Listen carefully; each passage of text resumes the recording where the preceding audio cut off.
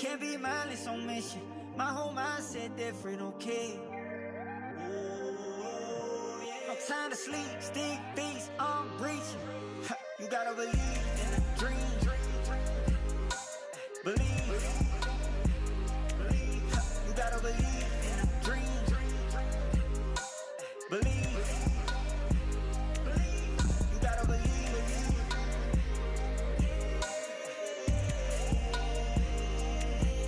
You gotta believe.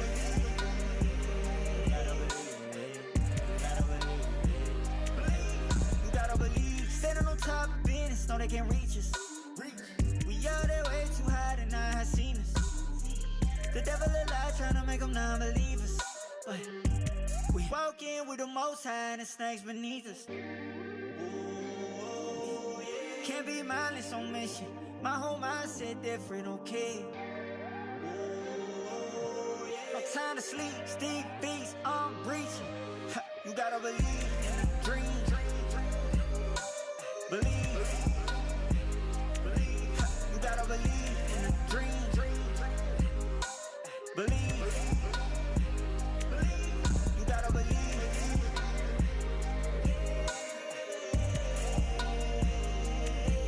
You gotta believe.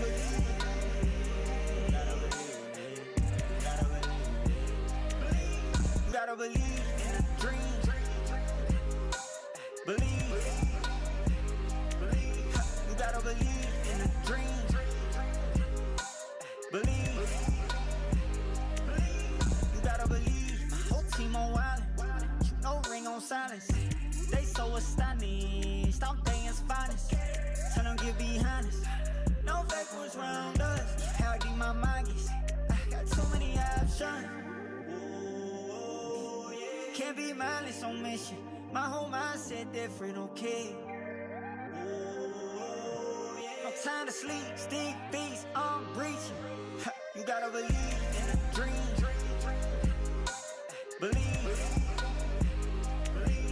You gotta believe in a dream. Believe. You gotta believe.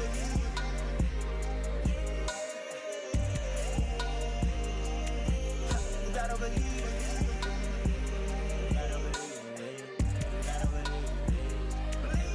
You gotta believe. Standing on top of business, know they can't reach us. We out there way too high to not have seen us. The devil a lie, tryna make them non-believers. But we walk in with the most high and the snakes beneath us. Can't be mindless on mission. My whole mindset different, okay? No time to sleep, stick beats, I'm breaching. You gotta believe in a dream. Believe. You gotta believe in a dream. Believe. You gotta believe.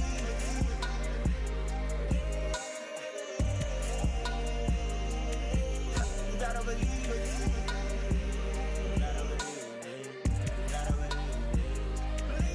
You gotta believe in a dream. Believe. You gotta believe in a dream. Believe.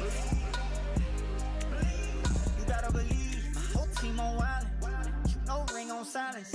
They so astonished, I'm things finest. Tell them get behind us. No fake ones round us. How deep my mind gets. I got too many options. Can't be mindless on mission. My whole mindset different, okay? No time to sleep, stick beats, I'm breaching. You gotta believe in a dream. Believe. You gotta believe in a dream. Believe. You gotta believe.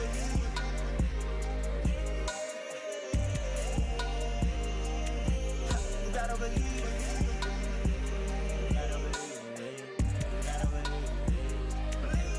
You gotta believe. Standing on top of business, know they can't reach us. We out there way too high to not have seen us. The devil a lie, tryna make them non-believers. But we walk in with the most high and the snakes beneath us. Can't be mindless on mission. My whole mindset different, okay? No time to sleep, stick beats, I'm reaching. You gotta believe in a dream. Believe. You gotta believe in a dream. Believe. You gotta believe.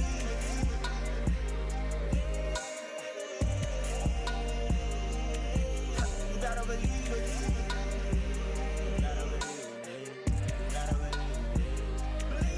You gotta believe in a dream.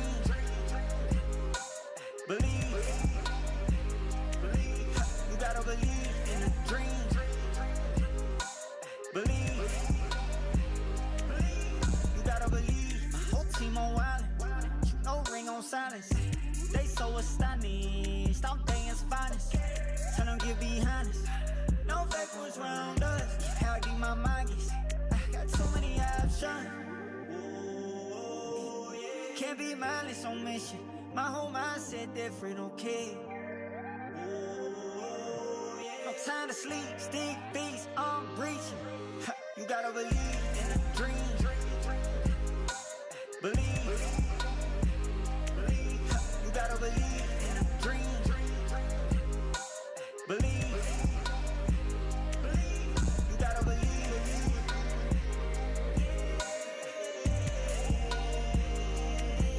You gotta believe.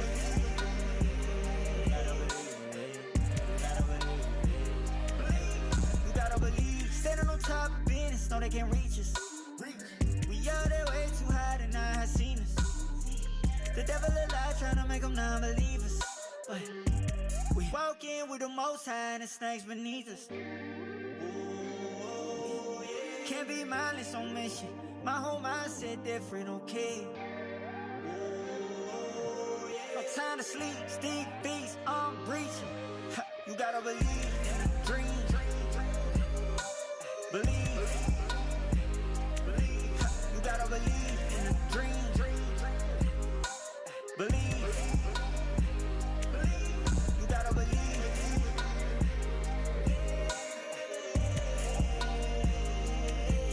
You gotta believe.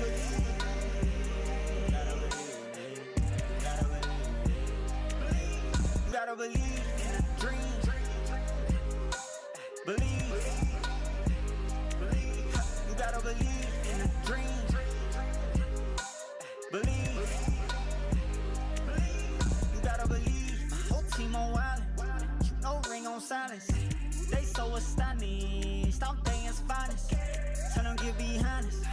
No fake ones round us. How deep my mind gets. I got so many options. Can't be mindless on mission. My whole mindset different, okay? No time to sleep, stick beats, I'm reaching. You gotta believe in a dream. Believe. You gotta believe in a dream. Believe. You gotta believe.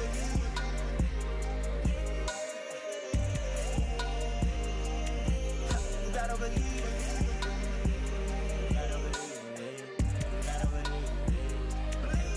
You gotta believe. Standing on top of business, know they can't reach us. We out there way too high to not have seen us.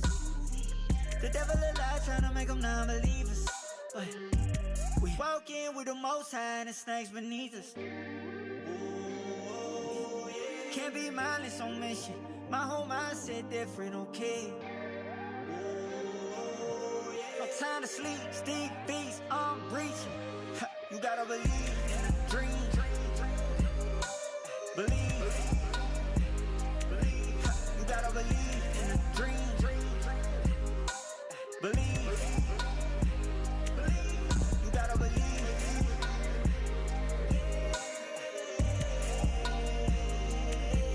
You gotta believe.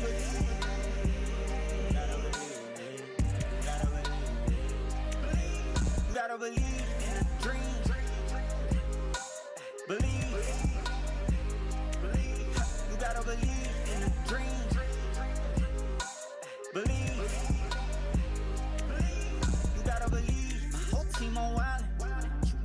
on silence.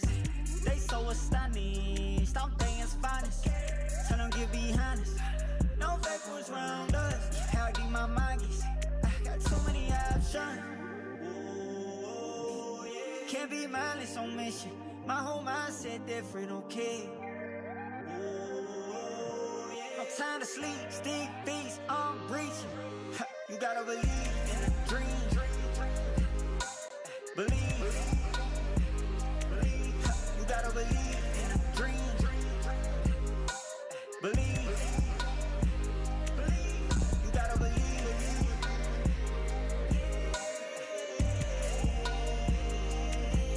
You gotta believe.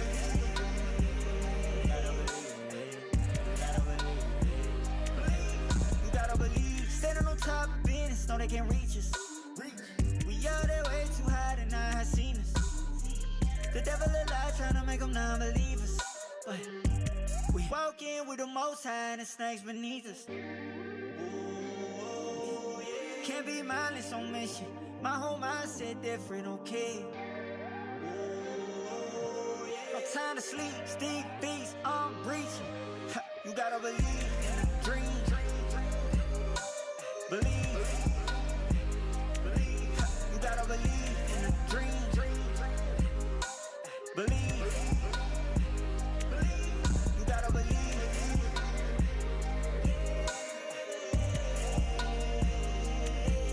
You gotta believe.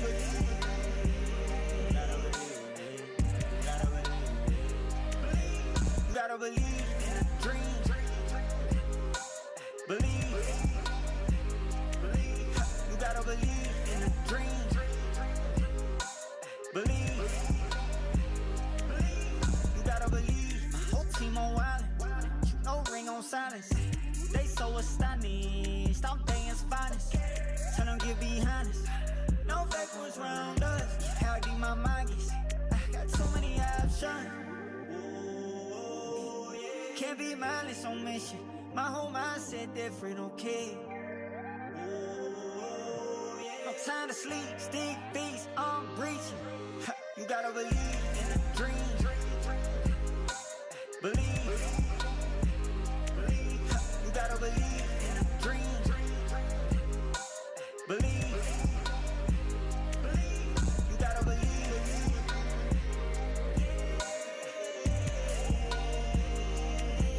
You gotta believe.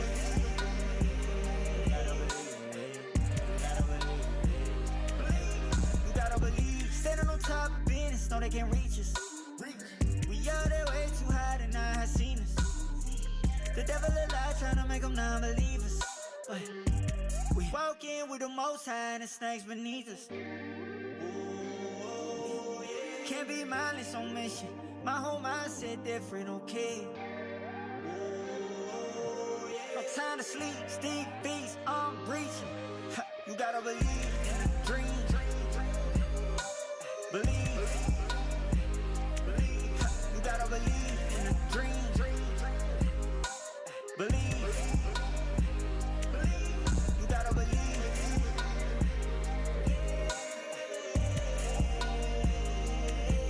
You gotta believe.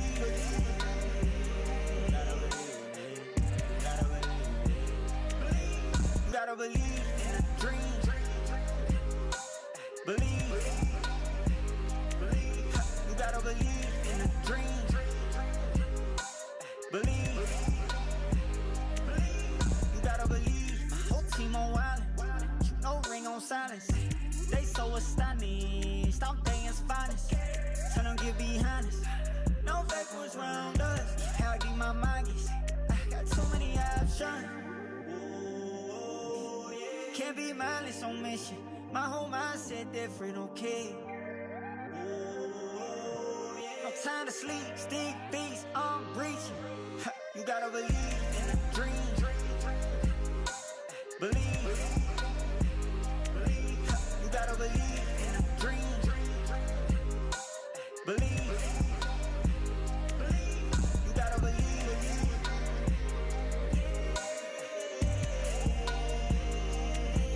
You gotta believe.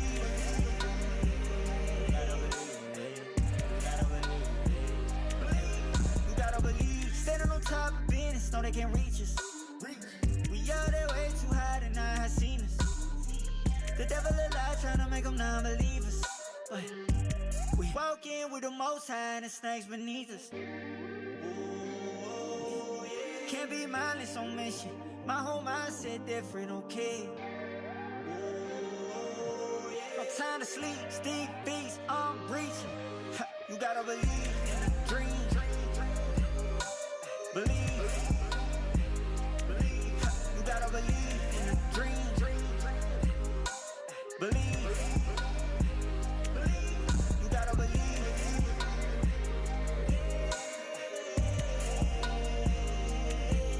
You gotta believe.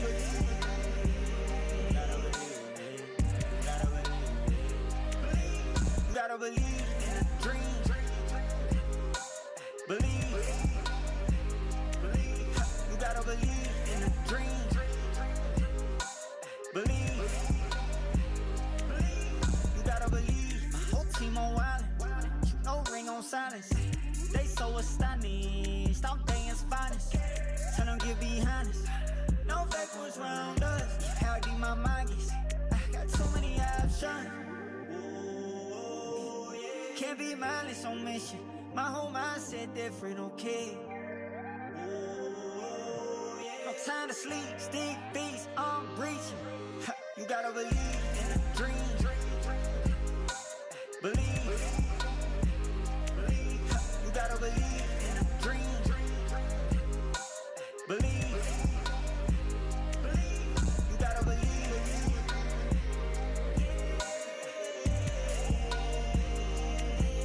You gotta believe.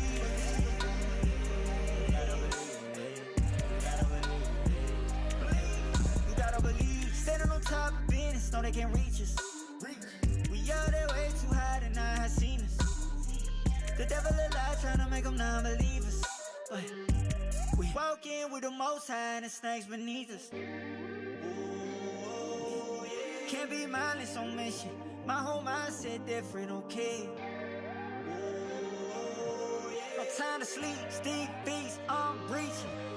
You gotta believe in a dream. Believe. You gotta believe in a dream. Believe. You gotta believe.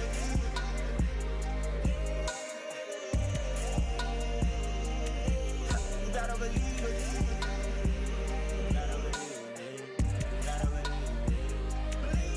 You gotta believe in a dream. Believe.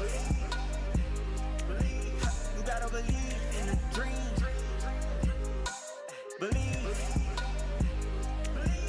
You gotta believe. My whole team on wildin'. No ring on silence. They so astonished. All day is finest. Tell them get behind us. No fake ones round us. How deep my mind gets. I got too many options. Can't be mindless on mission. My whole mindset different, okay? No time to sleep, stick beats, I'm breaching. You gotta believe in a dream. Believe. You gotta believe in a dream. Believe. You gotta believe.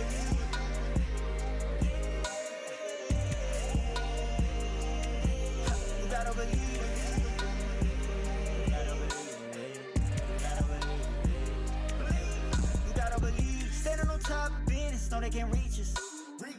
We out there way too high to not have seen us. The devil a lie, tryna make them non-believers. But we walk in with the most high and the snakes beneath us. Can't be mindless on mission. My whole mindset different, okay? No time to sleep, stick beats, I'm breaching. You gotta believe in a dream. Believe. You gotta believe in a dream. Believe. You gotta believe.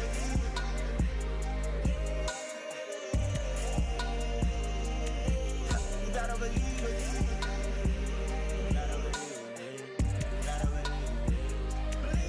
You gotta believe.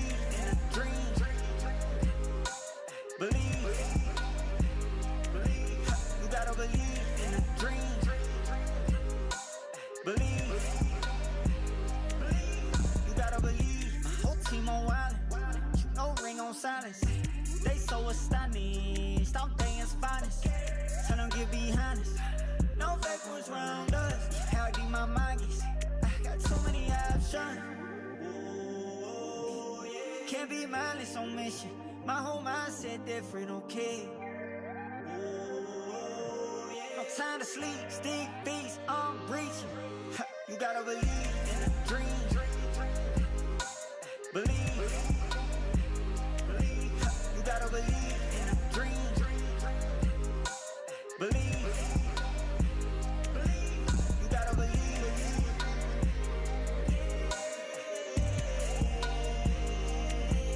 You gotta believe.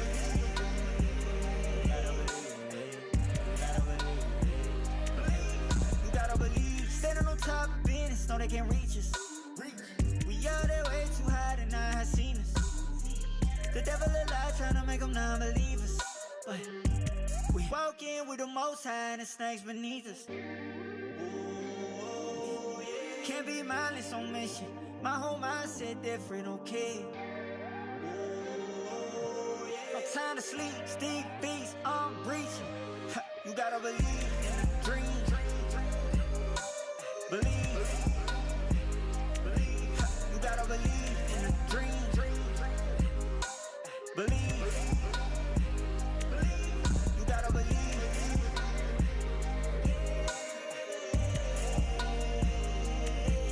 You gotta believe.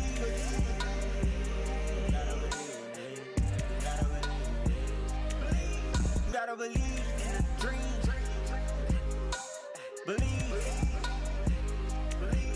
You gotta believe in a dream. Believe.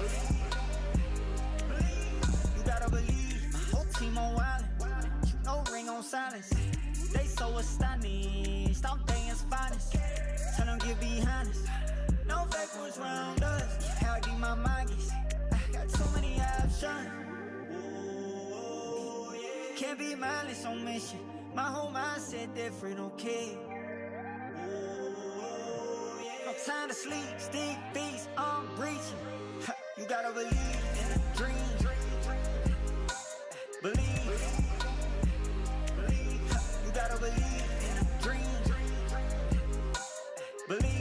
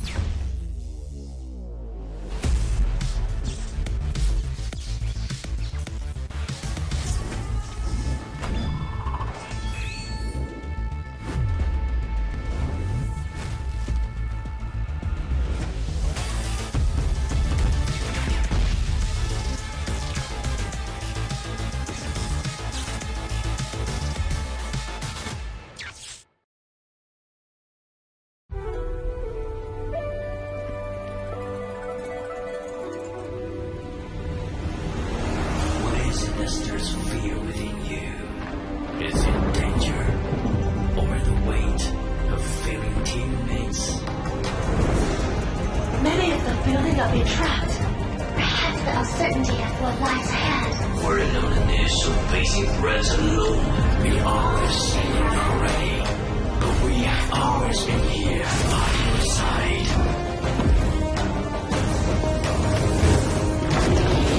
Now, rise, embrace our strength, and let your courage lead the way.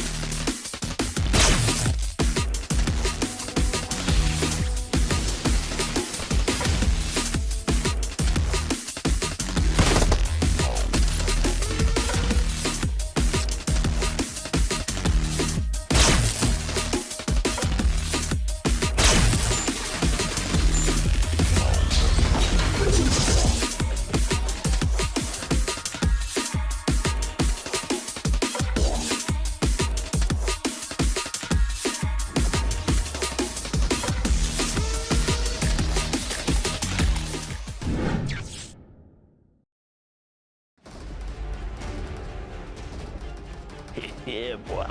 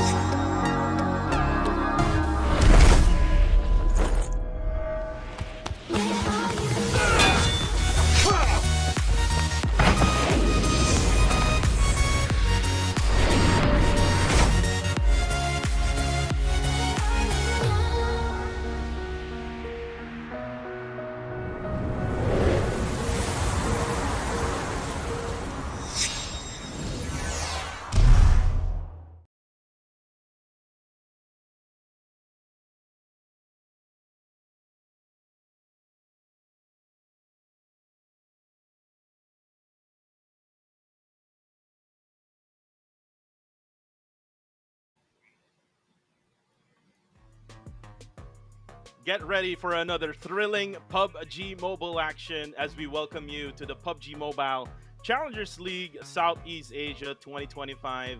My name is yours truly, Kuku TV, together with the one and only, her debut in the English desk, Miss Aya. Aya, how are you today?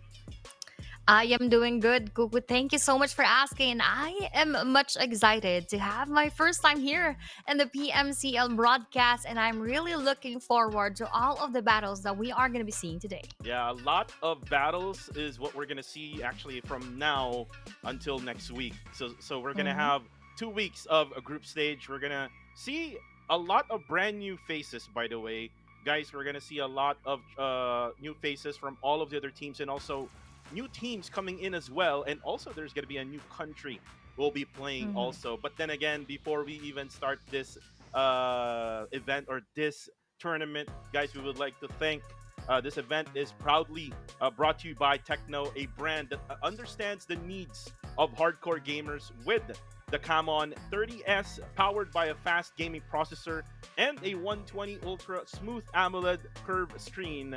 Also, exclusive support Dolby Atmos in-game. Your gaming experience is now more responsive and lag-free. That is something that we all want, a phone, a device that could give us that optimal performance inside of PUBG Mobile, just like what we've seen earlier during PMSL that we were supporting Federalis right there. And we have seen them using that phone right now. And most definitely, that will give them so much of that very good action in game. But in game, we are going to have here the PUBG Mobile 7th anniversary music collaboration, and it is already on its way. So I'm sure that all of you guys are excited because this is a familiar friend on his way. Yeah, and I did check the update in the beta update. We'll go ahead and see that for now. Again, the PUBG Mobile version 3.77 anniversary version is coming on March. The golden moon is about to rise, and the memories of flowing sand will once again begin to drift. So we might see that old style of PUBG Mobile once we get onto that update. And there's a rumor, or I think it's already confirmed, that there might be a brand new map coming.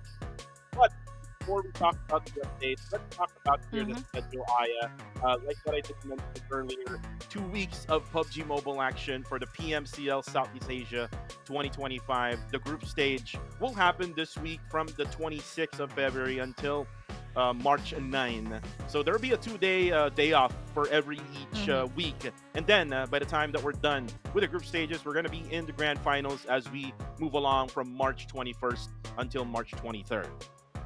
But now, as we have your determined format, of course, this will be the same format that we always have. We are having groups A, B, C, D, and E, and distributed to groups A and E. That will be a random pick. And then every day, we are going to have a different set of teams to play in that same day. But I'd just like to say that having only 2 weeks of league stage, this would bring so much pressure, and at the same time, probably a bit more aggressiveness to all of our teams. But because we have here on the screen, Cook, with a 40,000 USD prize pool, I believe all of them would take this as their big and huge motivation. Yeah, it's a very big motivation, especially that you're not just playing for rankings in the league stage, you're also playing for the prize pool, which is you see there the lion's share of 40,000 US dollars.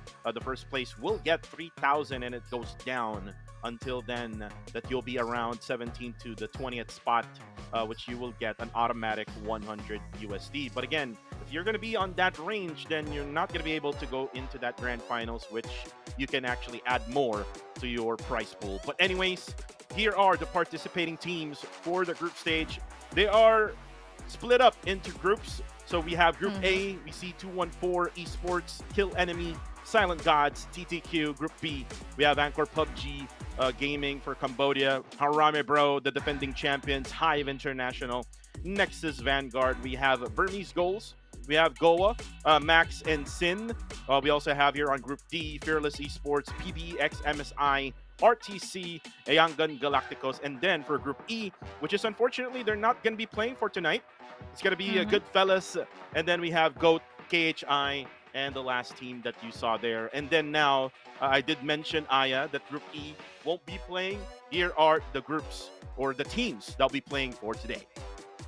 This is so exciting for today because, of course, we are having different teams, different rosters for most of the players that we are going to have today. But the most thing that excites about me here is that we have, of course, still 7 PH teams playing here. But Austria being out of the match, I believe this is going to be a better chance for our PH teams. But to also take note that they are sort of in a different team right now, which is APG, composed of 3 Austria players. So Austria is not totally out, but in a different team. So let's see what will happen for today. Well, Austria is now on a different region, which is going to be on the PMSL Southeast Asia, which is currently live right now.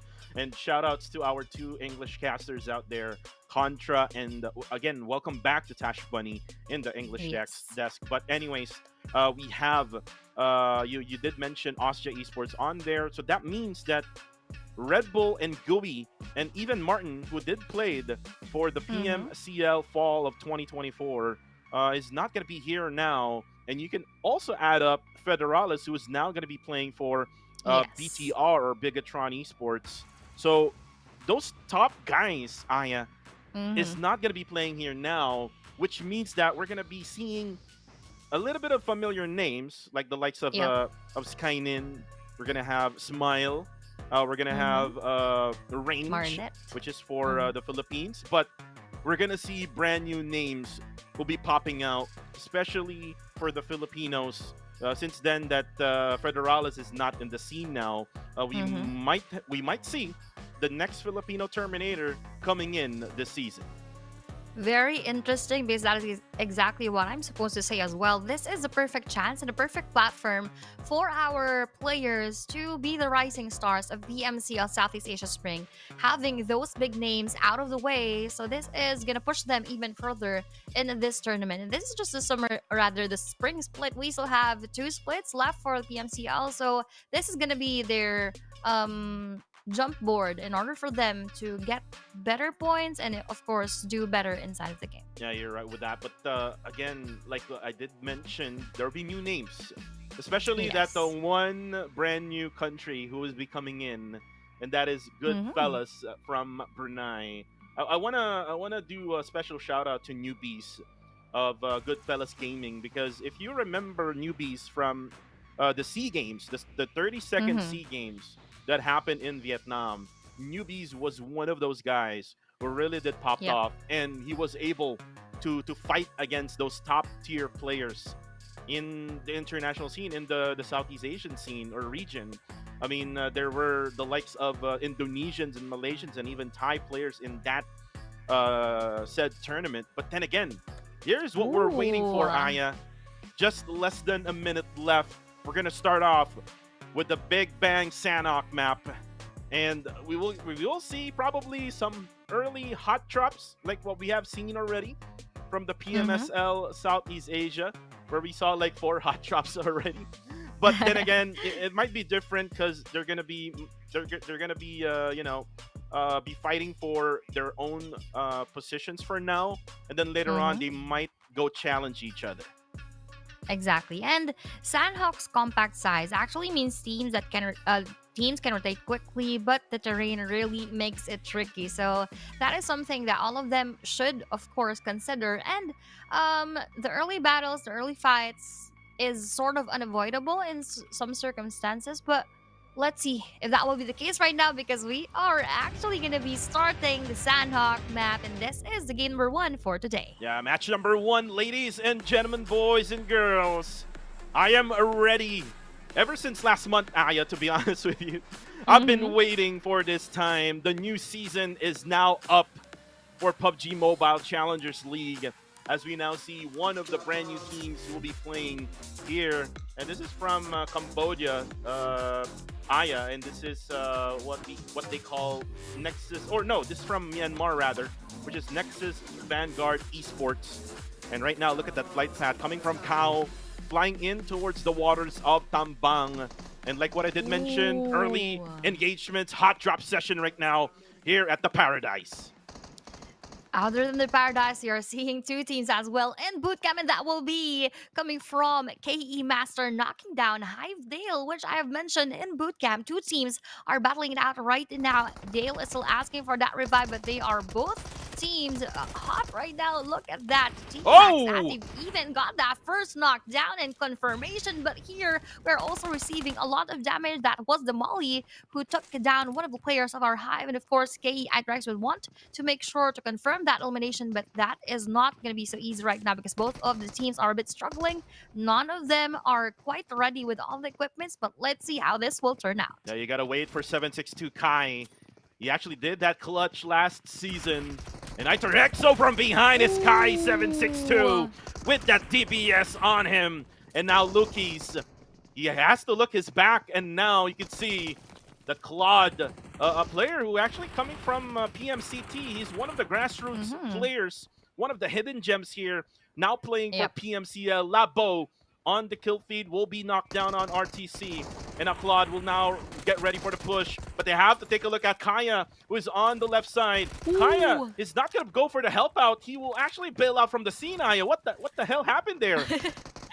He would want to escape, of course, to try to save the rest of the team, but this is not looking good as the rest of Hive International is already chasing after them, and he knows, or rather, they know where he could possibly go to. And this is quite a tricky one for him because he needs to gather all the things, and he, at the same time, needs to escape this engagement. But Hive International seems to be quite chill right now, and they would not want to push, and they would not want to chase him even further. But looking back here, on the Paradise Battle, Kuku, we still have Team Max together with the YG. Yeah, Team Max, we remember them coming from last season. They really did struggle all throughout the whole group stage. But then again, in the finals, they were able to at least get some eliminations and placement. But right now, say Cloud of Yangon Galacticos.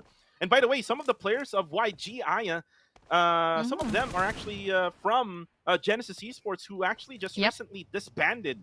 So this is one of the teams that we are now talking about, that they have changed their lineups. But then again, it is actually Smile, who is from Genesis Esports before, who is now out already. Romeo Boy got the revive that he needs, but Say Cloud also need to get a revive. There might be another team coming in from a different area, but Team Max, they're now going in for the kill. Exactly, and as they push forward, probably that is going to be the best time for the other player above to try to see them now. But Say Cloud would need to say hi to the Clouds as he is already eliminated together with YG Romeo Boy. And that is just one player left for the side of Young and Galacticus, which is, I believe, Marnet, who was hiding behind the rock earlier. And he just watched all the battles happen because he doesn't have any much choice. And that is what he's doing right now. He is trying to escape and trying to run for his life. And speaking of players from Genesis Esports, this is one of them, Mernat Boy, who throughout the period for the past years shifted from GE onto YG and to G, and now back to YG. But back to our Harami Bros. This is their first appearance on our screen for match number 1. Seems like they're doing good right now, Kuku. Yeah, not really much for Harami Bro, and the reason why behind it, Aya, is they focus much on positioning in the circle, and this is their game plan ever since. I mean, if you look at summer, if you look at PMCL fall from last year, they always focus on the circle. They get the eliminations by the time that we go through mid-game. It is still stage number 1, by the way. And speaking of Mernat, Mernat was the MVP in their own PMNC in Myanmar. So this guy is still dangerous even though he's alone. So let's see if Mernat can go ahead and add additional points to Yangon Galacticos. He just needs some position where he can actually make some damage over to the enemies that they still have. And look at this, Migs, who did play for Sin Esports last season, now playing for Silent Gods. What can you say about Silent Gods here, Aya? Silent Gods, really, of course, an interesting team. We have seen their performance during the PMNC, and they did quite well. So I'm looking forward to what more can they show us. But look at that, trying to damage those vehicles below so that Pro would not go anywhere. But I'd just like to go back to Mernat Boy as the last player left. Well, at least at the end of the day, survival is still the name of the game. So if he survives, at least that's still going to be some points. But oh, I think this is another battle that Bro has heard already. Migs above them, and they are exchanging bullets right now. So let's see if that is going to be the case, because there are 2 other teams in front of them as well. Yeah, the fight never stops here. On to Hive International. But then again, there's going to be PBEX MSI. And you can now see Miner coming back here to PMCL, by the way. As APG, 2-man down. Skynin is now down and out. And you can see PBX MSI using all of their vehicles to just pin down the players of Anchor PUBG. And now for Hive, Dale goes down, and this is 2-1 for Esports. Now third-partying Team Max and Hive. And we're not even seeing these engagements right now, as we're just looking at Miner going for the shopping onto that death crate. But look at that, Jared now takes down 1 player of Team Max. And you can see also Silent Gods able to get the eliminations that they want. But look at this. Ativ now throws in a nade. Oh, the explosion knocks down Claude, and now one more player left who's now down to low HP, but from behind, it's going to be a third party coming from 214 Esports as Hive International is now out. There have been a lot of battles in just a short period of time, and we already lost Hive there. We also lost a lot of players along the way. But for APG Nang X, the Lone Ranger from our Anchor PUBG also needs to just need to crawl down rather here in this building. And of course, as he also enters our circle, because that is going to be a far journey. But for the rest of the teams, quite most of them are already inside, so not much movement is needed or required from them. But for Nang X, he is in the same situation as YG Mernat Boy, so all of them could just try to stay quiet for a while and probably battle it out later. Well, for APG, speaking of APG, they have the top. The top was the MVP for the Cambodians PMNC. And he's Mhm. actually currently out, so it's just so unfortunate. I mean, it's very easy to say that right now because Sanok, there's a lot of engagements happening from left to right. But right now, Sin Esports, ooh, look at this. Ooh. E-Boy just trying to just rotate all the way at the edges of the beach of Sanok. But Nangex goes for the spray. Not going to hit anyone, but look at E-Boy. Gets He his got buggy down, pressured. makes it as his own submarine. And now Nangex is fully aware. And also at the same time, RTC now is fully aware that there's one player spraying down on them.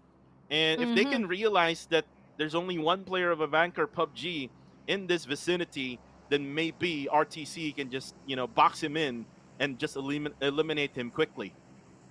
That is good for Nang X that he was able to put pressure on it to that one player for 9E Boy. But for the rest of the RTC, that is a fortunate thing for them because Nang X just actually revealed himself, and N9E Boy now is just trying to hide amidst that area. So, while you're speaking, we got one knocked out. That was MM going down. And as we have seen, that is actually coming in from N9E Boy, and he took that elimination right now. So now Nang X is still trying to survive that blue zone, and not much pain and not much damage has been received, but. That is also going to be a struggle getting inside the circle, as all the RTC players know that there is still one player that they need to clear out. And this is going to be a big struggle here for 9E Boy. There's going to be PBE X MSI in front of him, and then there's going to be Nang X, who is all alone from behind. There's also the blue zone, which is going to be the third factor in this situation right now for 9E Boy of RTC. By the way, RTC is from Singapore. They're the second placer in their own PMNC, and this is PMNCC wildcard, by the way, where Mm-hmm. the champions were Goodfellas Gaming from Brunei. And look at now Monboy. You don't see Monboy in a white jersey. Usually Yeah, you'd see him in a black and red jersey. Now dark. Yep. he is now wearing that white, blue, and orange jersey, and they're now partnered with MSI or Misfits Ooh. International from the Philippines. And again, this guy won the bronze medal in the Southeast Asian Games before, and is Mm-hmm. now going to be together with other teammates. This is not the usual teammates that he Yep. has. He might be missing Ryman now, right? Probably yes, but let's see if that miss or that desire to play with Ryman could probably shake things up, as they could possibly battle together later on in the game. But we have here going back to the battle that we have seen earlier, RTC versus ABG. Oh, Uy, Nang spotted through that window, and that was really a close call for him. But he needs to revive right now. He needs to heal up rather with that first aid kit, because the rest of RTC is already on that hunt towards his position, going up that stairs, oh no! welcoming with all of his bullets as a knockdown onto RTC. Ken Anna secure as well. He needs to move quickly and to move very fast, because RTC Nishki would want to take him down, because he is the player who are giving them a very hard time right now. Oh, and Nish spots Ooh. Nong X with that DBS to the face, and there you go. APG is going to be out in this game very early, and this is not what APG wanted, especially in the opener, in the opening game or opening match here in PMCL SEA Spring in 2025. But speaking of another solo guy, Mernat Boy, just on the ground right now, trying to check things up. But there is a team who is right nearby, who is most likely Aya, who's gonna rotate away from him. So it's gonna be Mm-hmm. him together with the blue zone. He does have enough first aids. If you look at Yep. it, 4 first aids for Mernat. So I think he might survive maybe until maybe the next circle. Yep, that could be one of the possibilities. But as we're looking onto the Burmese goals right now, going through that river, through that bridge, so that they could find a better location for them to stay in. Ooh, but that driver doesn't have a driver's license, probably hitting that rock formation right now, and a little bit going inside of the circle. But one more player from the Philippines got knocked down. That was 2-1-4-3 coming from our Nexus Vanguards. And this is Naughty trying to actually go for that bridge camp so that he could gatekeep the rest of the teams who would try to enter that zone. Yeah, Nati, who was a former player of Yangon Galacticos. Now you can see Rankid is the Riz Kid on TikTok. He actually has a lot of content. If you want to check it out, guys, check it out. Check Rankid's TikTok right now. There's so much engagements. There's so much content to watch. But right now, he's going to be focusing on this tournament. And I did talk to him. If you watch my vlog in during the PMNC PH finals, he did mention that he'll be focusing more on practicing and everything else. But look at this Mm-hmm. kill feed. Fearless Esports right now up against Burmese goals. XZ goes down. And now it's going to be Itchy and Ooh. Nulyatka, and Yatka goes down. And now it's going to be Itchy.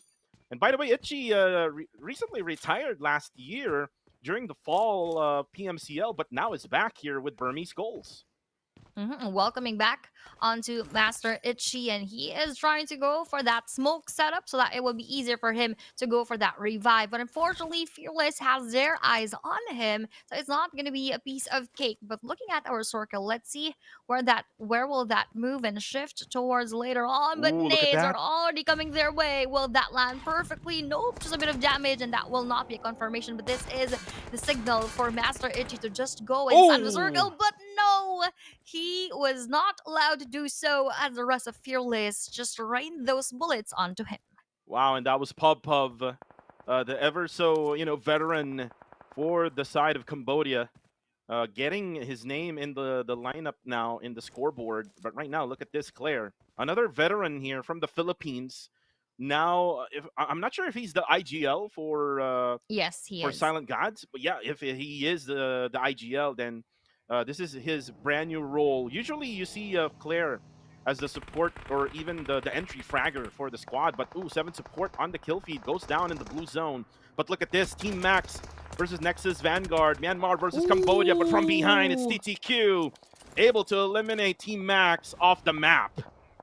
Now we have here 214 joining this engagement, throwing bullets onto NX Zai. Oh, and that would be a knockdown coming in from 214 using that M416. Meanwhile, let's see if WTZ would actually be able to heal him up, or will the rest of the teams would want to pin them down. But with the movement that we are seeing, Fearless also got eliminated in the hands of the PBEX MSI, and Monboy finishes off that battle. We have our WTZ trying to still go for that revive, and fortunately for them, not much teams are going for their spot and going into their way. But SG here is gonna face with our Goa with Nate coming in from Ooh, above, and that Claire! is gonna be a good one onto Clay Jr.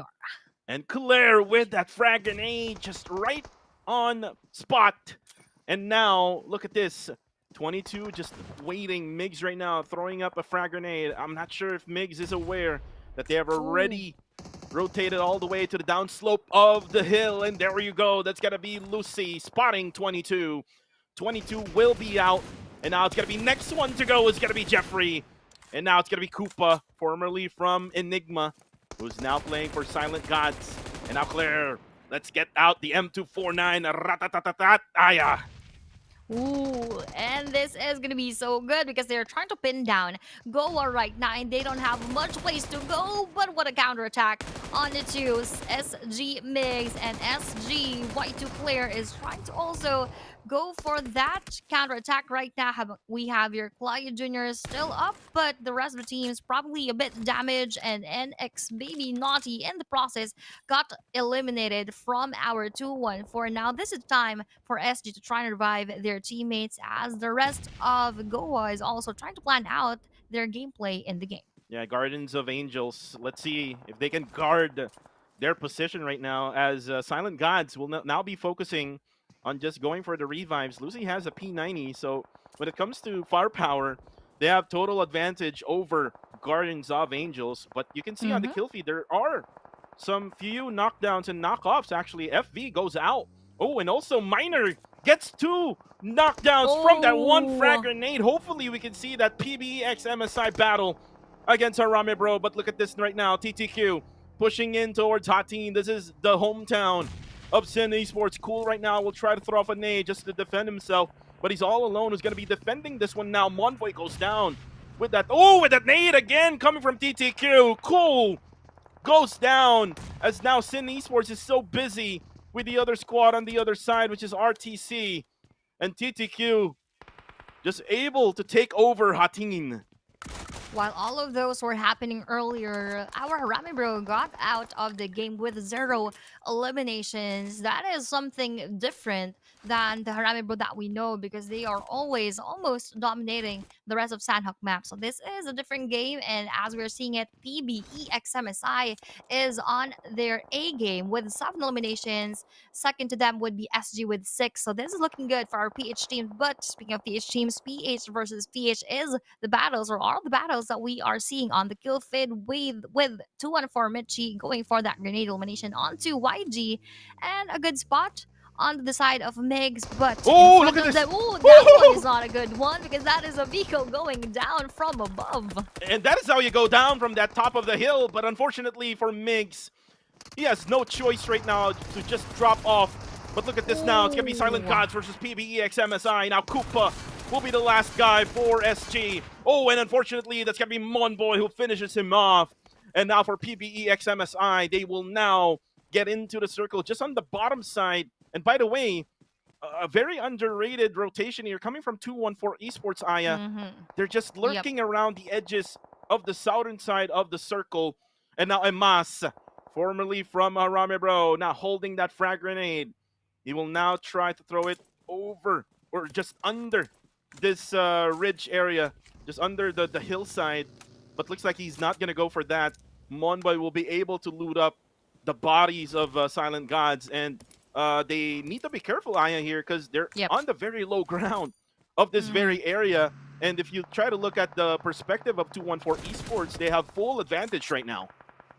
That is going to be a surprise attack if ever that they would go for that engagement. But speaking of, ooh, PB MS Minor fell from a very high ground, and this is Time to Quick at joining that engagement, running uphill with their vehicles as they're passing through and passing by NX214 MS, who knocks down PB MS Monboy right now, and Monboy got secured and got kill stealed by TTQKH, and the rest of the players are having their own micro engagements as they're all having that struggle getting inside the circle, because coming from outside, they are going to be guarded by NX. They're going to be gate kept, and for 214, that is also not going to be an easy feat, as they would also need to go down a bit. Right now, RTC in trouble. One player down. That's going to be 9 E-Boy, as his other teammate is going to try to get into the circle. But look at this. This is how hard it is to get on top of 214 Esports right now. There's Ooh. not much of any space to get into the top, or maybe get a view of 214 Esports and Nish. Look at Nish right now, designing behind the rocks. And I mean, he doesn't have. Oh, look at this. Kree is spotted. Oh, and Nish able to spray it down on Kree.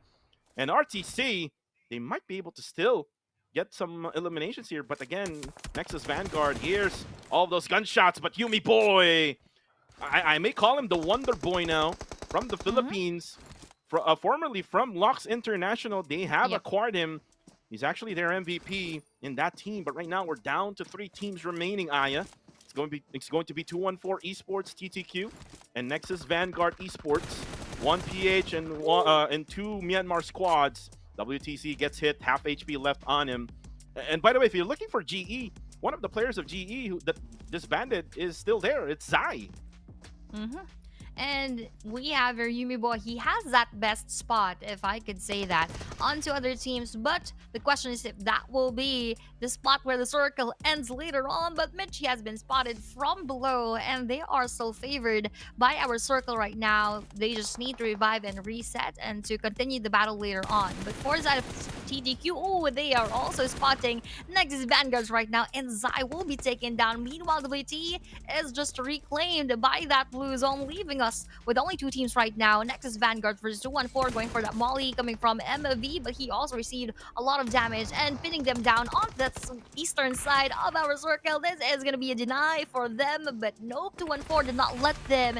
They would want to take that elimination, and that goes to 214. Yeah, 214 Esports gets their winner chicken dinner, the first chicken dinner of the whole tournament. And look at that lineup. My golly, Aya, Mitchie, Yumi Boy, Emas, and Kree. It's a combination of the veterans and the newfound Rising gems. stars.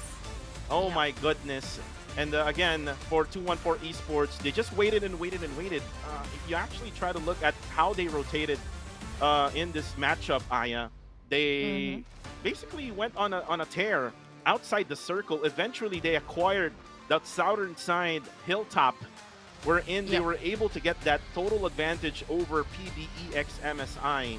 And unfortunately for PBEX MSI, they were sandwiched altogether with Time to Quick Esports. That's why they were the two last teams remaining in this matchup. And as you can see right now, the stats here for 214 Esports, again, like what I said, Aya, it's Yumi Boy.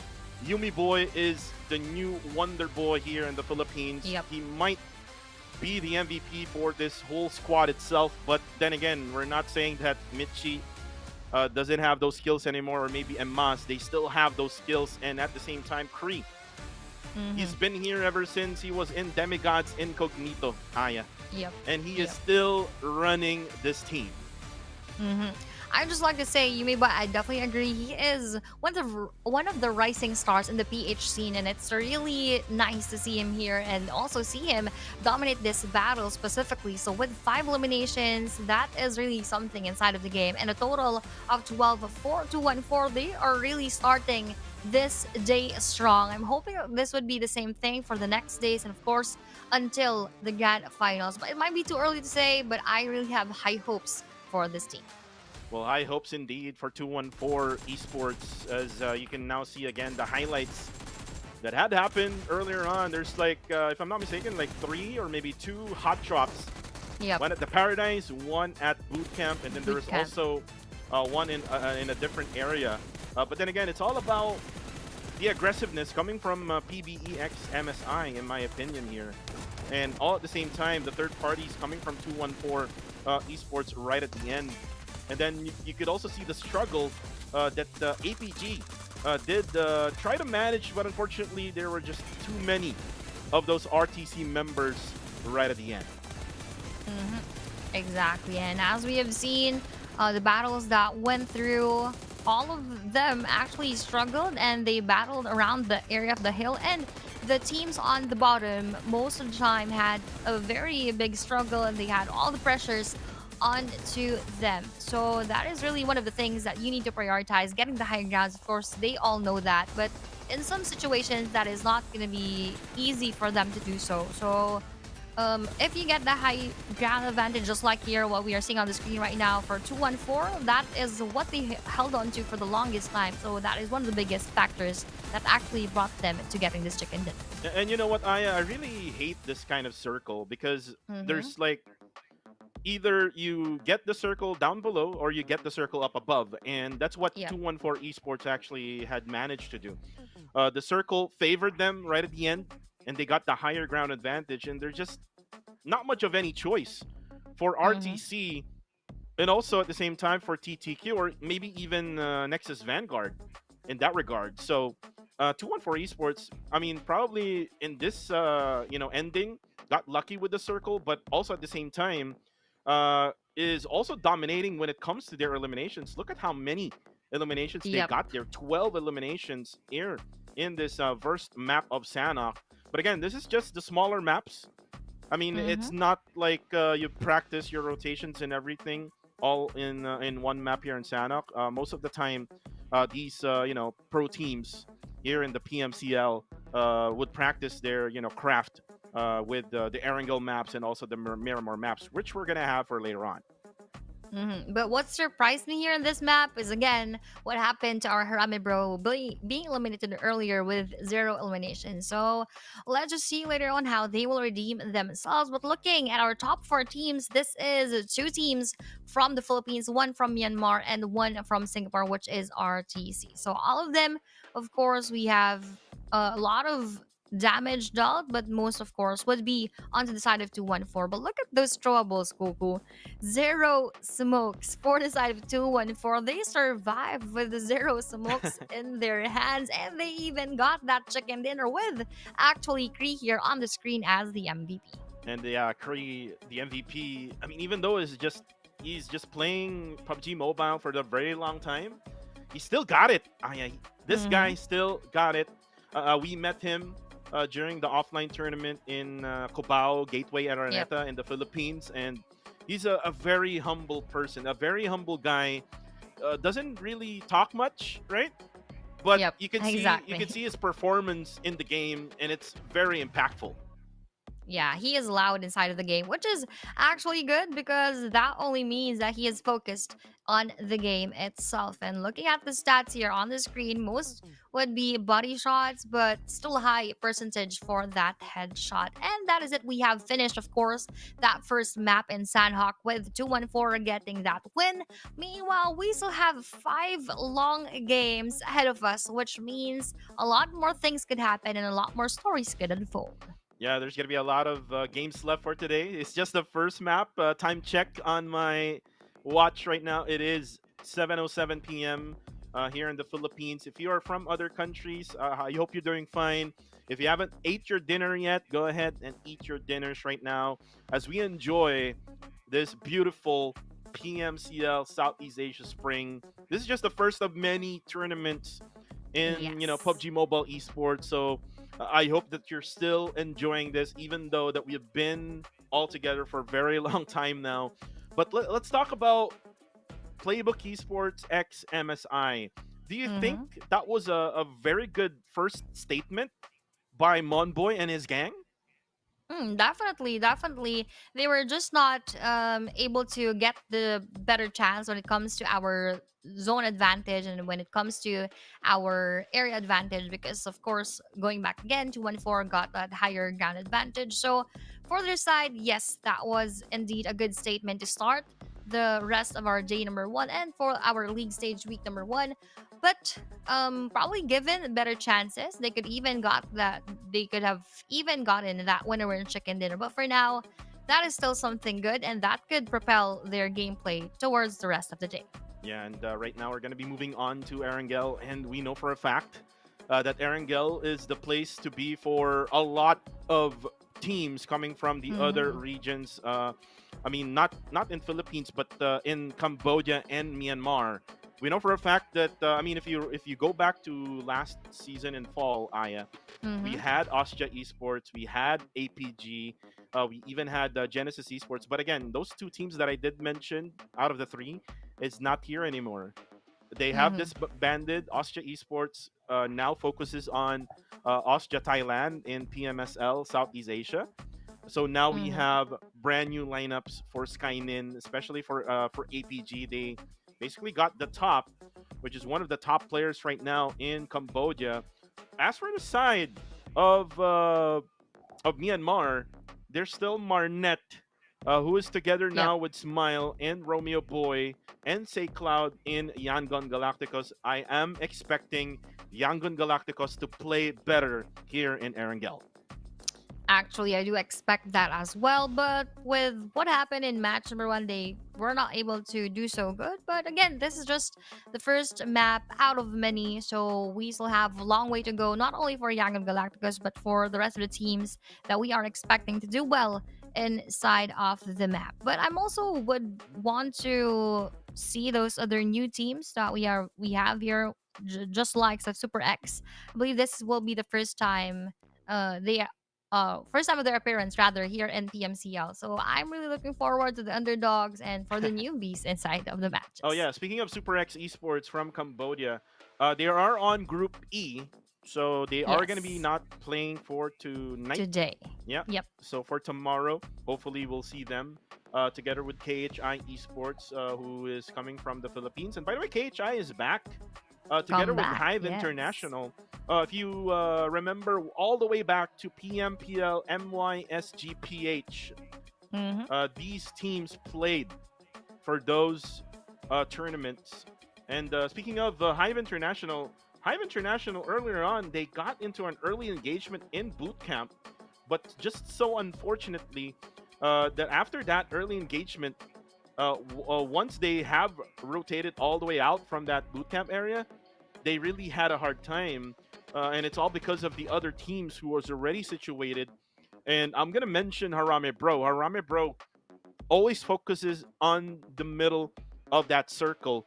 And Mm-hmm. in that match alone in Sanok, they did had a lot of struggles, most Yep. especially that PBXMSI got the better position in that circle. They were like the team who would be gatekeeping Harame Bro, and at the same time, Mm-hmm. Aya up above at Mount Alpha, you see their silent gods, who Yep. is firing at will, just destroying their Murado earlier on, and that Mm-hmm. is disabling their transportation from one point to another.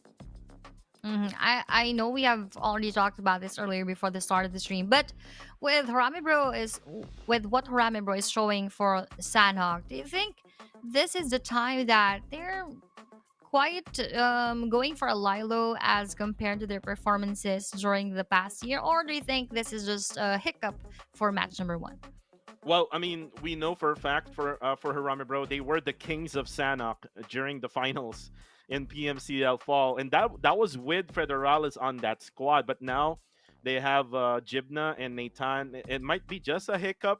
I mean, the good thing about Harame Bro Aya is that their strategy, their gameplay, their technique for every Mm-hmm. each map, it doesn't change. And it's all Yep. because of their analyst, it's all because of their coach, it's all because of their IGL, which is probably right now the best IGL in the Philippines right now, which is Range. Mm-hmm. They still have the same game plan. Even though you put brand new players on there, they would still work. And we saw that in during PMNCPH in grand finals, wherein Jibna, who did play for Dread Esports last year, Yep. he was able to get that MVP honors in that tournament, right? Yep, exactly. So we still, of course, have high hopes for this team as we have high regard for Harame Bro. But do you think, given that you have mentioned that their strategies don't change that much or didn't change that much here in PMCL, do you think that would still be beneficial for them given the changes in most of the teams and changes in most of the lineups of the rosters? Well, I always believe, I always believe, don't fix what is not broken. Mm-hmm. They got into PMGC with that type of gameplay. They Yep. weren't successful though, because I mean PMGC is PMGC. Like Yeah. you get all of the best out of everyone in the world. But again, Mm-hmm. here in PMCL, they basically dominated during last season's PMCL, and now coming into 2025, Harame Bro, if they, in my opinion, if they use the same technique, if they use the same strategy, I think it will still work. But the thing is, the other teams would adjust to their game plan, and Mm-hmm. like what we have seen in Sanok, you saw how other teams adjusted their positioning inside the circle. They basically even destroyed vehicles of Harame Bro, and once you disable those vehicles, it's gonna be hard for you to rotate from one point to Mm-hmm. another. Yep, because you don't exactly have anywhere to go, and you are just gonna be open from the ends of your opponent. So that is exactly what happened in the area of our Harami, where they have been pinned down by our Sin, rather by our SG and our other teams around that area. So that is one of the difficulties that they had inside of the game of Sandhawk. So for the next matches, once again, we still have a long way to go. 3 air angle maps and 2 Miramar maps. So for those who are watching right now, why don't you comment who are the teams that you think will get that winner chicken dinner for our first Erangel map for today, given that this is a drastic change from Sandhawk onto Erangel for day number 1? Yeah, definitely. I see some familiar names on the live comment section on Facebook. Guys, we are live right now in the main PUBG Mobile Esports page.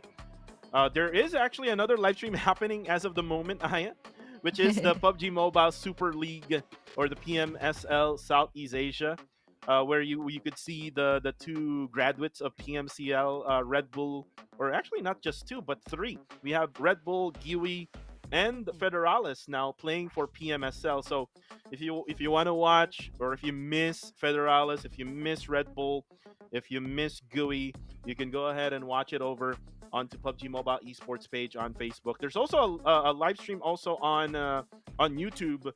So we are currently monitoring your comments here on the PUBG Mobile Esports on YouTube. So guys, please keep them coming. Keep on supporting which teams you are wanting to support. But for the meantime, Aya, as we are waiting for the next match here, which is going to be in Erangel, we did covered some of the teams already that we think that will have a big impact in Erangel. I want to talk about Sin Esports. Sin Esports, they have barely survived the PMNCPH in the finals. If you remember, Exactly. they basically crawled their way through. And I did talk to Rankid. Rankid is their main guy, and he did mention that he will play less of those casual matches like the classic matches, but will focus more on probably Ultimate Royale or maybe more scrims to basically get themselves ready for this big tournament, which is PMCL. And right now, you saw them getting eliminated right at their hometown in Hatin in Sanok. What can you say about Sin Esports right now? Whew.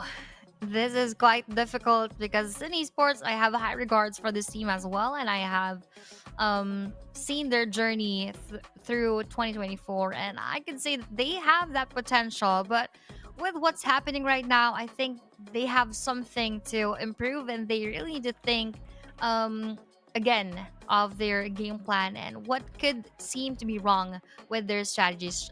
As you've said earlier, we don't need to fix what is broken, but if this is going to be consistent when it comes to the difficulties that they are experiencing, so they really need to do a checkup with what they're having right now. Yeah, and I just got word here, Aya, that for match number 2, this is surprising, Aya.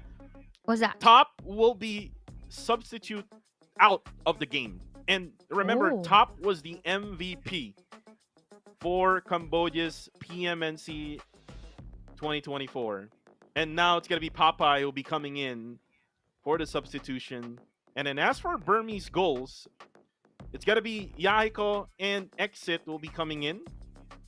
Yaka and XZ will be coming out.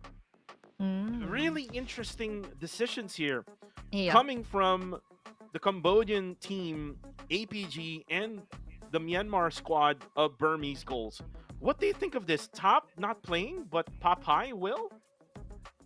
Let's give a chance to Popeye. So let's see if he will exactly pop off inside of the game. Oh, but we are actually starting that easily in the map of Eranga. But going back, a lot of players, or rather a lot of viewers, have been looking for Exit earlier, and this is now his time to shine as we start match number 2. So the playing path is not yet seen, but let's see where will these squads actually choose to drop, given that this is the first Erangel map again for today. Oh yeah, and look at this map of Erangel. If you try to notice here, Aya, this is the old map of Erangel. You don't see the port areas. Yeah. You know the port areas, Aya, like down below in the military base, and then down below farm area, there should be a port area out there. Is this like what we're gonna see in the next update? Because there are rumors that Erangel, the old Erangel, might be back for the next update. Ooh, that is exciting indeed. But this is what is more exciting for today. Erangel match is starting right up, and as we are seeing here, the playing path, This is match number 2 out of 6. So a lot more, again, could still happen inside of the game. But playing path is coming from the side of Stalber onto the area of Primorsk. Most of the middle areas, middle spots in the main island could easily be taken. But for Novoripnoy, it's not going to be something easy to traverse through. Oh yeah, and you can see teams now dropping off. We might see 2 teams at Yasnaya Polyana. Remember, Team Max usually drop off to that area, and there is going to be another squad coming in together with Team Max. I'm not so sure which team this is right now, Aya, but if you're going to be going to Yasnaya Polyana, definitely you can still manage if you are with 2 teams. But look at this, Team Max looks like they're going to run past over Yasnaya Polyana. Looks like they're going to probably go to Lipovka. Oh, there's actually 2 teams. There's like a green team and a blue team. That's Goa and another one. And I just can't see the tag. We just can't see the names right now. Oh my goodness. And there might be another drop. Oh, it is actually. Oh no, it's Goa, or is it and Hive? Hive. Oh, is it and Hive? Hive. Yes.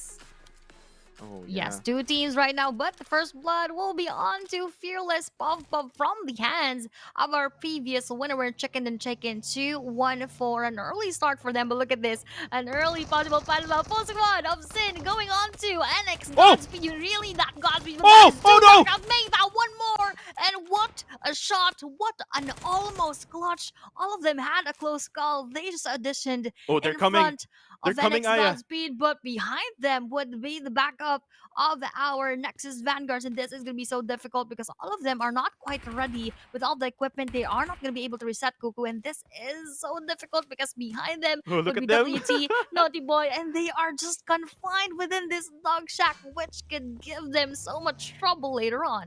Right now, FV will try to go for that coup. Oh no, the Murado. Unfortunately, oh no! 3-man down, and Nexus Vanguard.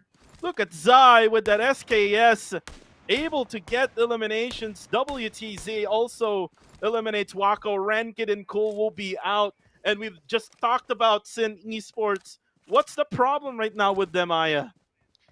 Whew, just like what I've said earlier, they need to see what are the lapses that have been going on. And I thought that was just only for the first map, but look at this, 3 death crates from Sin Esports. That is very unfortunate to see, and most specifically because that is a 1-player Godspeed inside of that dog shock, knocking down 3 of their players. So aside from they are not ready and they were not equipped, also the backup from NX, kudos to them. That was very fast, but Wow. it's just very saddening for Sin Esports. So I just really do hope that they could fix whatever is doing, or rather going wrong in their game plan.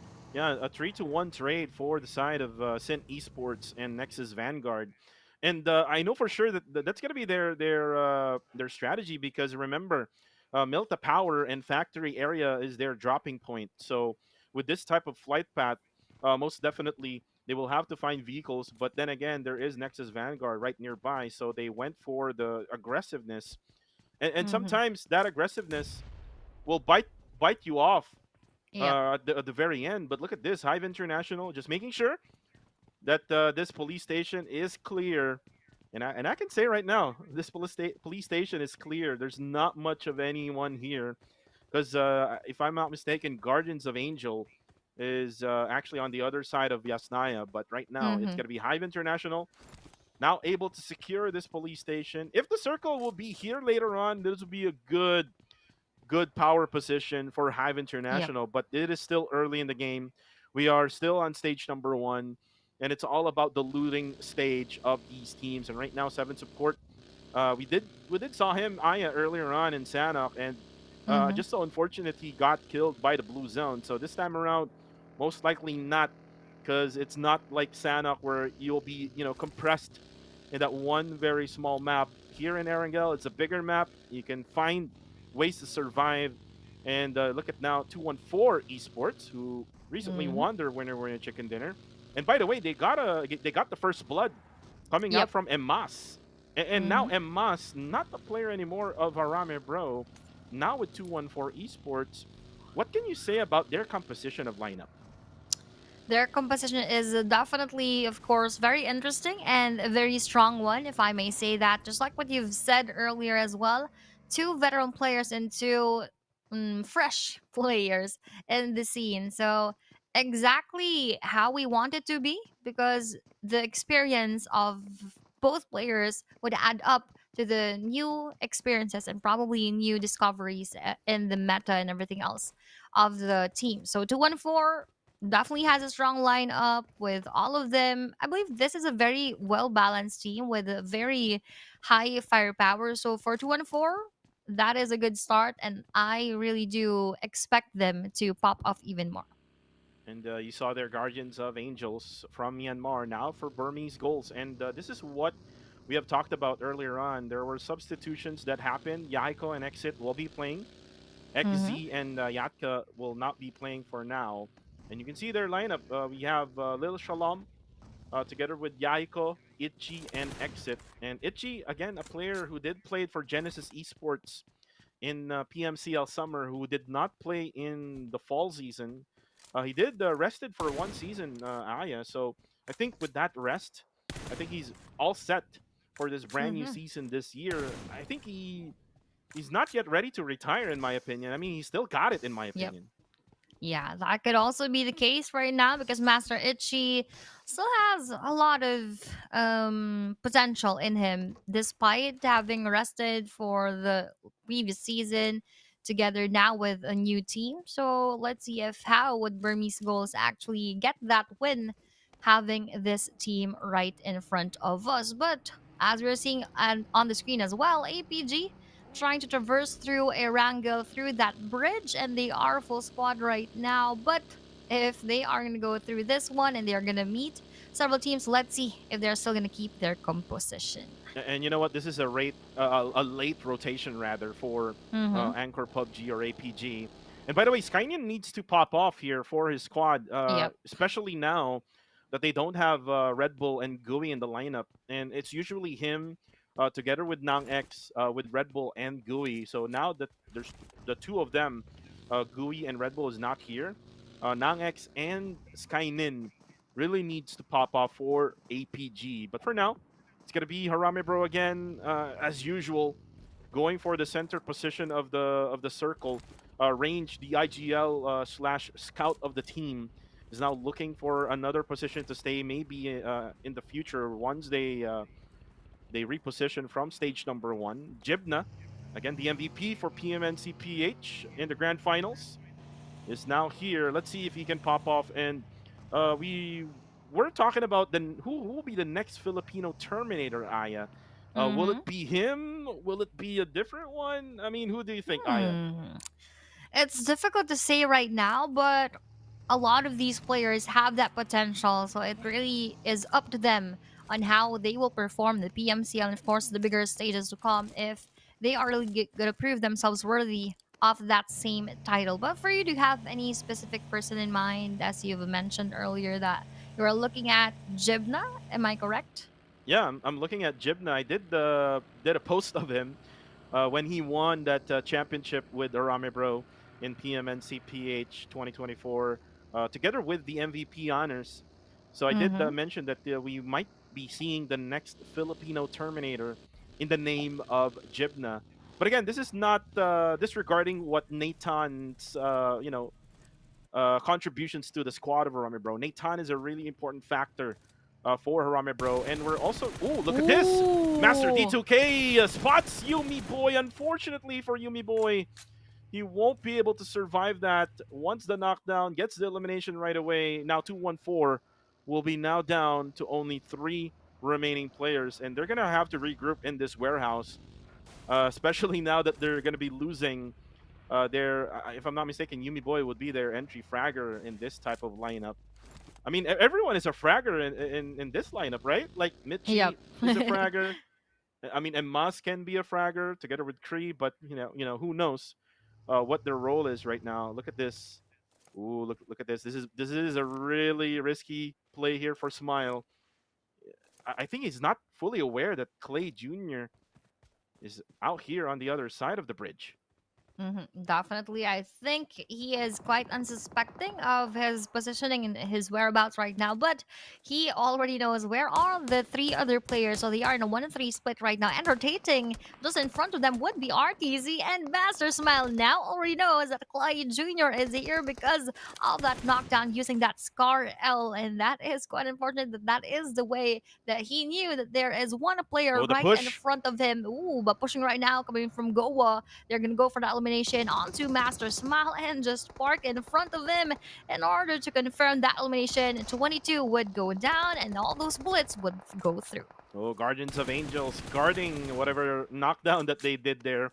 But say Cloud does have a little bit of that view of the players of Guardians of Angels. Now Clay Jr. advances. Now he's in that security tower.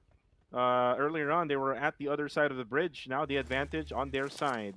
Now look at Mernat Boy just waiting for that player of Guardians of Angel to move. Circle will be closing in 5 seconds. Who will actually get this circle going on to stage number 3? And looks like it will still be almost the same, but I mean, it's just smaller now. Burmese Ghosts, though, have the best positioning right now in that circle. That is indeed a good spot for them. But looking at this one, we have our SG in front of our YG, Young Galacticus versus Silent Gods, and Migs would want to go out of this situation, but that is not going to be so easy coming in from Say Cloud's Blitz going through. But that is a good time, actually. That is a good determinant onto our YG, knocking down YG Say Cloud. YG Roby Boy trying to cover for him, but that is not so possible, most especially if SG already knows where they are at right now and they could easily push. But Claire also got eliminated in the process coming in from 22. Well, a lot of engagement happening now after that shift of that circle. Stage number 3.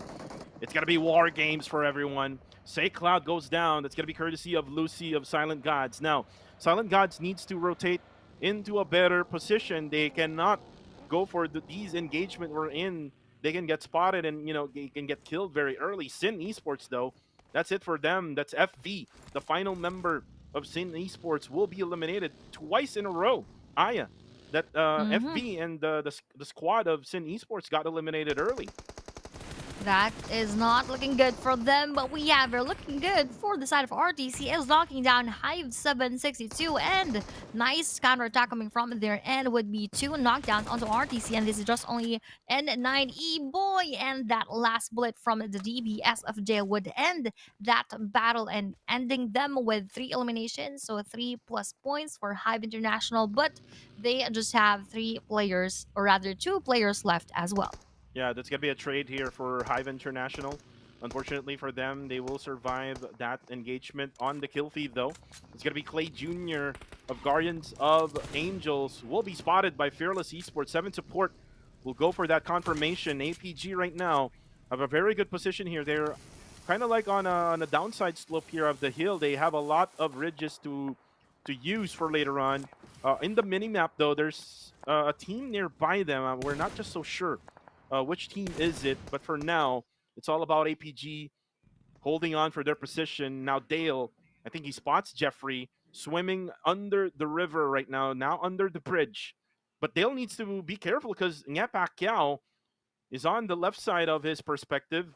He doesn't need to overcommit Aya, but because if he does, he will get spotted here by Nga Pacquiao, and then eventually no one from his, his teammate Claude won't be. But right now, looking at this, Dale is a bit busy onto that other team above, which is, as we're seeing it, YG, Marinette Boy together with Fearless, and that circle shift would actually give them all of those struggles because entering that circle would definitely give them so much of the pressure as everyone else inside of the circle is already settled down with their positionings and with their locations as YG, Marinette Boy drive past by 2 teams, and this is the second one, which is 214. Emma's trying to take him down, and Marinette Boy running low on his HP and out in the open, went out of his vehicle, and that is an easy elimination coming in from 214 Emma's with his AK Oh, and bro. crashing onto Oh, three our teams! latest vanguards right now and make that 3 teams, and that is NXI going out of the game and now continuing with that battle from outside. PBEXMSI joining this engagement as well, bro. Nathan running low on HP, but he has also that chance to revive his teammates. But also Max the John also needs to heal up. Kuku, this is going to be so difficult right now. Yeah, very difficult because PPE XMSI is also third-partying the situation now. Nathan Ooh. going for the kill, going for the elimination onto Team Max. But let's focus on the revive first, as Jappy would say. And now the John, very low on HP as well, able to get the revive onto Joseph. Oh, but the knockdown coming from Kill Enemy from a different angle. It's going to be just mayhem after mayhem. Chaos right now is happening to where Harami Bro is currently at. But look at this, Jeffrey now spots. Wow, Yangon Galacticos, Romeo Boy has to defend. Oh, but no, it's just way too much of that S12K. But from afar, it's going to be Shalom from Burmese Goals, eliminates all the other remaining players over on that side. On the kill feed, though, Koopa goes down as Burmese Goals look at them at the circle, onto the northern side part of this zone. 214 Esports, though, they're just right on the edge. So we might see them trying to push their luck towards Burmese Goals. What a series of gameplays that we have seen there, Kuku, left and right. A lot of engagements happened, but right now, still 10 teams remain inside of the match, but also Migs got knocked down in the middle of all of those engagements earlier, and that is courtesy of our Kill Enemy. And one more is actually knocked down, that is Koopa inside of that dog shack and going for the push to secure those eliminations. Bro on the other end of the side is also still waiting and just watching everything happen in front of their eyes. Oh, and that's Koopa. Will get eliminated by Kill Enemy. Now Master D2K will gladly take the loot. For now, he's going to just conceal himself in that small shack as he smokes his way through. Now, Harame Bro does have a lot of shopping to do because there's just so much death rate around their compound. But look at what Kill Enemy's doing. 3 players out of the apartment, 1 player off from that apartment side in the small dog shack, which is Master D2K. And if you remember Master D2K from the last seasons, definitely he can sustain that damage. He can tank up a little bit of those push coming from the other squads, and that's why he's the one far away from the team. It is a 3-1 split right now for Kill Enemy. Now Circle will close in. 5 more seconds to go, Aya. Where will this Circle go? That's the big question right now, because there's not much left. Oh, and PBE XMSI lucky with that Circle now centering this very Circle. They can now take control of this game. They are quite lucky, exactly, but they are also having that best chance onto receiving those contestants from outside, but they are the ones going for that first moves onto 214 Michi, Emmas as well, 2 knockdown players, and from behind them is also Kill Enemy that also is joining that engagement, but with that frag grenade, MM takes that kill. 3 eliminations going down in just 1 frag grenade. Wow, 3 in 1, kind of like your coffee here in the Philippines.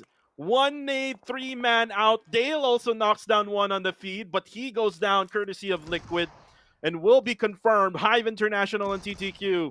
Now it's got to be Claude's time. Can this be his clutch? As now he holds on onto his DPS, but unfortunately Liquid will be there to save the day for TTQ, and they will survive. All members will get a chance to get a revive, but look at this, Aya, on the mini-map, Skynin of APG, they might go for a third party. If they look at that kill feed, they might want to go for the push. But as we are looking at it right now, Skynin, yes, is getting that frag grenade ready to cook in front of her APG, but will that land perfectly? I doubt so, because that is quite skewed on the right side of that compound. So now that he did not get any knockdown, he is just prioritizing getting inside of the circle to reteam with the players of that one. But Sid, or rather SG, got eliminated with 2 kills right now. And 214 being out of the game on that first spot, PBEXMSI has that best chance to overtake them. And right now, Kill Enemy, 6 eliminations in the bag. They're now trying a different type of gameplay here, as Master D2K is just far away from his 3 other teammates. I mean, they do have a really good position if they just hold on with that apartment side. But look at this, Liquid. He's now going to be going towards the circle as Yappy now spots TTQ positioning in that zone. On the kill feed, though, it's going to be APG who spots Gus. Will be confirmed by Nong X. Ooh, but the explosion of that vehicle, courtesy of Nathan. Harame Bro is still dealing a lot of damage. And by the way, look at Nathan. 4 eliminations already. Wow. Individual stats is the key right now for Harame Bro. What a game that Jappy is showing, rather Nathan is showing to us right now, and Nathan is trying to do his best in that side. But speaking of the side, onto the sidelines, we have time to quick try to heal up his teammate because they are just left with 3 players right now. But when it comes to the positioning, this is going to be so difficult later, Kuku, as a lot of the fields are quite open. They don't have much cover to take. And speaking of take, that is a life taken. Oh no. Coming from behind, APG is trying to rain those nades onto time to quick to give them a difficult time, and difficult time as well is being brought to them by Bro Jappy, but with no connection right now. And with the stage number 5 coming right up, let's see who will be favored, and that is once again gonna be PBX MSI together with Bro, together with Kill Enemy, one of their players, Rex, Fearless, and Burmese Goals. Yeah, PBX MSI, they bought the circle now. Two shifts in a row, they got the circle. Maybe on the next one they won't. But for now, it's gonna be TTQ versus APG. KH now throws in a nade. It might hit them, but no, they're on buggies, they're on vehicles right now so that they can they can transport their way around the areas where they're currently in right now. Jappy, though, still dealing some damage. You can see him trying to loot some bullets earlier on. He didn't have any much bullets left. That's why he stopped at TTQ. But right now, Kaya is now going to be the ones being pressured by Jappy. And Jappy, got the headshot there. Now on half HP. Nathan, though, on the kill feed, gets a knockdown onto TTQ. So a lot of damage being thrown out by Harame Bro from different angles. But look at this. APG now will be forced to be out in the open. And Burmese Goals just going for that late rotation. Now Popeye is in trouble as, it's actually going to be PBX MSI who got the elimination.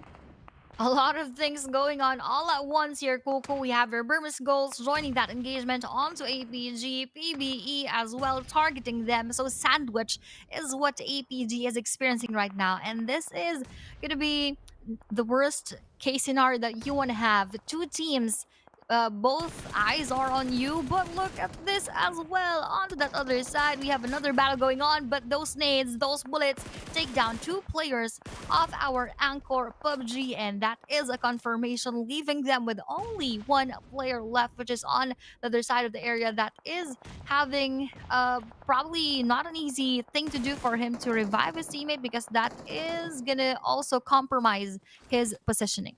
And Liquid on the kill feed, who goes down for TTQ. And right now, Pretzel just dealing a lot of damage now onto APG. And Pretzel, by the way, came from the grassroots of PUBG Mobile Philippines Esports. And the nade actually coming from Kill Enemy of Fearless Esports. They're now out with 5 teams remaining in this. PBE XMSI once again gets that circle in their favor, but this is Bro and Nathan out in the open from the perspective of Lookies in Kill Enemy, so they should not overextend because this is going to be an easy peek onto their side. But for Burmese Goals, they're still battling it out with our PBE XMSI with 1 player knockdown from the end of Master Itchy with, take note, just a little bit of HP left from his vest. So 1 more shot towards the body is gonna take him so much of that damage. And that's it for TTQ. Pretzel gets the final blow onto TTQ. Now the smokes will be popping off for Burmese Goals. They're very out in the open right now for Burmese Goals, and PBX MSI has a really good view from their vantage point. Now Circle has update again. PBE needs to readjust themselves because I think there's only like 1 more building that they are inside the zone, as they still do have the walls. This is another factor here for for PBX MSI. And look at Pretzel right now through the smoke. But no, it's actually Iterex of Kill Enemy who got the knockdown. Both of them damaging BG all at once. So we have our Master Itchy running through that area so that he could save himself from the bullets of Iterex together with the bullets of our PBEX MSI. And they're just rotating right now, going for that bit push towards a bit forward so that they could have that circle in their favor. And BG would actually be taking the outside, pero rather we have our KE Kaya being knocked down right now, and we're going for that revive, going for that carry, but that is not possible. He was not able to put him in his vehicle, and this actually started their demise because one by one they went out. Oh, he tried to carry his teammate, and he tried to actually put him inside that buggy, because you can do it now, Aya. Like you can put your teammates inside your vehicles so that you can transport them all the way through the circle, just in case that the circle is not within your reach, and also at the same time if your teammate is knocked down. But Jappy still doing it, eliminates Iterex on the feed. 3 teams remain, by the way, 4 players off from PBX MSI, 2 out of both Kill Enemy and Arame Bro. And look at the advantage that MM has right now. He's just waiting for someone to stand up. Once you stand up, you'll be spotted, you'll get damaged by the bullets of PBEX MSI. They're just chilling out, like there's no battle going on. Just whoever passes by, they will be dead. But we are just chill here. Monboy is doing that same thing as well, just chilling on the rooftop. Meanwhile, the rest of the teams, just like Harame Bro and KE, if ever that the circle once again favors PBEX MSI and the final circle is going to be in the open field, they don't have much places to go, and they could easily be spotted by our PBEX MSI. And speaking of them, they are capitalizing the situation right now with Minor or Minor going inside and actually taking that easier spot inside, securing that good spot so that they could easily knock down KE Master D2K, and he was chased by the shrapnels of that frag grenade being knocked down, and with that follow-up damaging Kaya as well. Will that be a secure? Will that be a confirmation? I guess yes, but with a few more follow-ups. And this is shades of STE Minor back in the days, and now Minor just entering every frag grenade that he's actually throwing over to Kill Enemy. And now Harame Bro, Jappy will have to set up smokes as well. He will be the guy who will be left alone at the back of the Harame Bro, as Monboy right now. I'm not sure if he was able to spot Jappy, and there you go. That's it for Harame Bro. That is gonna be it, and now it's gonna be 2v4 situation as Kill Enemy. As Minor goes down at the same time, Kaya goes down as well, and there's not gonna be any much more time for Kaya or for Lukis to actually go for the revive, but the nade actually will finish him off. Nice play from PBEX MSI as they get the second winner chicken dinner of the day.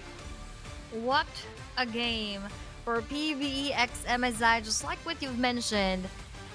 From the early phases or a few stages back, they already have that favor from the circle, and that helped them so much to take this winner chicken dinner, because for the preceding and for the succeeding rather zones, they are still in the middle of that, so they didn't move so much, so that also meant they were not faced with a lot of those battles and unnecessary skirmishes inside of the game. So for PBX MSI, they are really doing good, and with this start, with this momentum, I believe they are still gonna have better chances for the next matches. So for the Philippines, we already have two chicken dinners, one from 214 and one from PBX MSI. So I'm also looking forward for those other regions to take their first.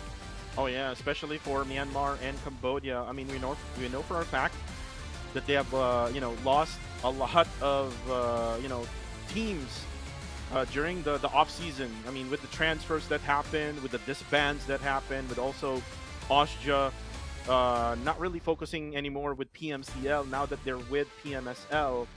But I mean, other than that, I mean, from the PH region, Federales have moved over to PMSL. So a lot of transfers did happen as well. Like you see right now, the lineup of PBEX MSI. Monboy is, I mean, he's still with Playbook Esports.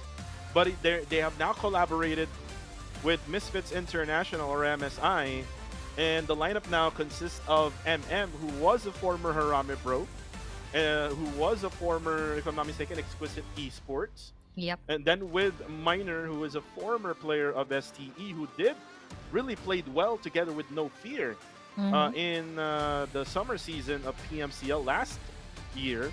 But now they do have a fresh face, which is Pretzel. In my opinion, in that game, Pretzel did a lot of damage, especially Yep. when APG and Burmese Gulls went at it in that northern side of that circle. I definitely agree. That addition of Pretzel here, despite his first appearance in PMCL, he is showing and having a good and strong start for together with rather the rest of PBX MSI. So with Miner being the IGL of this game, this only means that he also has that good mindset within his game plan, and that just also helped the rest of PBX MSI get their first chicken dinner. So for the previous game, yes, they also had eliminations, and as I've mentioned, they could have even gotten the chicken dinner if given the right positioning, but that was unfortunate for match number 1. But now for match number 2, they just proved to us even further that they are in PMCL for a reason. And despite them not getting that one in match number 1, they took this one all for themselves, which is, I believe, again, one good spot that they could take. Because for the next matches, this could propel them even further. Well, in my opinion, Aya, this was an automatic win for PBX MSI because, like, how many times that they got the circle with Yes. I think 4 times that they got Around the 3 or circle. 4. Mhm. Like, it started all the way back to stage number 3. From that moment on, they were, I mean, not really at the middle. The middle portion of the circle during stage number 3 was Harame Bro. After that, it went towards to PBEX MSI, and that's where they used their advantage. They had compounds, they had buildings, they have houses where they can go on top of the roof, and they're not easily seen by the other squads because there are a lot of blind spots in that location. But you can see here now the stats of PBEX MSI, and again, like what I said, a lot of damage dealt by Pretzel. But not only Pretzel, MM, he's here for PBEX MSI. 6 eliminations in the bag here for MM. And this goes to show that this team is a very deep team, Aya. And contributions are almost equal when it comes to the firepower, but this is, going back to the highlights, the most unfortunate battle that we have seen for Sin Esports, and that addition for the backup of our Nexus Vanguard just ended the rest of our 2-1-4, or rather 4-hour Sin, although they were left with 1 player. That is still very unfortunate because what are the odds that you are going to be eliminated from just that 1 player hiding in the dog shack very early in the game? Yes, most of them were not yet equipped and were not yet prepared, but that is just really unfortunate for our Sin Esports. I just hope for the next games that would not happen anymore, or even to the other teams. Well, Sin Esports, I would love to tell them to, just focus so that they can actually play a long game. I mean, that's not a really good game to play. It's a very early it's very early in the stage, and then all of a sudden you get eliminated by guns that you don't usually see. One guy. I mean guns that you don't usually see, Aya, in this game. Like you saw Zai using an SKS, and then other players from Nexus Vanguard uses like Scorpions or maybe even other guns in the early stages. But then again, for Sin Esports, I hope that they have already talked about it, and I hope that they will play well in match number 3. As we now look on the match rankings, and as usual, PBEX MSI or PBMS will get the top of the leaderboards here in this match alone. A total of 15 eliminations, by the way. So nice output for the side of PBMS. But for Harame Bro, Aya, I mean, I know that they always want to get that middle portion of the circle, but you should expect that other teams will want that, and that's what happened with Harame Bro. A lot of teams went towards that small compound, and they were like, how many teams, like three or maybe even four, who tried to get onto that position, and that gave them a hard time. That gave them only two players remaining in that last moments in match number two, and they need to be better with making those decisions. What we have seen on the match rankings, the elimination points are just heavily on the side of our PBX MSI, which snatched away the chances for the other teams to garner more eliminations. So leaving our teams with just two, or just here for the likes of Sin with one elimination, that means it's almost one-sided for the side of PBX MSI. So that is a good sign that they really have dominated our match number two. And overall ranking so far after two matches for today, PBEX MSI stands on top with 39 overall points. Just next to them would be 214 with 24. So that is 15. That is a 15-point difference, which means that they have a long way to go. Most, especially for the teams on the bottom, with the likes of Goa, with the likes of YG, with the likes of Sin, maybe even APG, they still have a long way to go to even catch up to what PBEX MSI is doing. Consistency is what we are having for PBEX MSI, which is something good, and that's something that we want inside of the game. I just hope that PBEX MSI has that game plan at the latter stages of the day, or maybe even at the latter stages of the week, wherein they can sustain this top of the leaderboard. Because sometimes uh, teams who gets the top of the leaderboards right here early. Right now Mm-hmm. they're currently with 39 points compared Yeah. to the others, like say Nexus Vanguard, who does have 11 points together with Arami Bro. They like play complacently, so Mm-hmm.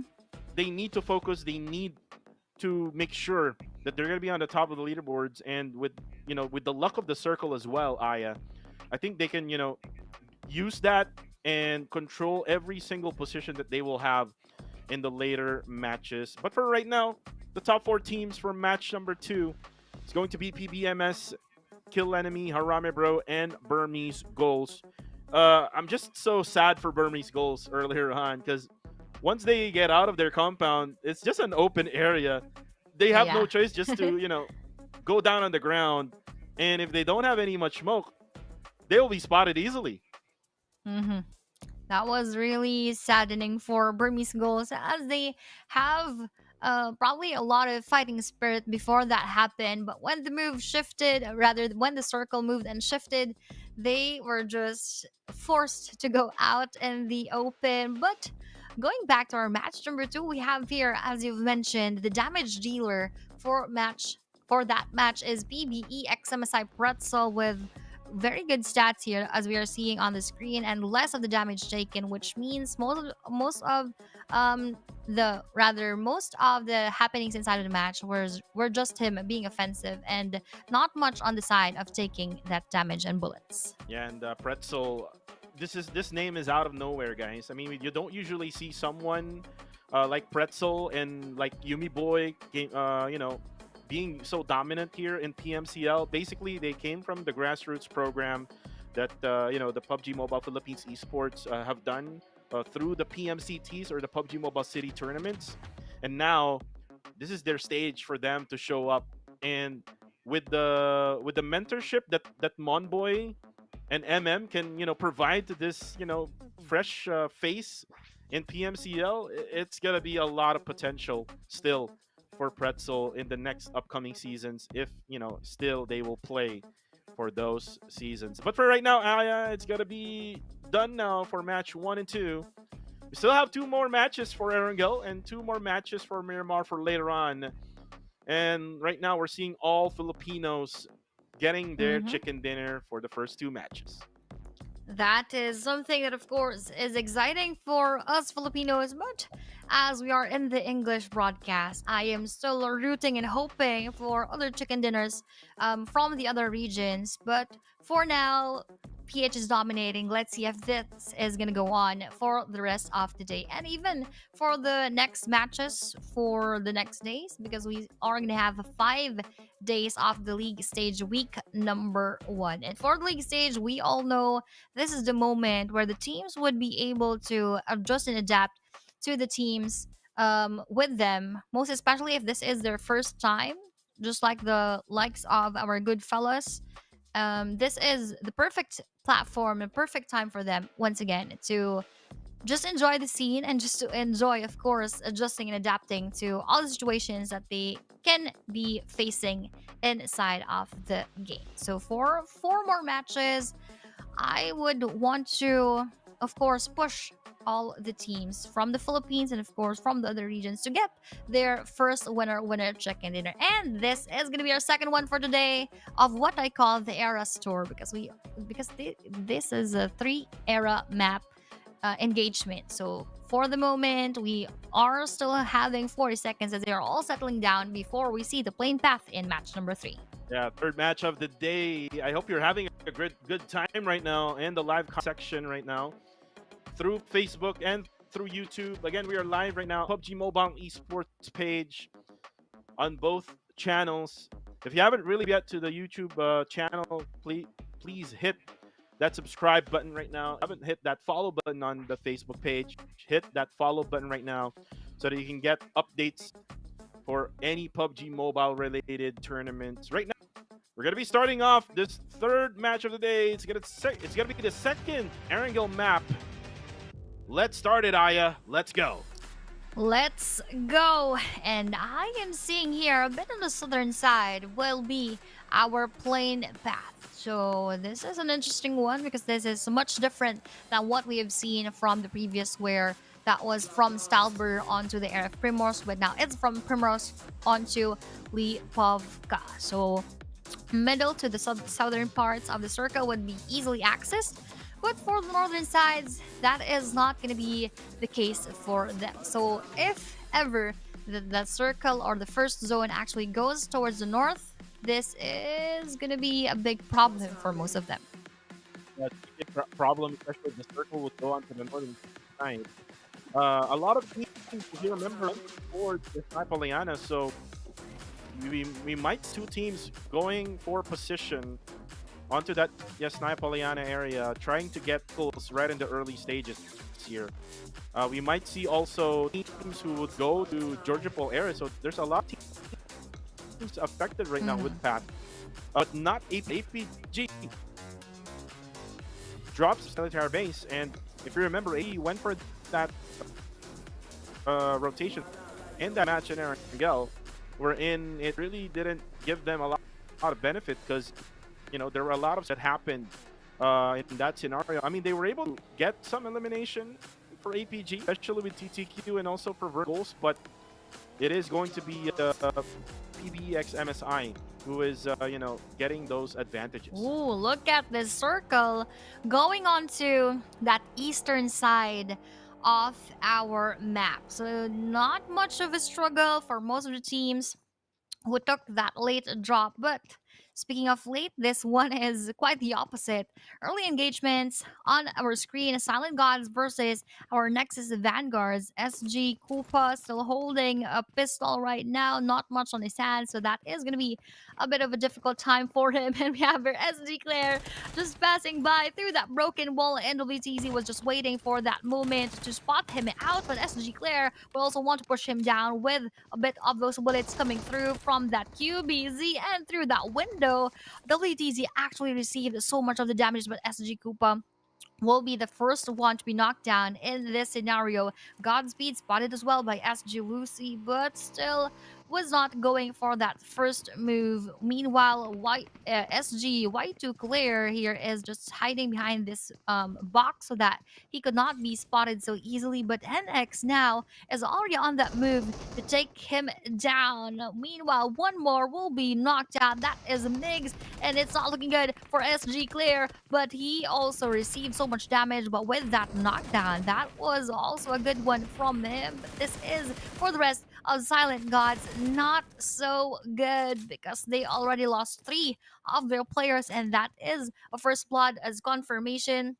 SG Lucy, the last player left, all of them has their eyes on Lucy. He needs to escape. He needs to go out because he is the last player and he is the lone ranger for the moment. But as I've mentioned throughout our match number 1, survival is the name of the game. So as long as there is one player who survives, this could still be a good gameplay. Not much of the chances getting that winner chicken there, but at least have those placement points in hand. And not here, uh were not able to was not able to take a point from that engagement, but Godspeed took one, WTZ took two. As we move on to other teams, RTC here just taking their sweet time looting the entirety of our Severny, and as we go through that area, no one is actually taking that spot. So RTC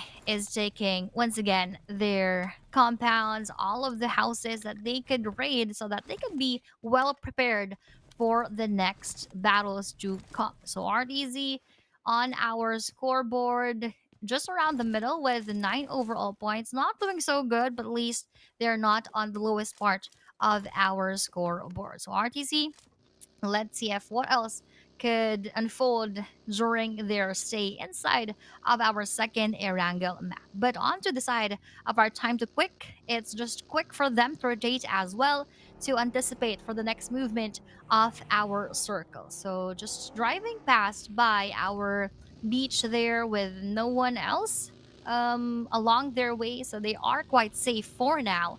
But on to the side of PBX MSI, which is the team actually on the top of our leaderboards, dominating everything here. Ooh, but dominating onto the other side is APG Nang X spotted Lucy, the last player of the team, which means SG is now out of the game. Meanwhile, PBEX MSI Minor had that chance to take down Time to Quick Liquid from behind and go for that backstab, and they just exploded his water vehicle right now, going for that push because they already know that he has nowhere to go coming from this movement. PVEX MSI Minor on to his move and on that push, but from behind, PBMS is another team as well. Anchor PUBG joining this engagement, so they are in the sandwich if ever that Time to Quick actually chooses to battle with them. They are gonna be the ones at a disadvantage because APG Papa here also has his eyes on Monboy together with Minor, and a lot of these things are happening all at once. So, yes, they were able to avoid even further damage onto their teams. That was not the chance for them to lose their player. So, that is the smartest thing for them to do. Go out of the engagement, not push through. More so that they've known that there is another team behind them, which could cause that further demise on their end. So PBEX MSI Minor onto that rooftop. Popeye also knows that that is his exact location. But we have here Kill Enemy, Loki's, Itorex, Master, and Kaya just traversing through Erangel with probably prioritizing getting inside of the circle, yes, later on. But as this is just quite early, stage number one, not much movement, not much engagements are being seen on the screen. So for a moment, we are just waiting for them to gather all the equipment that they will be needing and to prepare for their rotations later on. And on the side of Harame Bro, they did well, fairly well, onto that match number two as compared to match number one. So if this is going to be an upward pattern, that means that they are gonna perform better here in match number three. So Bro Range here, as Kuku TV always says, he is so far and by far the best IGL in the Philippines by proving himself through a lot of championships. This is one more of those chances to actually prove even further that he indeed is the best IGL. Meanwhile, looking at the mini map, we have three teams that could have possible engagements, but this is a good thing to see for us right now is the movement of our circle. Which would, or rather, where would this circle actually go? Ooh, look at that pinch. pinching everyone else, squeezing everyone in just a very, very small circle right now, comprising a lot of teams inside.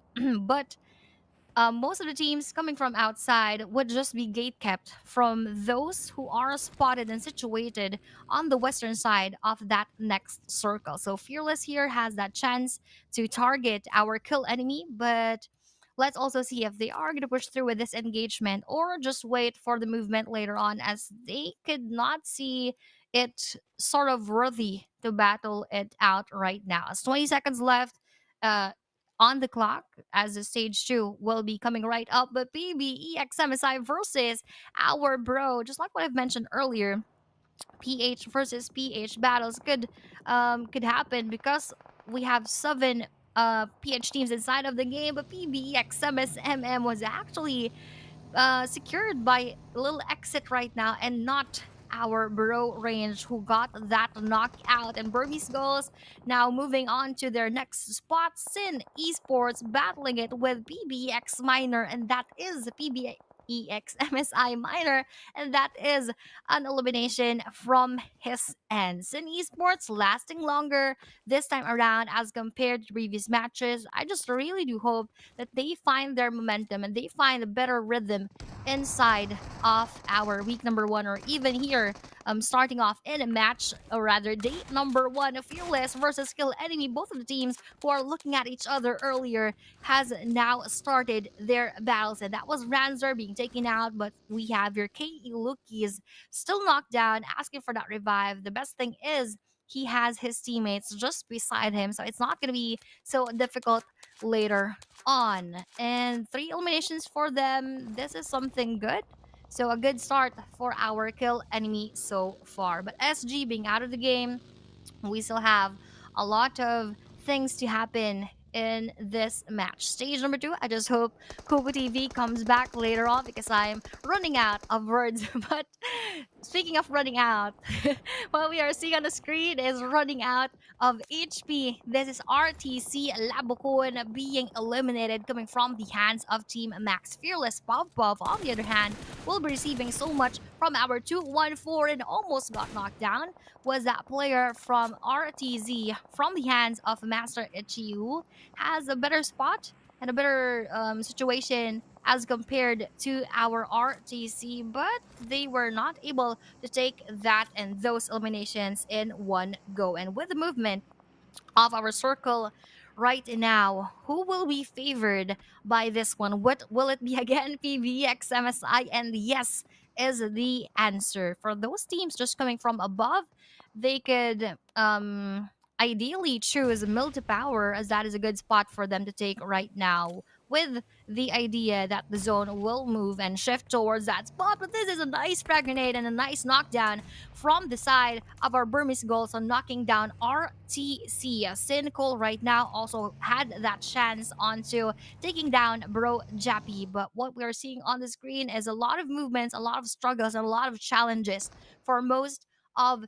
our teams. With just 22 seconds left on the clock, 214 MS actually has been spotted by Bro Nathan, and that is one more counterattack coming from their end. And as to Yumi Boy passes by and drives by the area where Bro resides at right now, that is an easy knockdown for them. But 214 Michi also will receive the same treatment from the hands of our Sin, from the hands of our Bros, and that will be one more team out. 214 again will be eliminated quite early. And if this is going to be the case for the next matches, it is going to be a downward slope for them, as they started very strong in that first match, and for the second match not so much. But for this one, it is quite early because they ended on that 14th spot.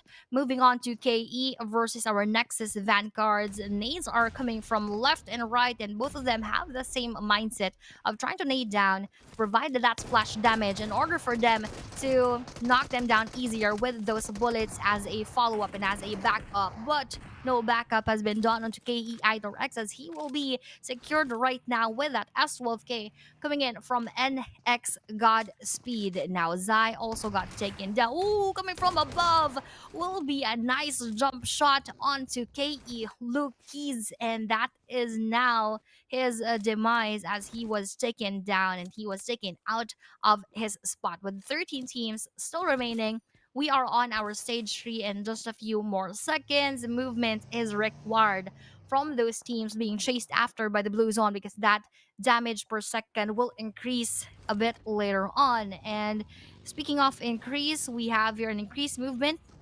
coming from BG because earlier they are just above and now they are slowly going down as YG behind them is throwing all of these bullets coming in from YG Romeo boy. But fortunate for him that he has hid himself behind that region, behind those trees, so that he is now quite safe. That was Yahiko, by the way, and YG Romeo boy also being very vigilant of his surroundings so that he could not get that same treatment that he gave onto our Burmese goals. And Murnat boy here trying to knock down that player, but Master Itchy got that same bullet treatment coming from behind. And that movement, as I've mentioned, favored a bit of the multi power, and that is what Guardians of Angel took that area, so they are going to be safe later on with the idea that they will once again take the favor of the safe zone. With 37 seconds, YG is going for that late rotation and going for the movement just right together with the blue zone, even enduring a bit of those splash damages, a bit of those damage per second, because that is the best thing for them to do to avoid any of those battles inside of the game. But this is a battle that is an unavoidable. Sin Esports versus Harabe Bro, going for all of those troubles right now, going for all of those nades and mollies onto Sin, onto Bro. And what we're seeing right now is not much of a connection, but Sin Wako is actually literally on fire by receiving that molly from outside of our bro. And from behind, Sin FV was actually there through the smoke, knocking down that player, that best IGL of our bro right now. And through that window as well, Sin Wako trying to knock down and trying to eliminate Bro Jibna. And one surprise attack coming from Sin FV, taking down Bro Nathan with once again that S12K. And Sin FB would want to add one more, but he was not allowed to do so as there was one player, which is Bro Jibna. Fortunately for him, that was Sin Ranked saving him and trying to, or rather, he was not saved because he was also eliminated in the process. But most importantly, for the side of Sin Esports, they still have 3 players to play together with the rest of the gang towards 12 more teams, rather towards 11 more teams with a total of 12. And as we're seeing on the screen right now, most of them, it's a bit of a crunch time, squeezing their way inside of the circle, finding the better spot. But the problem is, most of the areas are quite open, and other than quite open, I'm not seeing anything on my screen right now, so I'm not quite sure what is happening. But let's see later on. Yeah, and now we are now back to the battles. RTC versus Team Max X Victoria 9. Max Joseph would want to go around this house in order for him to see that player, but that was the John who actually took that elimination for himself with 4 already total defeats for this team. They're slowly but surely climbing up the leaderboards on that 8th spot with 4 more elements, as I've mentioned, in PBX MSI. Oh no, they're receiving so much from outside, and that was Pretzel forced to be out because of the bullets that were thrown towards them as they are attempting to get inside of this circle. Pretzel now secured, now out, leaving only Monboy here for the team. Yes, he is the bronze boy, but it's not going to be a piece of cake for him to survive as he is in the middle of a lot of battles that could transpire later on. But fortunately, he would not need to move because that is the worst thing that you can have. Being solo, being outside of a circle, and being, rather, being required to move outside. But going on to the battles between Burmese Goals and Team Max X Victoria 9, that is XC going out, coming from that frag grenade and exiting back to the lobby. Grenade elimination courtesy of Easy K. 7 defeats right now. What a fast movement and what a fast transition coming from this team from 4 on to 7 defeats within just a blink of an eye. Stage 5 coming right up. PBXMSI still going strong, but Team Max, Sin Esports, they are the two teams that are being very dominant in this match, having 7 eliminations, having 8 eliminations. Indeed, this is a redemption period for our Sin Esports. And chasing after the other is YG onto our kill enemy. But ooh, I think this is going to be a road rage for both of them. We are not just quite seeing that one, but that was Romeo Boy being down on his knees as they met kill enemy in the middle of the area. But Mon Boy unfortunately got spotted by KE Kaya, and that was the end of him right now. 9 teams and 26 players are remaining inside of the game. Time to Quick versus our APG Skynet in the middle of both of their players. KH would want to push, but would also want to make sure that they're providing that splash damage so they are not going to be having a difficult time later on. And all of those bullets from KH actually connected, taking that knockout. And NX Godspeed here was taken down by Hivedale in the process. A lot of things are happening, a lot of battles are going on, but Hive here taking this area that could possibly give them so much of that advantage early on because they they still are a full squad. Yes, they don't have much defeats, they don't have much eliminations yet, but that could happen as we go through and as we go on the latter part of this match. They can just observe everyone else going and passing by the area. Hive 762 actually has that chance from above, as I've said, is one of the best spots for them to take. And knocking down, securing that elimination onto our team Max X Victoria 9. But on the other side, we have Rasin versus our APG Popeye in the middle of two detonated, smoking, burning vehicles. These are his only covers in the fortress that he could take, but at least he has something to secure himself with. But for our City Sports, still hesitating a bit onto either facing our team Max or waiting for the circle, because what if the circle would not favor them? They need to move around as quick as possible. And looking at the map right now, they are quite scattered and no one is so near to each other except for Hive and that possible battle behind them, which is Mernut Boy, that could give them that struggle and give them that pressure later on if they would not eventually know that there is one more player left. Hive Red here just trying his best to have a better perspective onto our opponents, but probably if he is gonna go solo like this and he would be meeting Myrna. Boy, that is gonna be so difficult later on, but this is an interesting battle right now. Godspeed versus Team Max X Victoria 9, and what a clutch. That was a very, very close call onto a Team Max X Victoria 9 Joseph, but he survived that engagement and rather that yes, he survived that engagement, but Easy K did not, and he got knocked out together with 2 more of his teammates. So that was 3 players left down from their side. Yes, they still have a bit of ample time, and the priority, of course, is the John because he has the lowest HP left. And from behind is Sin Wako trying to get those bullets through in order for them to either disrupt the reviving and the reset of our team or either to add those eliminations. But right now we have a Time to Quick being out of the game quickly as well. And that nade coming from Hivedale, will he damage Team Max? Nope. That one did not land perfectly, but this is another one. Will this connect this time around? Yes, that connected a bit, but only splash damage, and was not able to knock down or even secure those eliminations onto Team Max. And on this side of the screen, APG Popeye probably he ate a lot of spinach and that he is surviving, and that is his biggest secret right now. Amidst all of the battles that is going around him, he is still staying strong. And on that seventh spot, eliminated is our kill enemy. And looking at the right side of our screen, 5 teams actually on the top are already out. So those remaining ones has that best chance to be able to catch up to the points that they made from our first 2 matches. Team Max here is being spotted by our Sin Esports, but not being able to get those bullets through for some reason.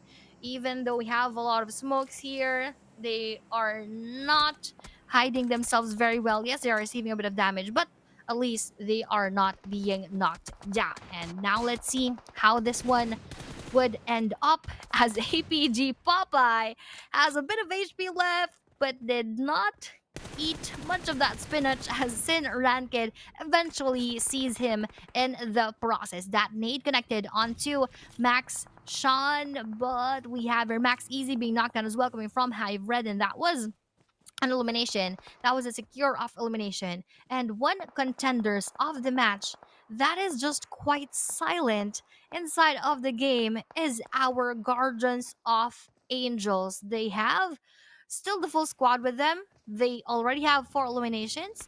And they have the circle and that zone advantage. And if that once again ends up in their favor, they can just easily control the situation. But no, they will be sharing it with our YG, with our Hive, together with the last player of Max, rather the last 2 players of Max, and the last player of our Sin Esports, which is Ranked right now. YG Mernut Boy spotted already by our Hive, but by the looks of the HP of Arid and Claude, by rather Red and Claude, that means the last player, Mernat Boy, also did not let them take him out that easily. So kudos to Mernat Boy, but that is just our Hive International getting that elimination for those final moments. And sharing once again with the circle are 4 teams: Team Max, Sin, Hive, and Guardians of Angels. All of them, rather, these 2 teams are crawling and they're trying to take down Sin Ranked with that frag grenade, but surviving that engagement and surviving those shrapnels from that frag grenade, receiving a bit of damage coming in from that bullet, but so far controlling the situation is our Hive International. Although they have almost the same possibility of taking that chicken dinner with our Goa, they could still make this work if ever, but spotted by Max the John from behind, or rather from under the vehicle, is in Ranked going out of the match. So this is 1 Cambodian team, 1 Philippine team, and 1 Myanmar team on the screens. And so far, I believe higher chances and higher possibility for Goa to take this one home. But of course, let's still hope for the best for Team Max and for Team Hive International. As the circle closes in on our 7th stage, a lot could still happen and maybe tables could still turn, as Clay Jr. received so much of the damage coming from the bullets of our Hive International, which made him prone so easily because he is in a bit of a panic state during those moments. Yes, a bit higher percentage of possibilities on to go at taking this chicken dinner, but having this compound, having this cover for the side of Hive International could actually give them a bit of that edge. But with the movement of the circle, I believe this is a bit leaning towards onto Guardians of Angels with 43.6%, just sort of minor difference, but could be significant later on once that circle is controlled successfully and efficiently by our Guardians of Angel. Airdrops in front of them contains a Grossa, contains a lot of the equipment that they could take later on. 17 seconds, and look at this, guys. Clay Jr.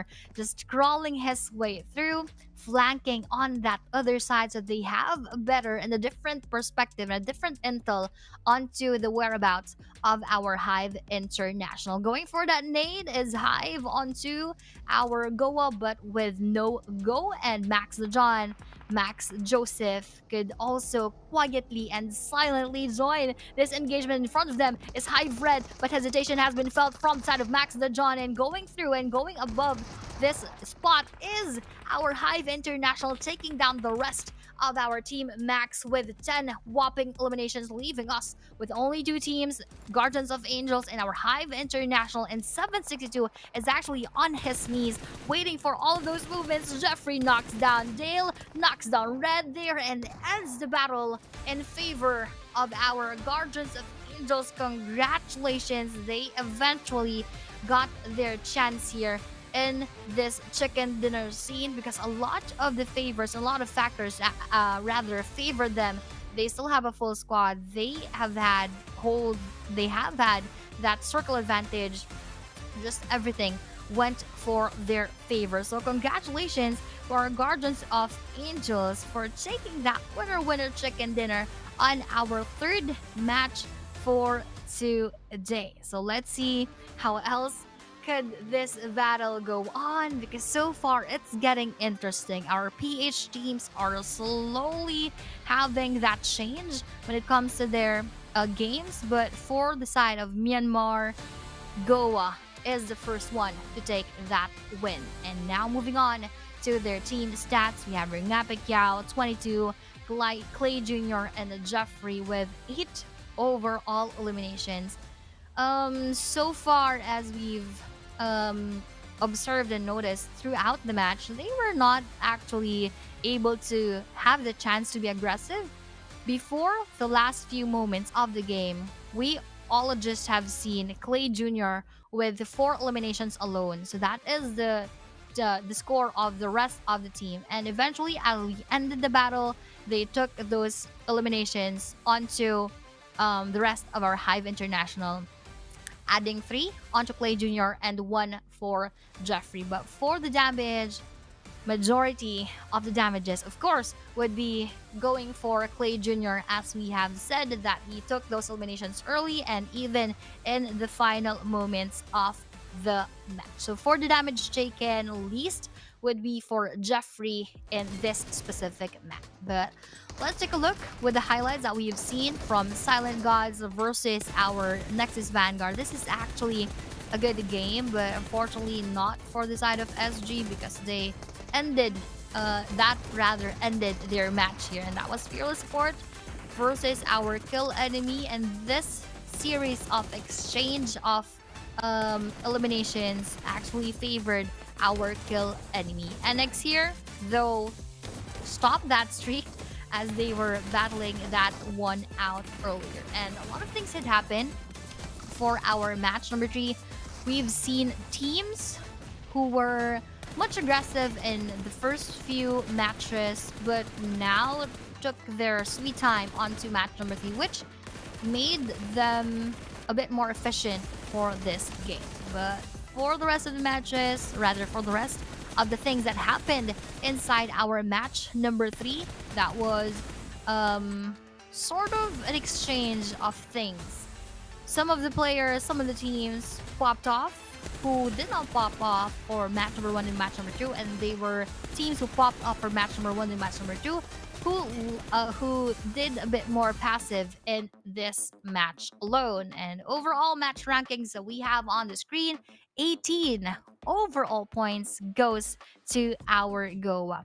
This could change their storyline for our match, as from the previous one, Goa is actually on the 15th spot as we ended match number 2. So adding up onto those scores, 18, that means they are going to get 22 points, probably onto that 3rd or 4th or maybe on a 5th spot, given that the rest of Time to Quick, KE, and Bro would not move so much. So this is definitely the game-changing moment for our Guardians of Angels. And onto that second page, no eliminations was garnered for PBEX MSI, for RTC, for Fearless, and for Silent Gods, which only means that more of the points were distributed onto that 1st, 2nd, 3rd, and so on and so forth of our teams for game number 3.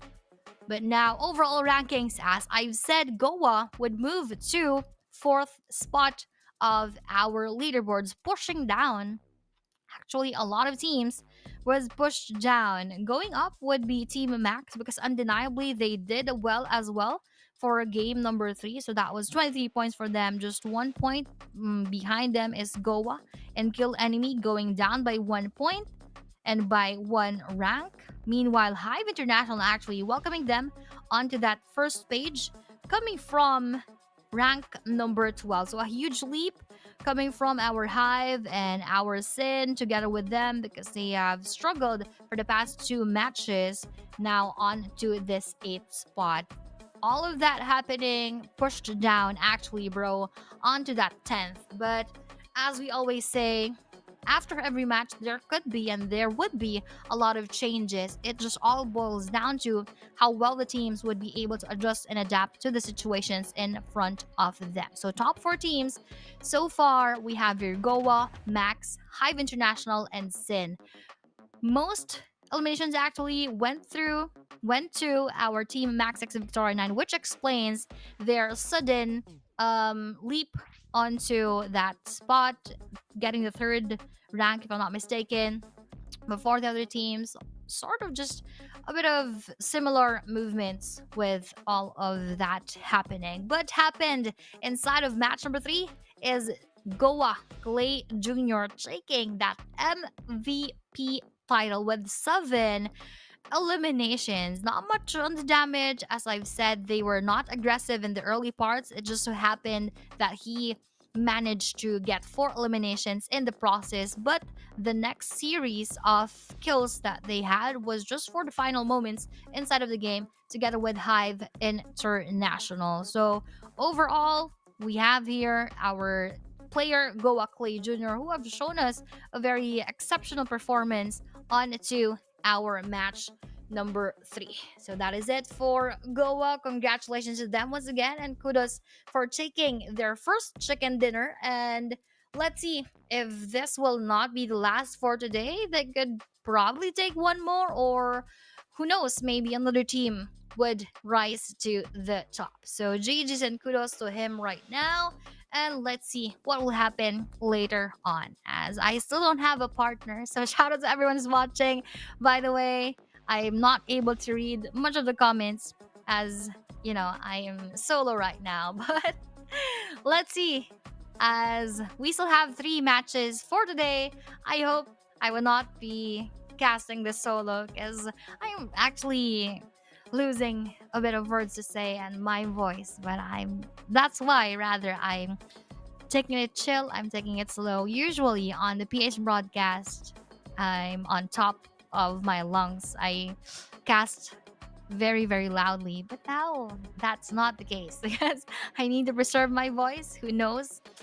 Who knows? Oh, who knows when will I stop speaking? But this is actually the perfect time because we are going to go for a short break. Once again, I'm Plays and Kuku TV for the English broadcast.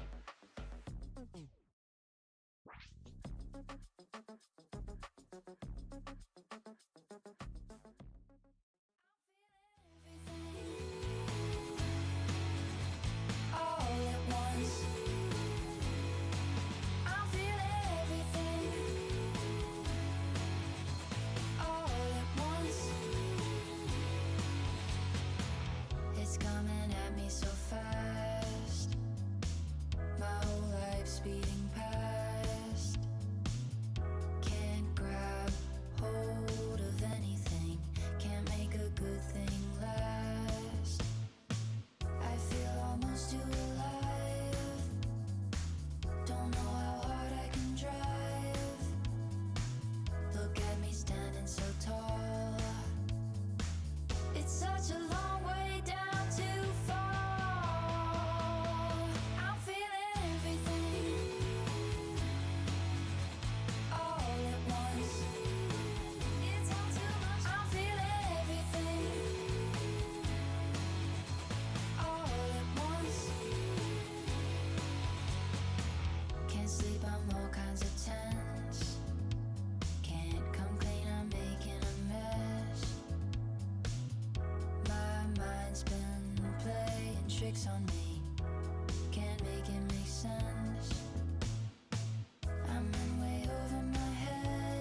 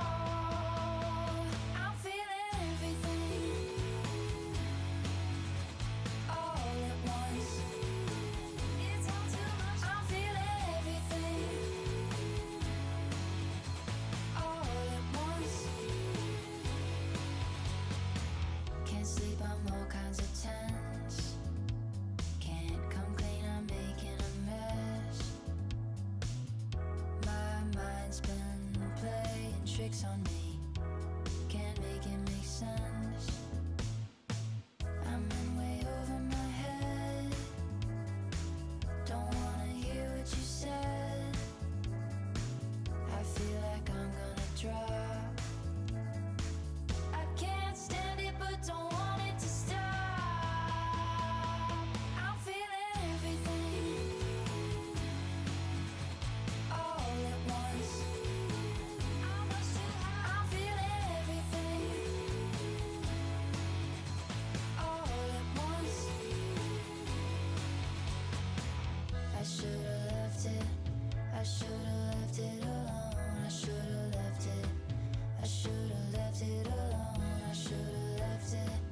I should've left it alone.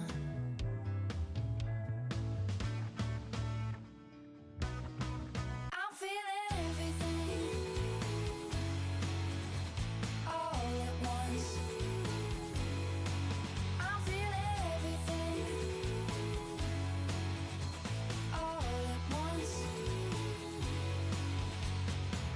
It's coming at me so fast.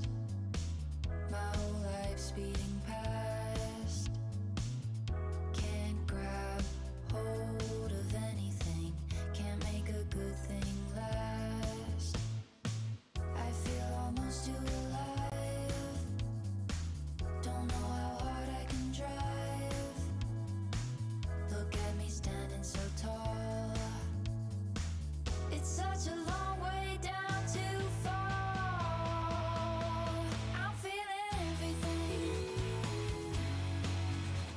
all at once. It's all too much. I'm feeling everything all at once. Can't sleep, I'm all kinds of tense. Can't come clean, I'm making a mess. My mind's been playing tricks on me. Can't make it make sense. I'm in way over my head. Don't wanna hear what you said. I feel like I'm gonna drop. I can't stand it, but don't want it to stop. I'm feeling everything all at once. I'm feeling everything all at once. I should've left it. I should've left it alone. I should've left it. I should've left it alone. I should've left it. I should've left it alone.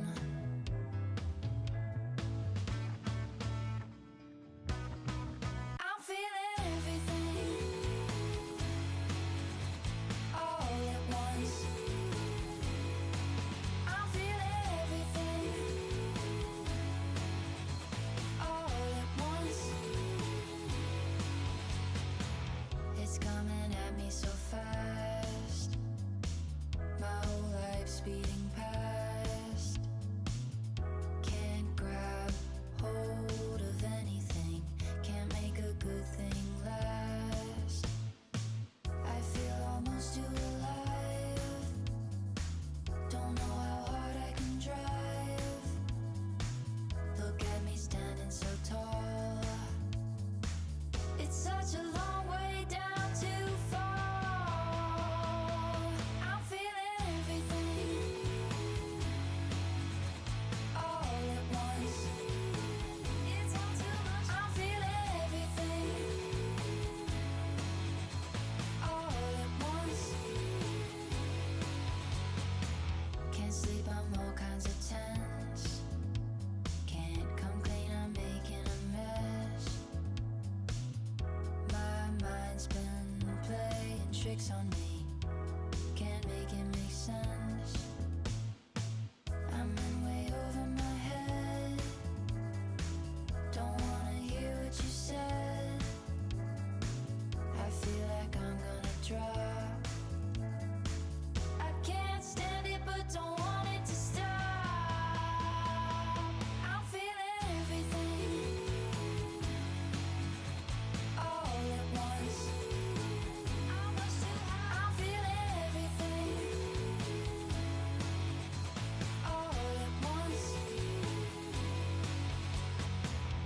should've left it. I should've left it alone. I should've left it. I should've left it alone. I should've left it. I should've left it alone.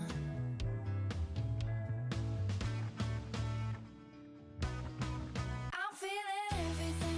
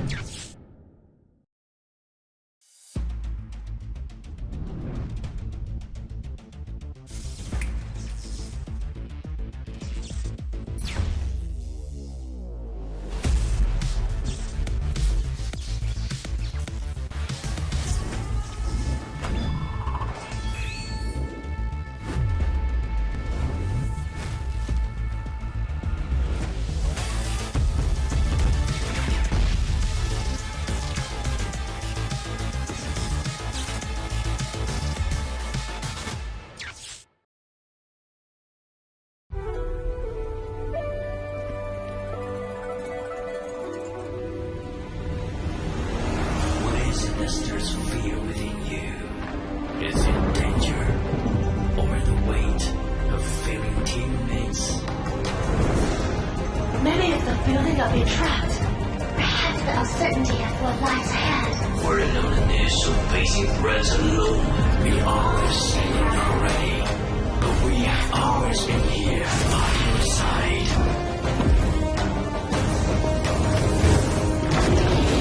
Now, rise, embrace our strength, And let your courage, lead the way.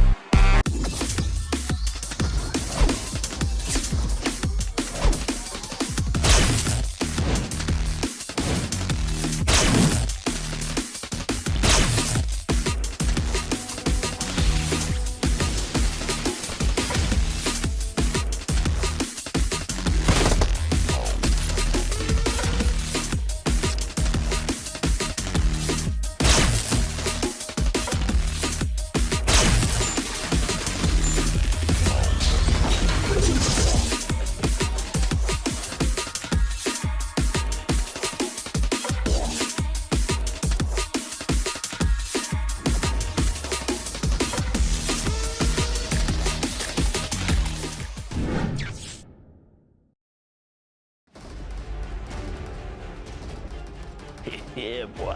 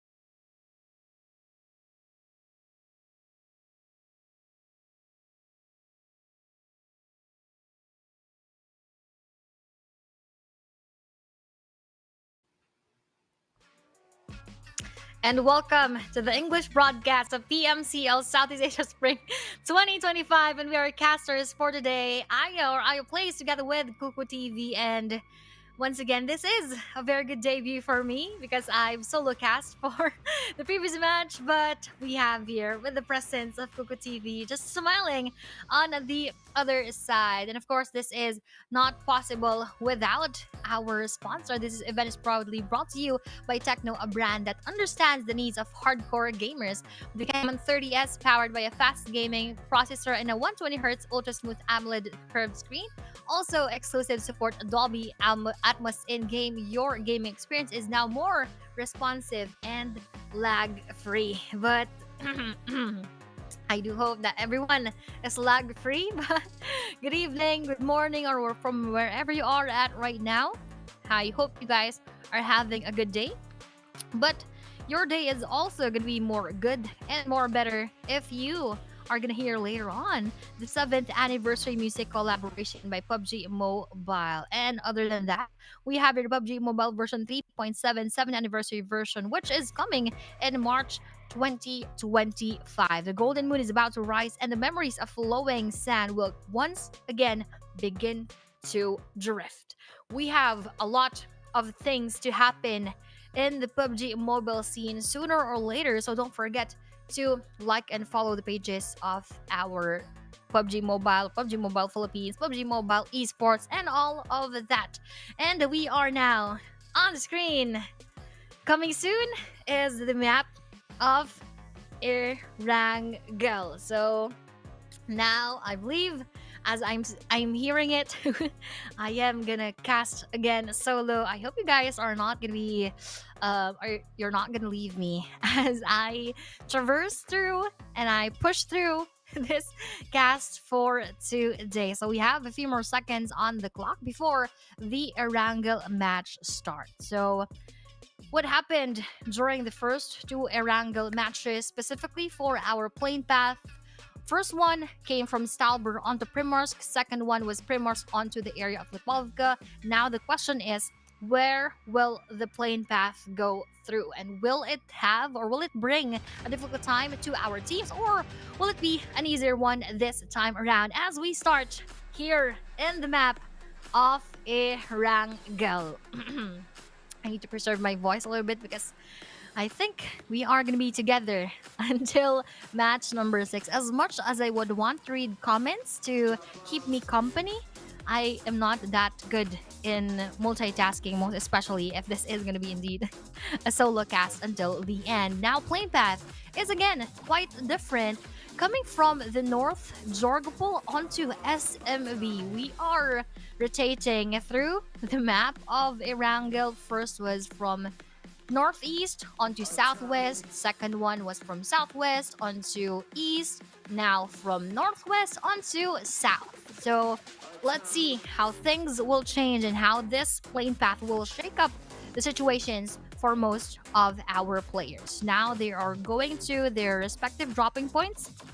But as I'm seeing on the screen, early fight, Fearless versus 214, and they're on their knees getting all of those needs. But 214 Kree was the first one to be out, and the second one would be Ranzer with that dagger coming in from our 214. Exchange of knockouts right now is happening. Pop heavily damage. Two eliminations have already been secured for the side of Fearless. Ranzer, unfortunately, for the side of 214, they did not get that elimination, but already lost two of their players. And what a circle for our match number 4, going onto the northern side of Erangel, leaving a lot who dropped around the middle towards the south part of our Erangel map. And now 214 Michi, 214 MS, the last two players left for this team, needs to handle it very well, because if they're going to be the first one to be eliminated, their number 2 spot will just be pushed down even further, given that the difference between them and the third placer is just 2 points, and even for number 4 and number 5, that is just 1 more point behind. And 214 MS being secured already, leaving it all to the hands of 214 Michi.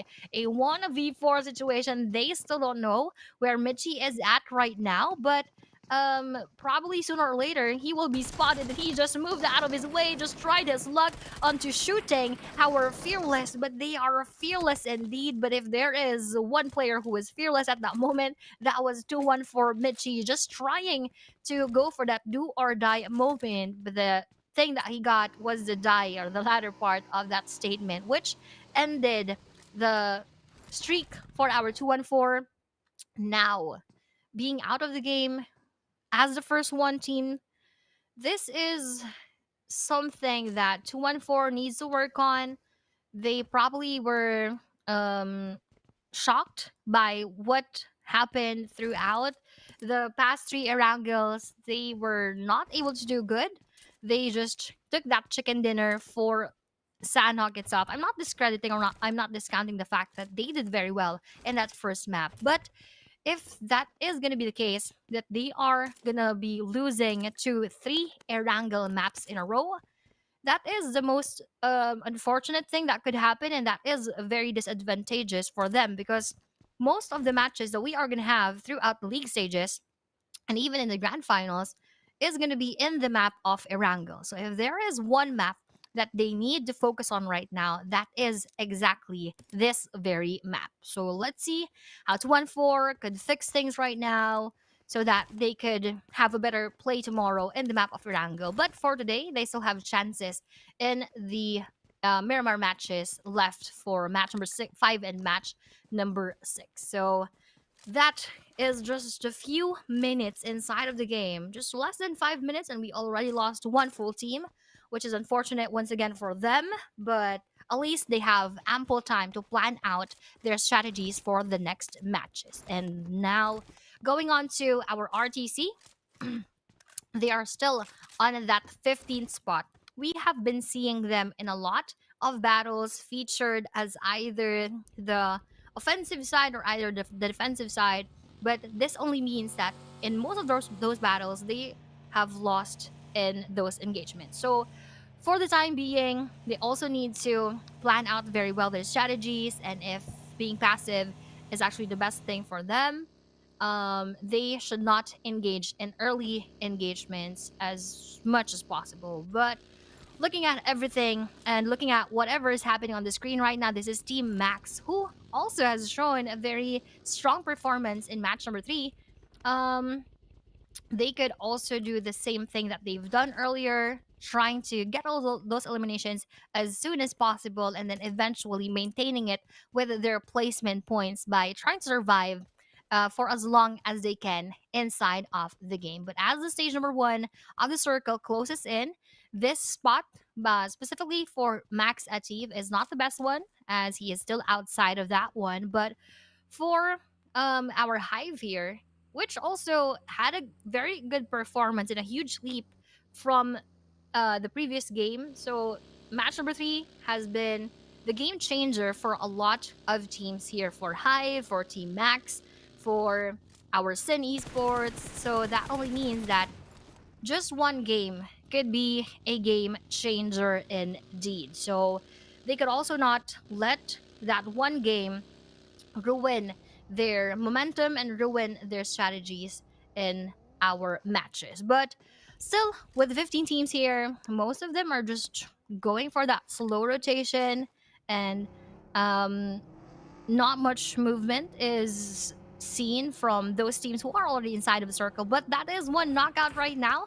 I believe that is from Burmese goals. Exit got taken down by another team. Is it YG? We will see that later on, but I think it is, as they're coming from the lower part of this area onto that high grounds, which our Burmese goals was taking earlier, but now that was little exit, really exiting early, coming from the hands of a Master Smile. So first kill goes to Master Smile, and another battle could transpire here from Harami Bro versus our Burmese goals. So BG being into simultaneous battles, this could just bring so much of difficulties on their side, as they already lost one and now they're battling with a full squad once again with just three players having lost one earlier. We have here Jibna going for that molly onto Yahiko, but that would not connect and that would not damage him so much because he threw that on the third floor. Meanwhile, Yahiko was on the first, and Nathan here is on that push.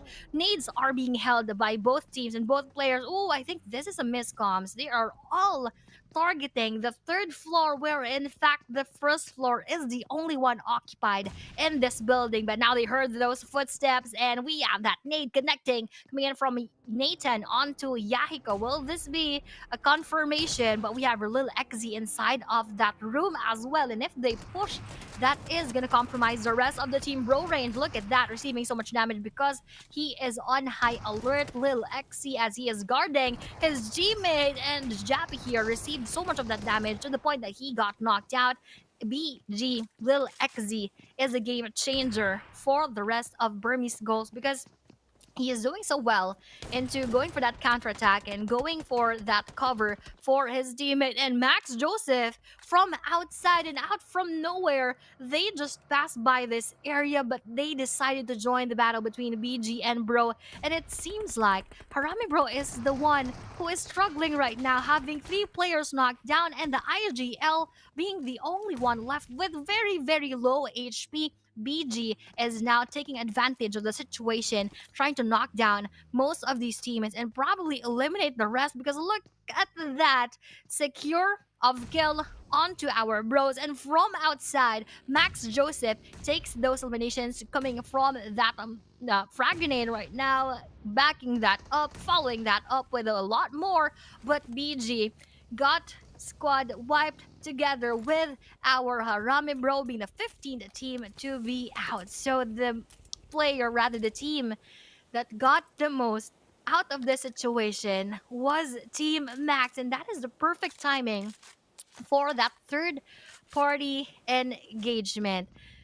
Eliminating the rest of the Bro, eliminating the rest of our Burmese goals, where those two teams are actually the ones who fought earlier, and they had a very, very difficult time. They struggled so much, but at the end, that was for our team Max, now surpassing 214 after getting 5 eliminations. And as they're now smoking out, Fearless here is also within the same vicinity as our Yangon Galacticus, and one more team onto their rather not one more team, but rather that was just one player from YG in a 1-3 split. So this is Fearless versus our Yangon Galacticus, as Fearless Ranzer is scouting the surroundings if there are going to be teams who has that possible chance to backstab them. But so far they're safe from that angle, so their only focus should be on the side of our Yangon Galacticus. Moving on to our kill enemy.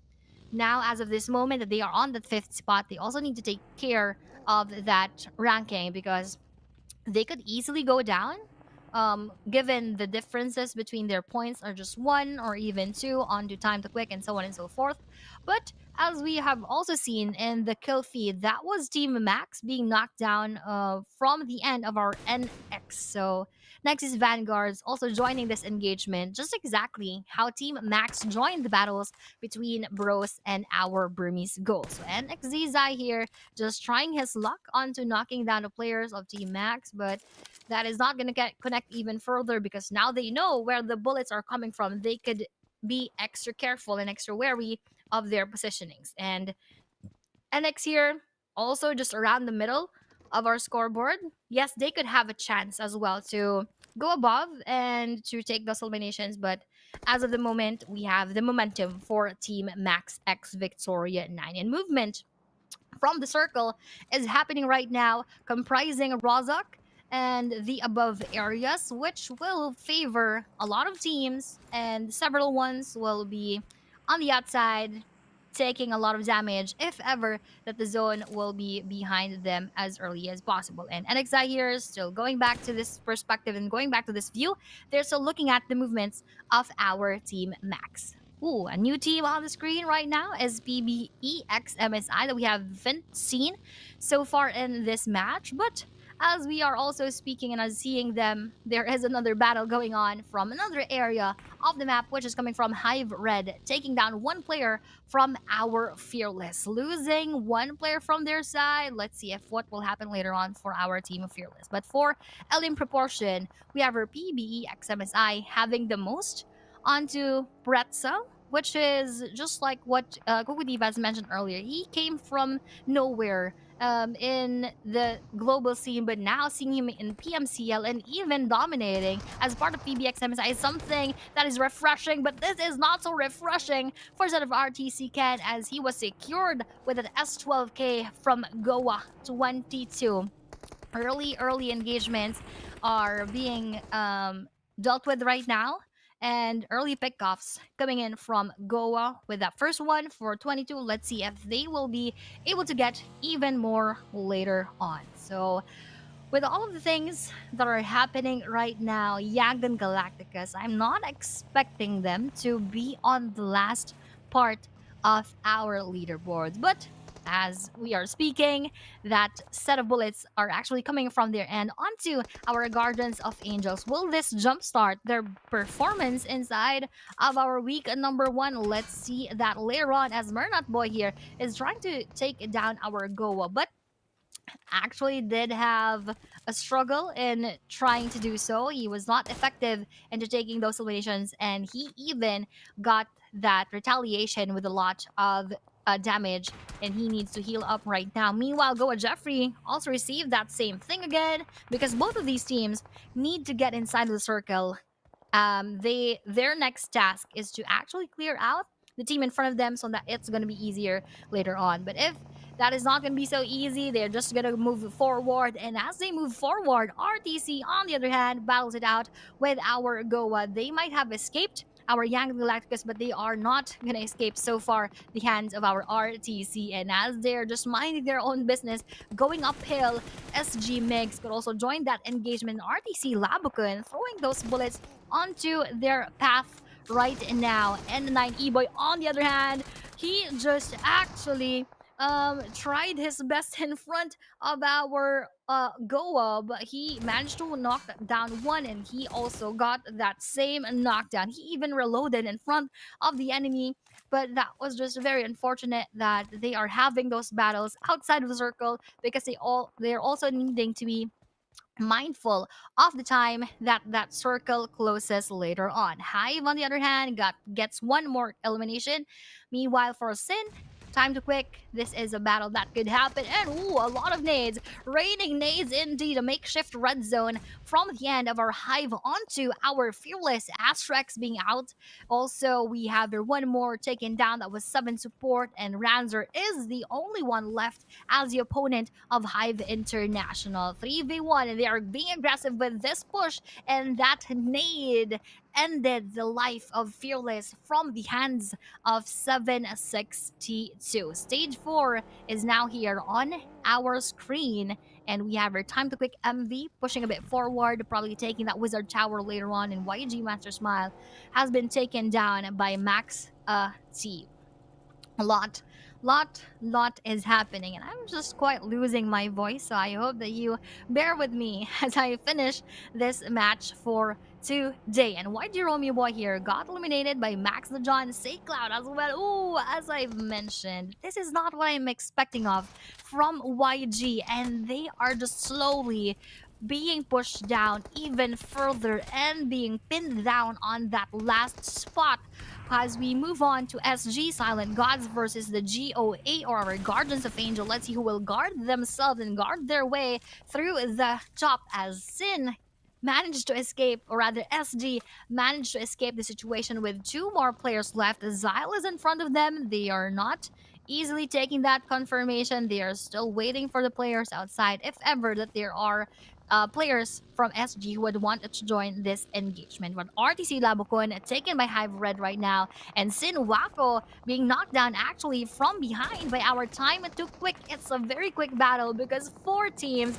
in this same area on that mini map just around the circle, is having their own fights left and right, front and back. So they all need to be very, very careful. We are not being able to see from where the bullets are coming from. RTC Labacon got knocked down, and Time to Wiki MV got knocked down as well, coming from PBE, XMSI, MM, and RTC got out of the game with 2 eliminations right now. Hivedale knocking down RTC Nishki with that Molly, and MM has been spotted by Liquid from afar.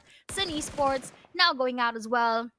A lot of the teams from the Philippines are probably having a struggle, as we only have here Hive, PBE, XMSI, and our SG. NX King WTZ takes that one for the count as they clean up the right side or inside of the circle, because earlier we have 5 teams here, or 4 to 5 teams here. Now we are just left with 3 and 1 more player from that other end of the circle, with just 6 seconds left before once again this closes in. And who will be once again favored by this circle? Most of the teams, yes, are having that sweet time with the circle, but from outside, this PG gatekeeping at its finest, eliminating our quick with those frag grenades and with the blow up of those bullets, taking that wizard tower.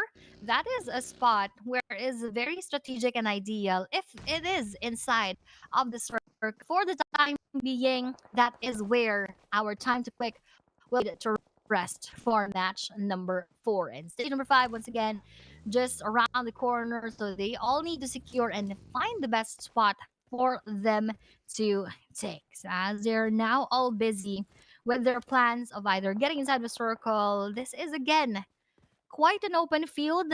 Yes, we have several trees to cover them, but that wouldn't be enough later on, as that wouldn't cover much angles. We have a bit of rock formations, ridges, yes, and again, I believe that the ones who will take the higher grounds as compared to the other areas would have the biggest advantage right now. But advantage is not the side of Goa 22, as he received so much damage from the end of our APG. That was Skynin securing that elimination. But looking at Hive International, Hive International here having 7 eliminations already. I'm already having that moment of code switch from English to PH because my English is almost out of stock. But let's see how we will finish this one, as Hive is pushing onto Nexus Vanguards here. Godspeed in front of everyone else. We have that S12K taking down, securing that elimination. NX Zai as well will receive that same damage, and Naughty WTZ are the last 2 players left for NX. They need to heal up and reset as soon as possible, because we have here Iflod coming from behind, going for that vehicle run, and that is a perfect time. Hive Claude, Hive International is on fire right now, eliminating, wiping out the rest of our Nexus Vanguards with 10 eliminations already. What a play that we are seeing here from the side of our Hive International. They are now already awake, and probably what jumpstart that was from our match number 3, that they almost got that winner in a chicken dinner, and now that they've lost that chance for match number 3, now they are taking that once again and trying their luck onto our match number 4. So they are the ones who has that best chance to overtake PBE XMSI. They're just a few points away from actually claiming that first spot, but even if they're not going to end up on the number 1 rank after this match, this only means that after probably the next games or the last games for today, which is for Miramar map number 5 and map number 6 rather, that could easily be done because of the foundation that they have been doing here in our match number 4. So kudos to our Hive International and to the performance that they have been showing us for today. But there is also other teams inside who are showing a good performance, a very exceptional one, just like our Team Max X Victoria 9, who garnered 8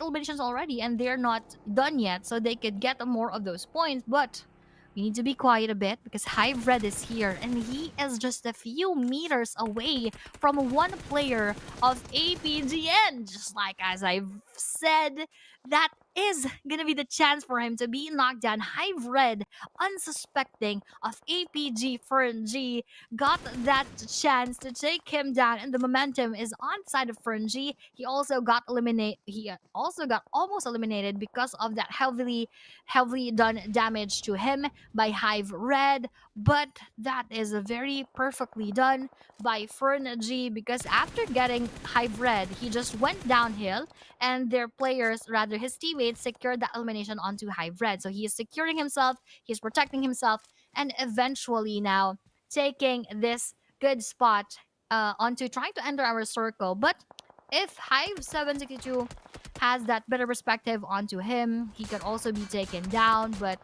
he has that buggy. Oh, as I mentioned as well.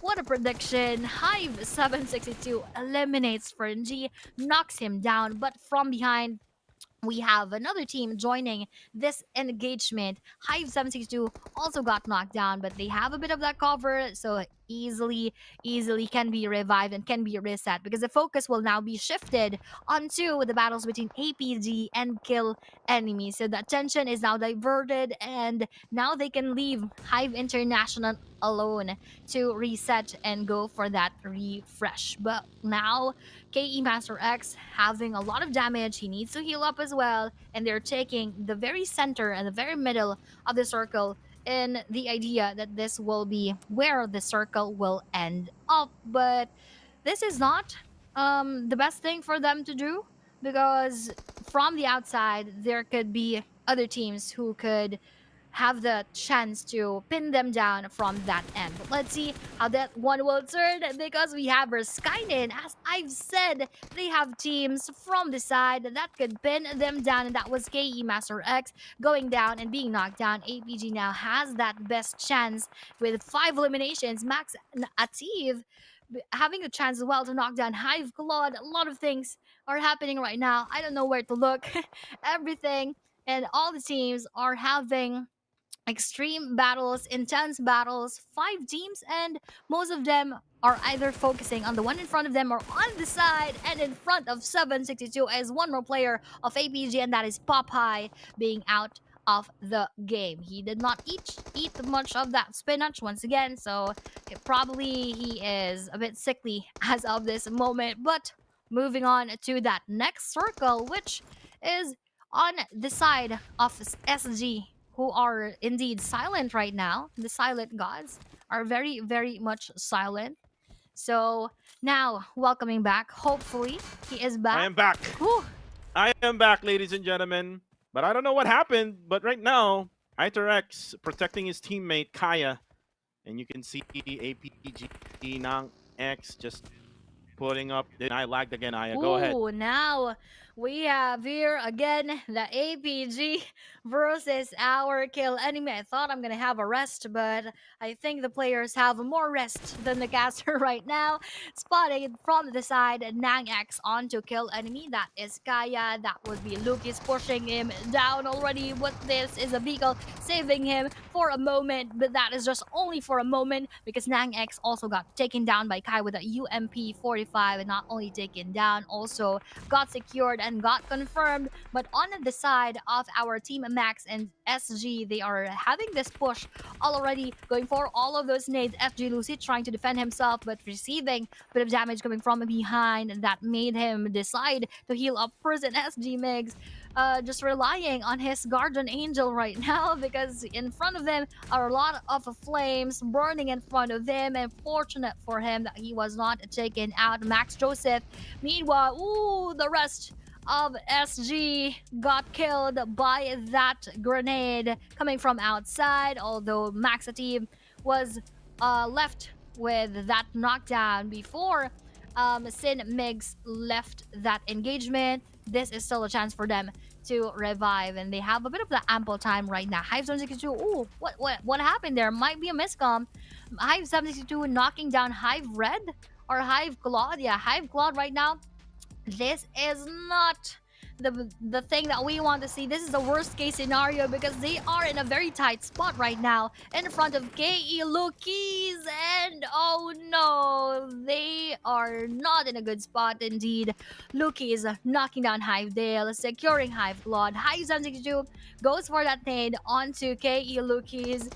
That was also very close onto Hivedale, but fortunately he was not able to do the damage that he did earlier here in this engagement. So leaving only Hive 762 for the side of our Hive International.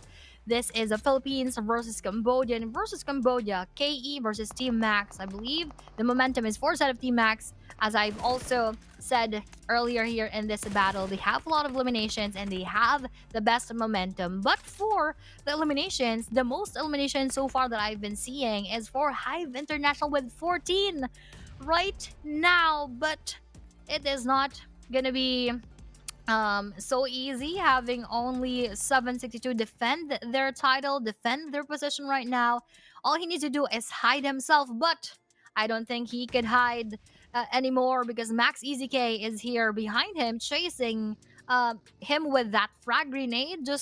He's just lucky that that did not land perfectly on his end. He just needs to hide here. He just needs to well calculate all of his movements so that he could survive up until sort of the end, if lucky, ending on that second spot. But this is no easy feat indeed. Max with 3 players, KE with 2 players. In no time, he could be easily spotted, just like how Easy here is throwing for that frag grenade with just 2 seconds. Ooh, quite a miss for EZK. So 762 is now spared once again. But this is already stage number 8, guys. Stage number 8. And then the next one would be stage number 9, which means they don't have any other choice but to be forced to meet each other in the middle of our circle. So let's see, Kuku. I am back. I'm not lag anymore. Right now, it's going to be EZK setting up the smoke. Team Max right now has 3. Kill enemy on the lower hands. Hive International has 1 though. But right now, Max, Joseph is waiting for them to actually push towards them. And they're actually right at the middle right now. So this is stage number 9 we're in. They will just meet right at the middle. 762, remember him from season PMCL fall of 2024. He was all alone, just inside the waters of Erangel. But right now, there's no waters out in the area. He just needs to wait for Kill Enemy and Team Max to go at it until the end. But now, 762 Kai, he does have the guns to show off. Scott together with that UMP45. Not so sure though what's happening. Lagged again on Oh me. no, now we are back. Let's see what will happen here. Still not much movement from all of these teams. So Hive 762 here. Ooh, that was almost a clutch onto Lukis, but he lost that battle. So it is just between 2 Cambodian teams right now. Team Max X Victoria 9 versus Kill Enemy with a higher percentage of winning onto Team Max. Look at that nade landing perfectly on the Lukis, but Idorex going for that nice counter attack. But little did they know that from above them would be that last player of Team Max, ending our engagement here in match number 4, eliminating the rest of Kill Enemy. Team Max X Victoria 9 gets this well-deserved chicken dinner because of the performance from the previous match, and of course from here alone in this match number 4 as we end our Erangel matches. GG's and well played to our Team Max. They really maximized their stay inside of this game. I'm excited to see and know how much of the eliminations they took from this game alone. And with that, on the screen you have the team stats with a total of 12 eliminations. Even though, as I've last seen for Hive International, they got 14. I'm not sure if they added even more, but I believe that is the last one, so 14. Hive still got more eliminations, but here with 12 kills plus the placement points that they are going to have, which is 10, that will definitely push them towards the top of our leaderboard. So slow but sure climb for the side of Team Max Victoria 9 here for day number 1. I'm just excited and happy of how the stories are unfolding here. Cool. Yeah, definitely. I'm not sure what happened, Aya, because again, my feed was lag. I'm not able Mm-hmm. to see the whole thing. But looking at the stats here, Max, Atib, Easy K, Joseph, together with the John, it was all about Joseph in this matchup. Look at how many eliminations he did here. 7 eliminations with 6 total knockdowns with a total damage of 591. So this only means, Aya, all throughout the game, Joseph, he was able to get a little bit of damage from the enemies that he's able to spot, and that is because those enemies are already damaged by other teams. And here are the highlights, by the way, that happened in this game, and it all started with Fearless Esports, and then again we have Harame Bro together with Burnt Schools, and then there was those shots from afar from the Myanmar boys. And then we also have here Jared or Red from High International. Eventually, it's going to be from Marinat Boy versus Goa or Guardians of Angels Coon from the single squad. RTC. They're able to, deal some bit of damage. Nexus Vanguard, though, was able to gatekeep Sin Esports in that gasoline station. The Sin Esports went at it with Team TQ. Then it was WT basically gave some help to BE's MSI. And then it was Hive International. They were by Kill Enemy. And then eventually Skynin fought against the Cambodian squads, and then Team Max, they were able to secure a spot where Silence was at, and then almost got the clutch there for 762, but it was all about that MG3 coming from Lukis, and then the third party from Team Max, they were able to get that winner chicken dinner. Exactly, and as we are seeing here on the screen, well-deserved indeed for Team Max for getting 12 LMs and that chicken dinner with 22 overall. But it is also a good thing to note with Hive International that they have been very aggressive and they were very efficient in this map, getting 14 eliminations, so 19 overall for them. And all of these would translate to most definitely a huge leap onto the top of our leaderboard, because earlier Hive International was on that contestment of getting that number 1 spot, but after this chicken dinner for Team Max, I believe they will be very close to the number 1, number 2, number 3 spot as well. And moving on to the other teams, Sin here and 214 Esports unfortunately did not get any points for this match. So as I've said, if there is a match or if there is a map that they need to be focusing on, that should be Erangel. And if they are being eliminated early in all of the 3 Erangel maps, that is definitely not gonna do them good in the latter portions of the league stage.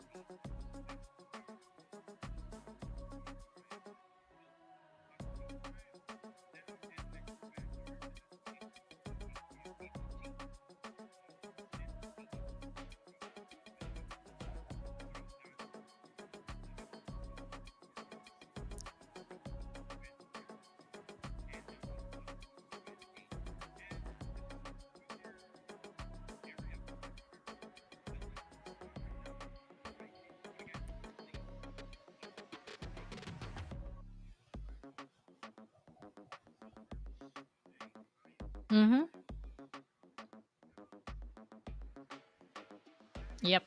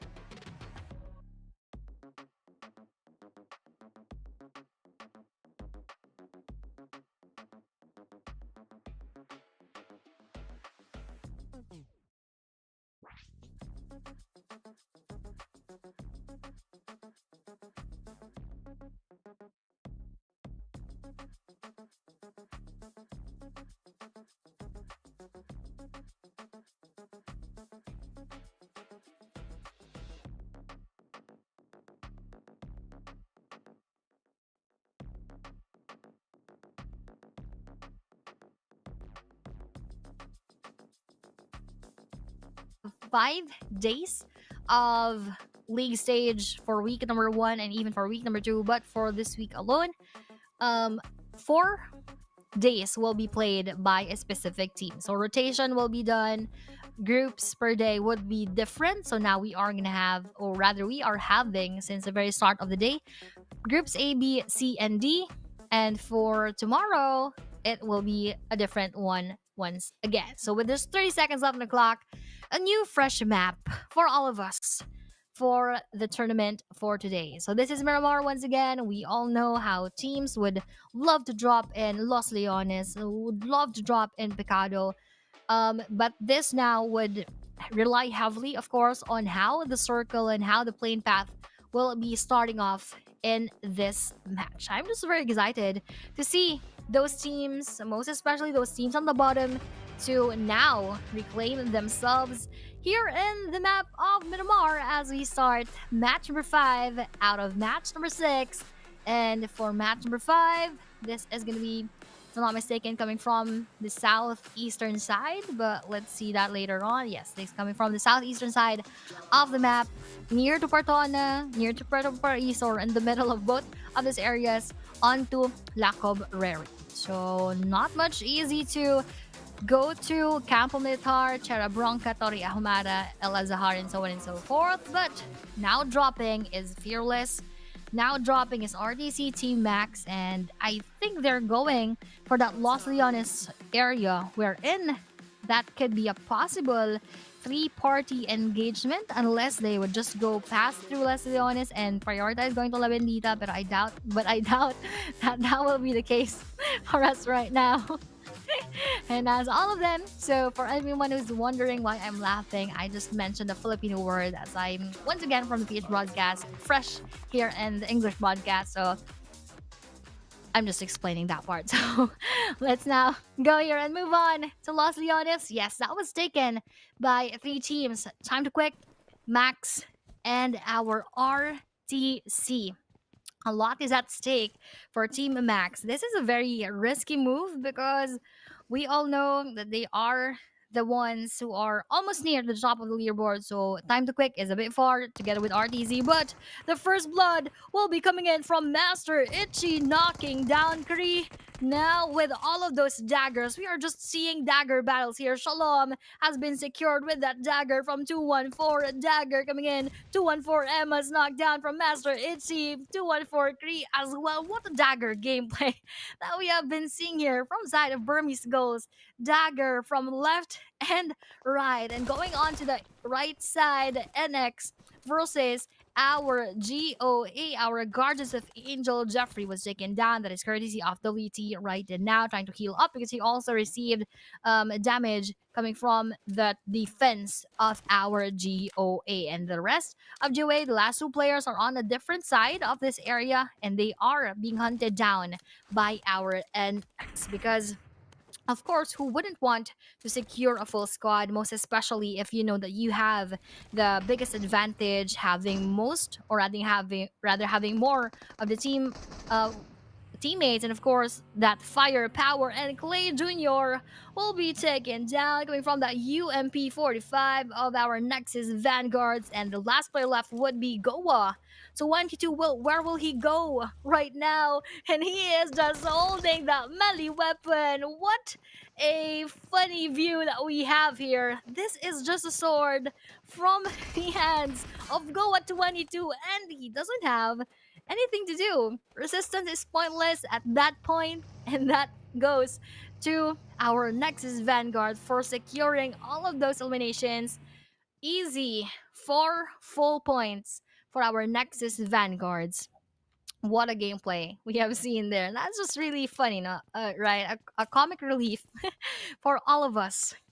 That last player hiding behind a vehicle, just holding a sword in front of a full squad who are holding their automatic rifles and their SMGs and whatnot. So indeed, resistance is pointless for the side of our Goa, and that is just um not so good for them as they are on that sixth spot and they supposedly have a better chance onto other teams, but them leaving here early in match number 5, which means and which translates to them having less of the chances right now. But moving on to our 2-1 for esports, earlier we have seen Kree and Emmas received damage coming from melee weapons from those daggers, and that was just an automatic confirmation of elimination. So very very early out as well, coming from Kree and Emmas, leaving only Yumi Boy and Michi here in the scene. Let's see how they would be able to go through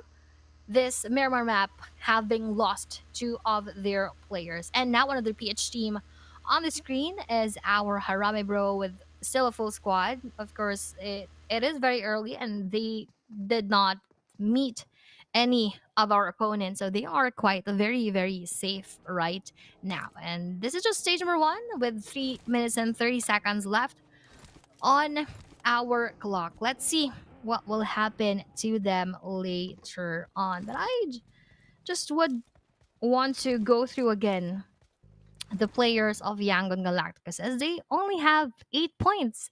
And it had already been 4 matches, an average of 2 points per 2 points per match. That means it's either that is exactly the case or they definitely did not get any points for previous matches. So I have high hopes for this team. This is Smile. This is Romeo Boy. This is Bernat. This is Say Cloud. So I'm not quite sure what is happening with this team. It might be that despite big names being in one team, maybe their synergy and maybe their who knows, maybe their synergy, maybe their chemistry is not as good together as the um as them being individual players. And let's see, it might be too early to say as well, maybe they're lag as Kuku is mentioning mentioning here, but as of this moment we are yet to know that, because one more thing that happened is that as I am discussing about YG Say Cloud got taken down by Sin, or rather by SG Migs. 1 point for the side of Migs, 1 point, of course, for the side of Silent Gods, and one less player again for the side of Yangon Galacticus. I am very much curious on what is happening in the inside rather of Yangon Galacticus, but maybe we are not yet to know. We still have next days. Might be that is their chance to do better. But speaking of, once again, our SG, we have our SG Lucy trying to take down one player of our PBEX MSI, and they're getting nearer and nearer to each other, actually. As we're seeing on the screen, coming from behind them could be one more possible engagement, but they are not actually pushing through with it. We have your PBEX MSI Pretzel just in the middle of everything else, Coco. But as he is trying to boost up together with Monboy, they could also have a good battle with our SG later on. And I am back again in PMCL. I'm back online. I'm very sorry about this, Aya. Again, and it's not our fault, to be honest, to the viewers out there. Hopefully that the feed will not be for much. so I can join in the fun. But for right now, look at the boy spotting Lucy, and Lucy has been trying really to join. He did try it last time when with Evil and the rest.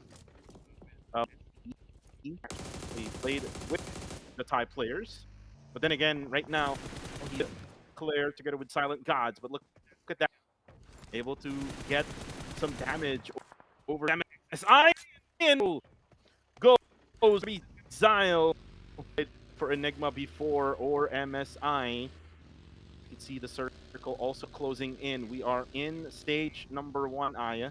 And look at Mm-hmm. the circle. It now towards YG and casting solo.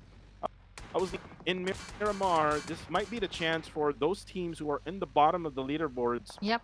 to actually go up. And look at the coming from Migs, just ramming over to that player of PBXMSI. Be time for Migs to fire away onto Boy. Monboy will be out in the open, and all bullets will be Monboy. Monboy now will hide in that ring. It's now Lucy still going for that spray. Also coming into effect in this exchange between Silent Gods and PBEX MSI. But look at Lucy's gonna try to get this monster truck, and they will try to go towards Monboy, and actually Miner will. And now that headshot from Zyle knocked him down, and now the next focus will be on to. Yep. And as they're doing all of that, they also need to make it fast and to go for that even faster reset because they're outside of our blue zone. And SJ Lucy knocking down PBEX MSI Minor in the process, leaving only MM and Monboy with that smoking vehicle. That's not going to be so helpful later on, but at the very least for this moment, he needs that vehicle to get inside of the circle. But later on, if he will be meeting with opponents, those few bullets would just make that vehicle explode. And BBEX MSI MM here getting inside the circle as well.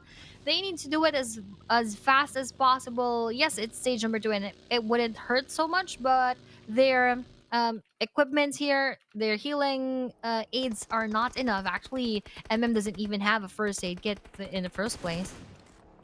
Right now, Pop Up, he actually got hit there as well. But from behind, though, it's got to be Kaya with that Mini 14 head to the face of Pop.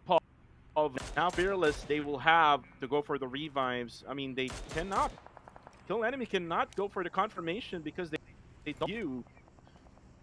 Kaya, there's going to be an engage happening right over there. But for now, Kill Enemy, this is their time for them to, just stay within their need for them to go for the push, because this is like Erangel. Ooh, look at that spray! Knocks theirs on the kill feed though. Top goes down. Easy K. He's also out in the game now. Oh boy, goes Scar L. Happy on the confirm Ativ. And right now, Circle will update one more time. 6 go before it changes. Circle will go. Will it on YG side? Yes, it will be. But now, it's Harami Bro. Oh, yes, it is centered around Arame, bro. And it's just quite funny that the circle ended in that spot. Most especially that the extreme western side of that area is not taken by anyone. And that is going to be the time wherein everyone would squeeze themselves inside of that circle. So let's see how well will they squeeze themselves. But WTZ here doesn't even have a chance to do so because he got knocked down. SG Lucy as well will be taken down, and the rest of the team, Zyle would also be knocked using that bullets coming from outside. NX Godspeed joining this engagement, taking them down one by one. Right now, no T. To go inside the zone now. Look at stage 3, and it's now hurting them a lot. But right now, look at Gods now getting ready. Oh, and by the way, this is West. Remember West from G? Yep. He's called Godspeed, but then again, that blue zone knocked him down. The blue zone is coming into effect now. Look at these bodies who's knocked down. SG Silence needs help as Migs and Lucy will most in the blue. Look at how bitch now onto Lucy. And the gang will go for that revive anymore. Oh, he will go for the revive now. He won't be able to now. Yumi Boy from 214 spotted time now. They need to heal up. They do have meds that they can use first, but for how long? I am Buggy as well is all up on smokes right now. 214 Esports might be able to. Look at the spot of our 214 right now. On that 6 already. They started very strong, but eventually, as I've mentioned several times, for the past 3 Erangel maps, they were not able to garner enough points and they were slowly pushed down to this spot. So, them having only 2 players left here, that means it's either they could just remain in the spot or even be pushed further if they do not last longer in the game. So, for the rest of the teams, let's also see how well they would be able to handle the situation. Given, again, the circle is going to get smaller later on, and the landmass for them to take is going to be so tight. And now that SG Claire is coming from behind, there's one more team in front of him, so this is an additional challenge for him. Right now, Ang X Ooh. throws out the nade onto Claire. Claire needs to heal though. And there we go, the full med kit will be able to save his life for now. But then again, the blue zone also, it's hurting a lot. As Xyle right now is in the blue, Claire is already down. And there you go, the blue zone. Most likely, no, it's actually Skynin who get that final elimination onto Silent Gods. And now Silent Gods is out. Circle is now updated again. And look at this position of YG. YG not really going for any engage from actually from the very beginning of this game, in my opinion. And now, together with the Rami Bro, right nearby the middle, they will try to play it really slow. And again, they needed this. Their score right now, Rami Bro is currently at 12. YG is currently at 16. So these top teams needs to take it slow, break it down.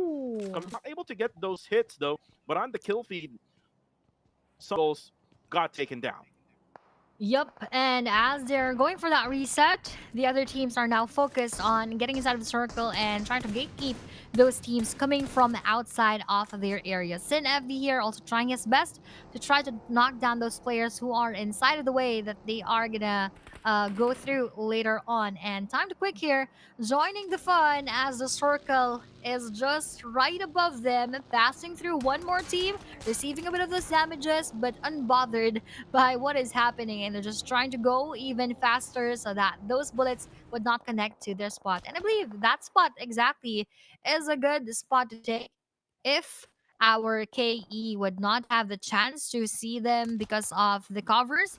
This is going to be a good chance for them. But if the circle moves out of that area, that is going to be a huge disadvantage as well, because they don't have anywhere else to go but to pass by and to go through those exit points that KE would be able to see. If you look at the mini map, two teams, their sides, left and right, they're all protected right now. I am not really damage KE. The same goes, as, if I'm not mistaken, towards down below there. But then again, Harame Bro, from their front, can be knocked down by a rub. So KE still careful with their position right now, as they're currently sandwiched by 3 other teams. Their position. As for the side of TTQ, they really don't to go for the engage here with Kill Enemy, as they're now on the bottom their position right now against Kill Enemy. But look at them.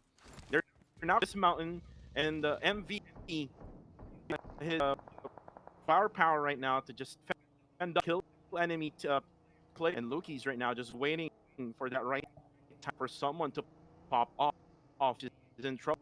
Go ahead and overcommit. Liquid though is just using his to go ahead and check out if there will be other players here from Kill on the kill feed though. Aya Cool goes down. That's gonna be coming from X. Luki patiently for that right timing, and same goes to the other me. X Aya just waiting for the right time for them to pop. But go ahead and make it that Ooh, indeed. And that is going to be a good surprise attack later on if ever he pulls that off. But Lucky's here is just being very, very quiet.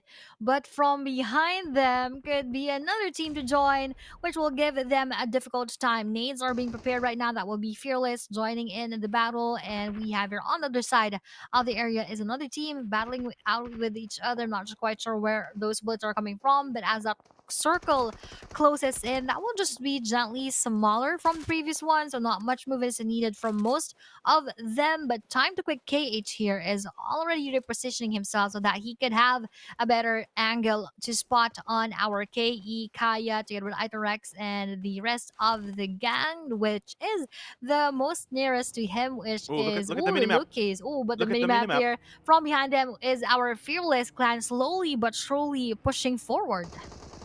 Yeah, look at the minimap right now, guys. Gonna go at it.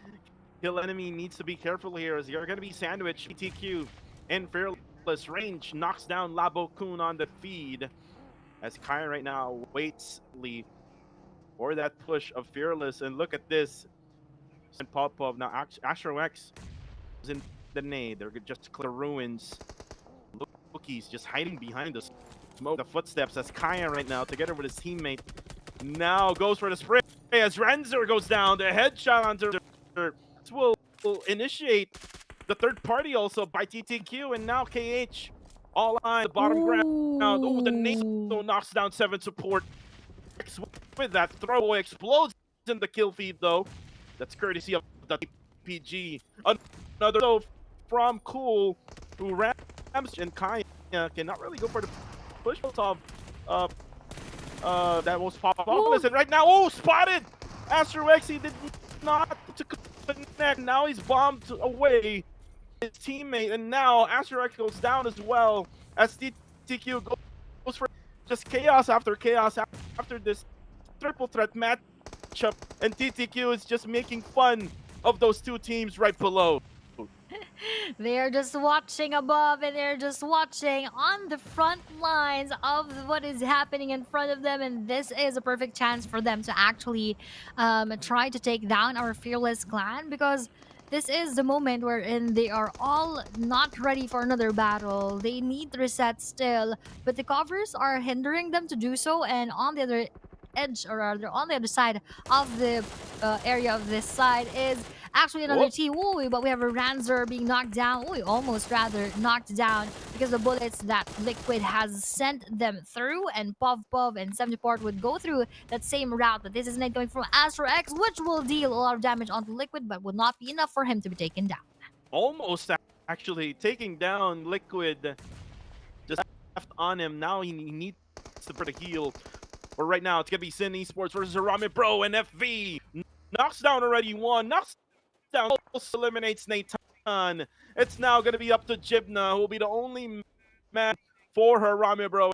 And Arame Bro is again in trouble as they now go through the Jibna with that clutch play. And now we'll go for the clutch dive as well for range. Jibna, the potential Filipino Terminator, just shows now in this game. 4 eliminations now in the bag for Harame Bro, and the match continues as the circle now shifts towards Young Goals and Burmese goals.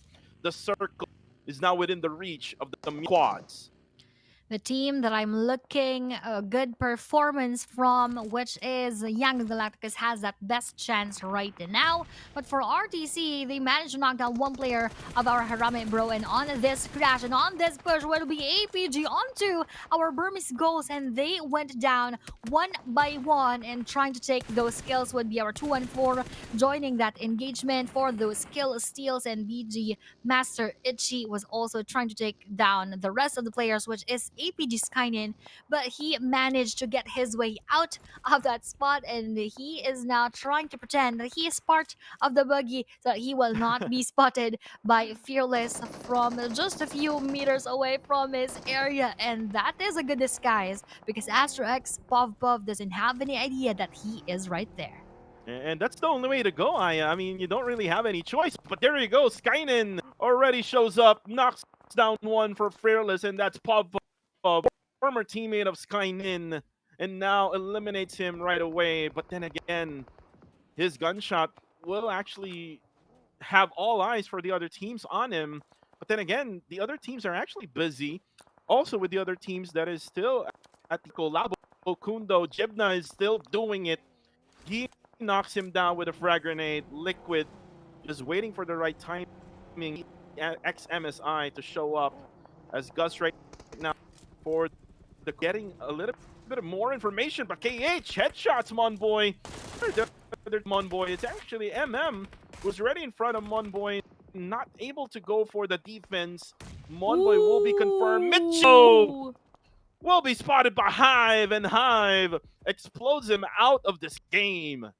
That was a perfect bounce for that nade, because if that did not bounce, that will not land perfectly onto Michi. But that was just very perfect, and that was unfortunate for Michi that he got eliminated with that frag grenade. But that is a good one coming in from our Hive. And with Hive, speaking of Hive, 762 got spotted by our team, or rather our team. I forgot what the team was. Team Max, right there with 0 eliminations still, but with that knockdown, if ever translated into an elimination, that could be a good one. But they even got that first casualty even before making sure they were able to confirm that elimination. And RDC going uphill onto our bros. I believe the bros won't let them in easily because they have that best spot. So let's see what will happen in this area. Oh, and Labo Kun, bad idea. Don't you ever go to that open area, as Jibna spots him. And now the position of Jib now spotted by 9 E-Boy. Now going to go for the nade. Claude, on the kill feed, knocks down one of his teammates, Snitch Boy. Now it's going to be Jibna 1v1 with the range. Can go for the pickup here on the other side, as right now RTC 5. So it's now going to be a 2v1 now. Range now focuses on 9 E-Boy. They need quick, so that the two other players of RTC won't get that revive. But look at Range. Range now setting up smokes. Make sure that he's going to be able to go for the push with that 2 against 9 E-Boy. And that's 9 E-Boy inside. Ooh. Now with the UMP, however, the DBS though knocks, and now it's too late for Range to go for port, as he actually knocks him down. Now Range just waiting. That's it for RTC. Clutch play coming from RTC. RTC out of the game, and that is a good one coming in from Bro Range. Might be a bit too late. He should have, or he could have saved Jibna there, but that was the moment that he doesn't have any choice to do so. But yes, that is the best thing for him to do. And Range here, even despite being left with no other teammates, I believe he can still make his way through. And going on to our time to quick, they still have 3 players.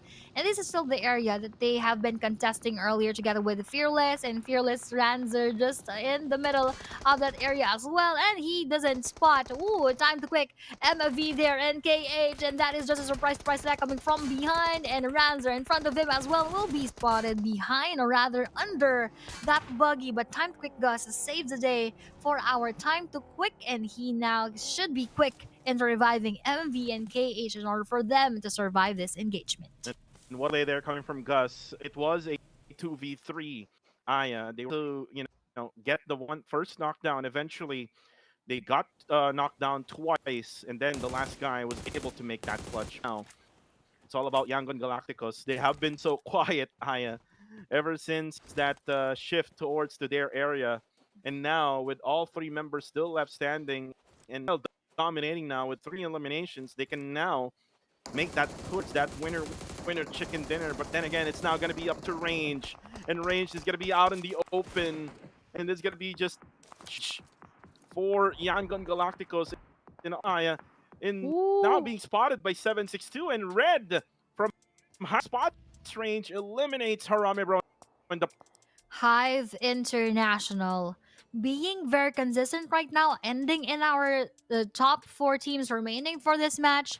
This just clearly shows how they are getting their momentum slowly but surely. But when it comes to the eliminations, I don't think they were able to garner so much here in this match. But let's see if they are going to be able to repeat what they've done earlier onto the last match for today. Meanwhile, for PBMSMM, the last player left this is the difficult moment for him to choose because he needs to get inside of the circle, but he also hears all of these battles in front of him as YG takes down High Red coming from those set of frag grenades. They also still have a lot of players to be eliminated, to be cleared out, but this is the redemption period for YG because as you've mentioned, they Oh, look were at not this. able to get a lot of points earlier and they're just getting inside of the circle, just getting into that spot, but that is very prone to a lot more eliminations. And look at this, Aya. It's kind of like they're doing some type of car show right now for Hive International. All of those monster trucks and UAZ now just lining up for them to get cover together with the smokes also. So this is a really good idea. Just saving at least one of the vehicles, at least UAZ, give them in the latter stages of this ending for Mav. But looking at the situation right now, Circle will come into a close within 14 seconds. Got spotted now, gonna be naded by YG. But the good thing he has this rich area where to defend himself against all angles. So it's now gonna be up to whoever they would focus on first. But I mean, if in my opinion, YG was first on MM and not much of any cover compared to Hive International. They have so much vehicle to spare in that regard. Oh, but it's gonna be MM. Oh, the poison of Hive International is gonna be MM, but MM got spotted eventually, and now Mernat Boy picking that MM knockdown, and now the 762 Kai got spotted out there by Mernat. 3v3 TTQ versus YG. Who has the better of the circle? But Smile though starts off with that first knockdown. And now MV in this care package spots Merwin. Go to be though. Oh, but then again, that's it. Smile with that beautiful spray takes that winner chicken dinner and Miramar.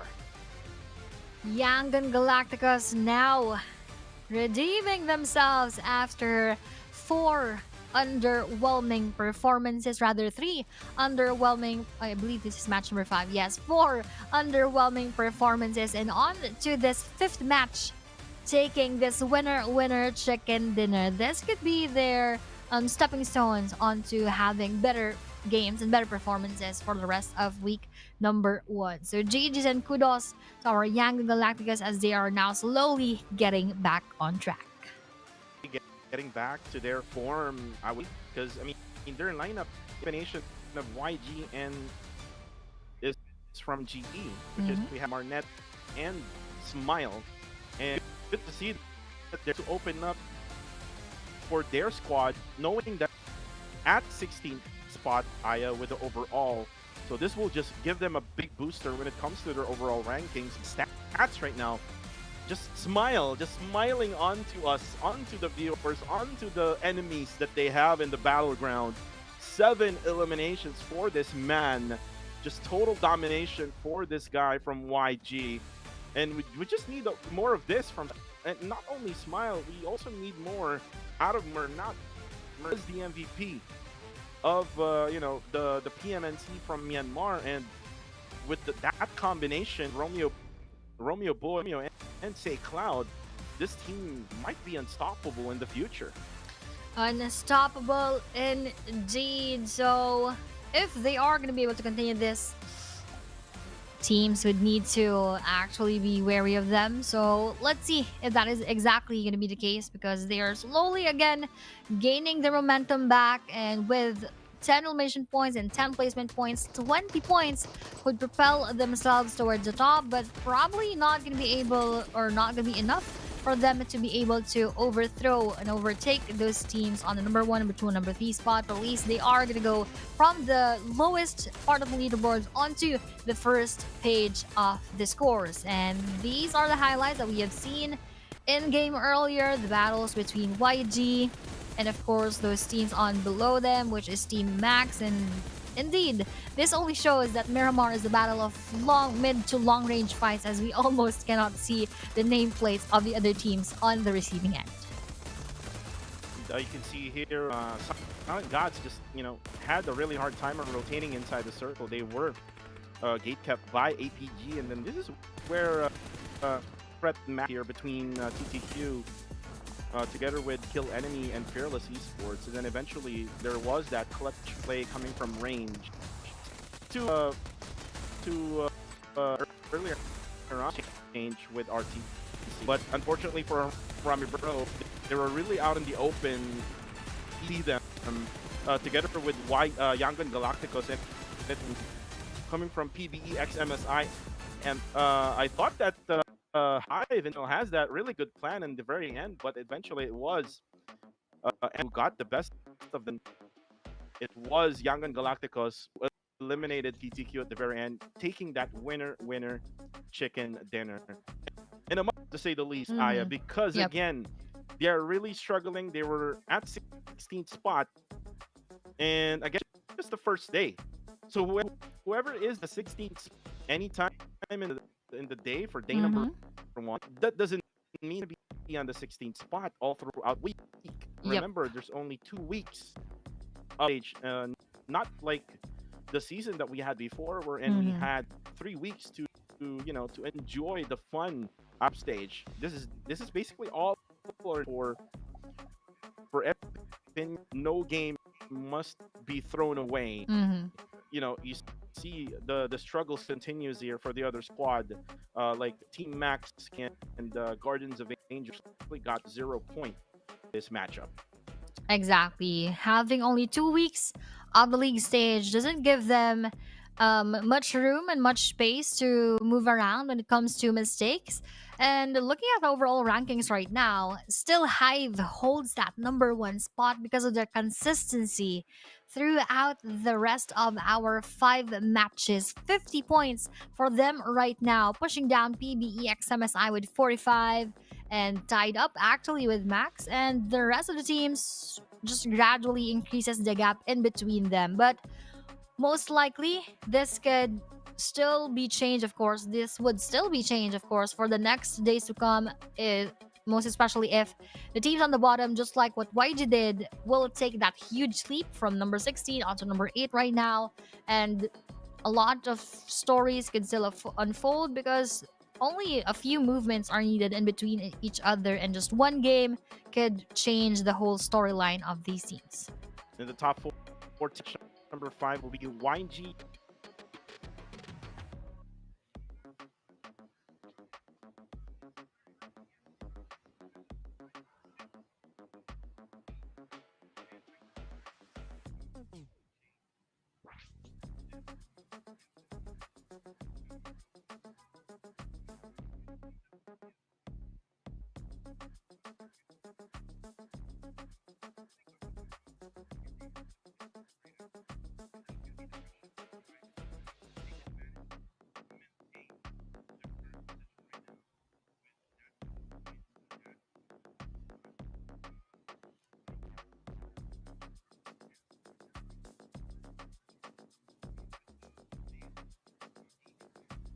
Mm-hmm.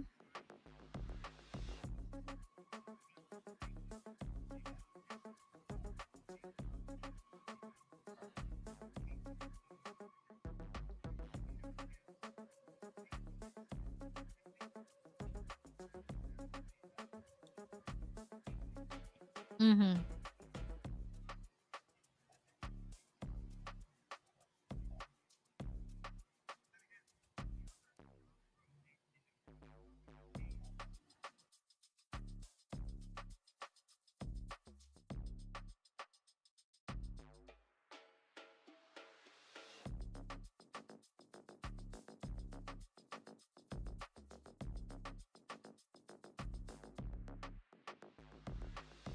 Need to work on, and they need to pin their eyes on that winner chicken dinner, because that is going to give them so much of the advantage if taken to their side. But we have here, of course, overall matches that we have done already. 214 was Sanhok rather was for the side of 214. Erangel was taken by PBX MSI. Goa for the second Erangel map, and the third one was for Team Max X Victoria 9. And the previously finished match went to the side of YG for the map of Miramar. And we are just left with one Myanmar game for today. The biggest question is who will take the last one to close and seal the day for day number one.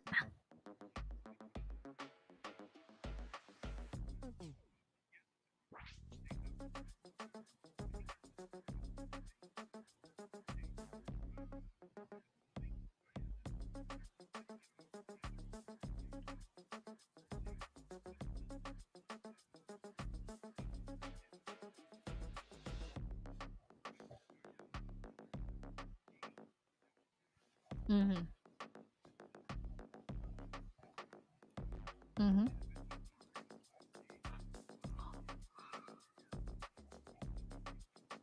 Mm-hmm.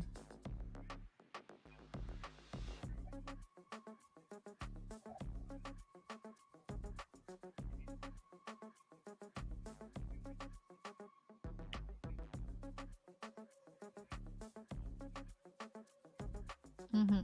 Exactly. That could be the same case for us right now. But I am still looking at those teams who are quite quiet. And I believe one of them would be Sin Esports, who struggled so much for the previous matches. And for the latter part, yes, they have gained a bit of points. They tried their best, but still not enough for me. And I believe they are also experiencing those moments that they are now alerted that they need to change something in what they're doing.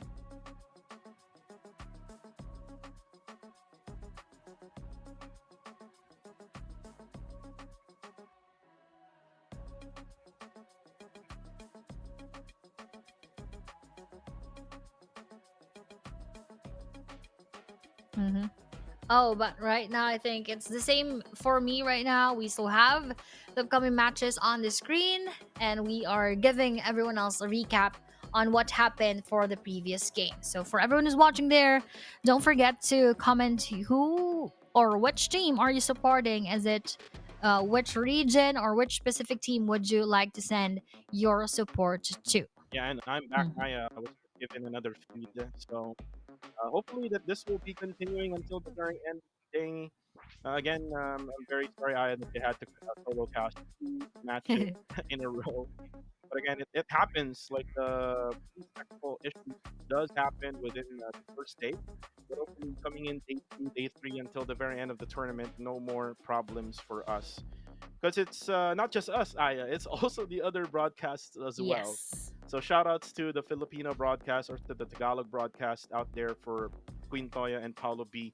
I hope that your feed is also doing fine. But right now we're about to start with match number 6 for day number 1 of week number 1 of the group stage here in PUBG Mobile Challengers League Southeast Asia Spring of 2025. I'm very excited to see those teams that are underneath that overall rankings to be able to get additional points. I wanted it to be really close for everyone else here, Aya. What do you think will happen as we now start with match number 6? Let's take a look at the flight path.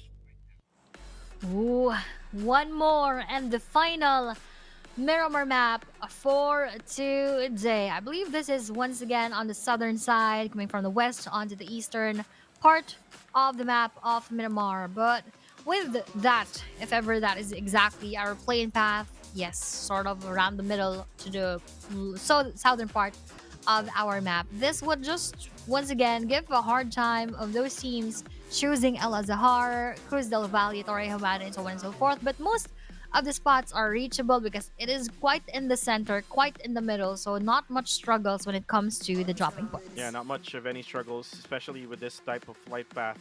The only thing that I would guess that would be hard to go to would be El Azahar. El Azahar is one of those hot dropping points for a lot of teams, knowing that El Azahar does have good loots out there in that town. Now you can see 214 Esports. By the way, 214 Esports, after that really good start, they have struggled all throughout the whole day. Did Mhm. you notice that, Aya? Like, remember Yep. from the previous matches, I did watch from the live earlier on when my feed was lagging. Like, it's Mhm. always Yumi Boy being killed early in the game, and once that happens, the team, the synergy of the team goes off, and Mhm. that made them get eliminated early. And look at this, Lucy just looking at the ground. I'm not sure if he's lagging or something as well. But right now, Probably. you can see now Pretzel also dropped off in a very peculiar spot. Smile though has a vehicle, and he does have a gun, which is the Hmm. MK12. He can probably use this one, knowing that the other players of PBE XMSI doesn't have any guns as well. Oh, Yep. look at that! He has a crossbow. I mean, what happened to that MK12? I don't know what happened there as well. Probably a glitch or a bug, but with him holding that, he just would want to see closer who are the players on the other side of that hill. But of course, it's not worth it to do that and to actually go for that push and go for that damage, even though those players don't have anything much yet. That vehicle could damage him and even cost him his life, or who knows, maybe a dagger again. We've seen that in the previous matches, dagger have killed two or more players, so that could still be one of the possibilities. Or probably, who knows, who would want a fist fight in the early portions of our match. So for YG right now, still of course coming from that chicken dinner, I believe they have that momentum. I believe they have that fire within them. So teams would really need to look out on our YG right now. Oh yeah, and right now Nexus Vanguard, WTZ. This is a really good player coming from the previous season in fall. Nexus Vanguard, though, if you look at their position in the rankings, top number 6, this is a really good spot to be in right now. If you're talking about, match number 6 already for day number 1, you're right in the middle of the pack, right from 1 to 10.